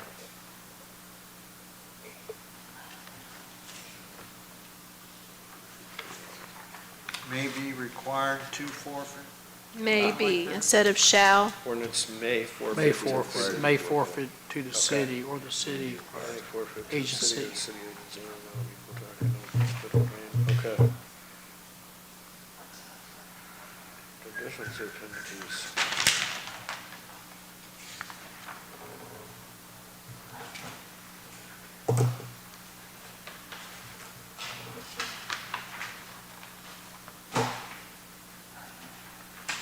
We're on the last page. Oh, yeah. Oh, there's another one. Page 25. I'm good.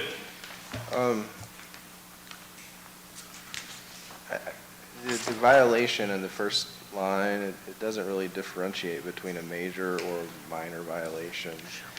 So I feel like we should have the word may again on that one.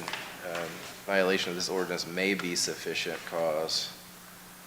But I feel like we should strike all of those things and just say violation of this ordinance may be sufficient cause for discipline, period. Or just disciplinary action by the executive authority. And I'm saying strike. Cause for removal? Shall be sufficient cause for discipline. For Period. discipline? For discipline, period. And whatever the disciplinary thing is, it can be, but, I mean, it goes into all these things about removal, suspension, demotion, and all these other things. Oh, they're all discipline. They're all disciplinary. Yeah. And the next thing it says is any action to remove or discipline any officer. So it talks about how it should be done in accordance with all of our laws anyway. So I think That makes I'm kind of sense. okay with leaving it in there because it lets lay people know what their options are, as board members or whatever. It kind of gives the ethics board members options of what this, and the executive authority. It lets them know what, some of their available options are. It spells it out. I get what you're saying. It seems superfluous, but it gives them. whatever y'all want to do. I think it's fine to just say discipline. I think it is You only just discipline? Okay. disciplinary action Okay. Yeah, that's good. Disciplinary action. or discipline. Okay, so. I think you gotta be careful with that last one about conflicting ordinances repealed. I think that you should usually, when there are conflicting ordinances, you just say that this ordinance shall prevail. Okay, as opposed to repealing another ordinance automatically, because some authority has determined that there's a conflict. Would you want to just take off that word repealed on section 46 and just call it conflicting ordinances and remove the? Well, they're usually, like, in the beginning of most of these long ordinances that have so much potential for conflict with other ordinances, especially when we've got a lot of our ordinances that are actually been enacted that still have blank lines in them, okay? That you don't want to inadvertently repeal a perfectly good ordinance just because it conflicts, because you gotta say, well, which one's right? Okay, was the other one the right ordinance, or is this one? So it's, this sentence here conflicts, implies that this is the final word of it. And if the ordinance, if the ethics committee says there's a violation, then that could trigger the repeal of another perfectly good ordinance. So yeah, you could either, I think maybe just scratch 46. I mean, Scratch that's 46? kind of dangerous. Okay. Take out the whole thing. That's fine. Okay. Okay. Scratching B, 46, it 46. says conflicting ordinances are repealed. Now, effective date is in here on the KLC. Do we want to put anything about effective date on here? Because it says this Well, ordinance shall be effective upon passage, Yeah, so it is. upon publication required by KRS, of passage and publication. But it's not for, we kind of already talked about, it can't be for people who are already, It would be effective whenever it's passed. You're talking about the candidates? candidates. Candidates is what I was getting to, the candidates that have already filed. No, If they don't want to do this, we can't kick them off the ballot. They're already candidates. So they're Well, we already can't- candidates, so it can't be effective until, We can't affect their candidacy regardless. There's nothing that we good point, that we can do to affect their candidacy. good point. I agree. But this definitely is going to take a first reading again. I think I so. think there's some material changes here. So- Yeah. I think So, we yeah, knocked we're out gonna a heck of definitely a start lot. over, and I guess at the next ordinance committee meetings, we won't have time to get this ready. You want to get a. I've got budget tomorrow. I can't do this tomorrow. Get back to work. Yeah. No, so Right, whenever when you're to get it on there's the no- table. there's- Down, man.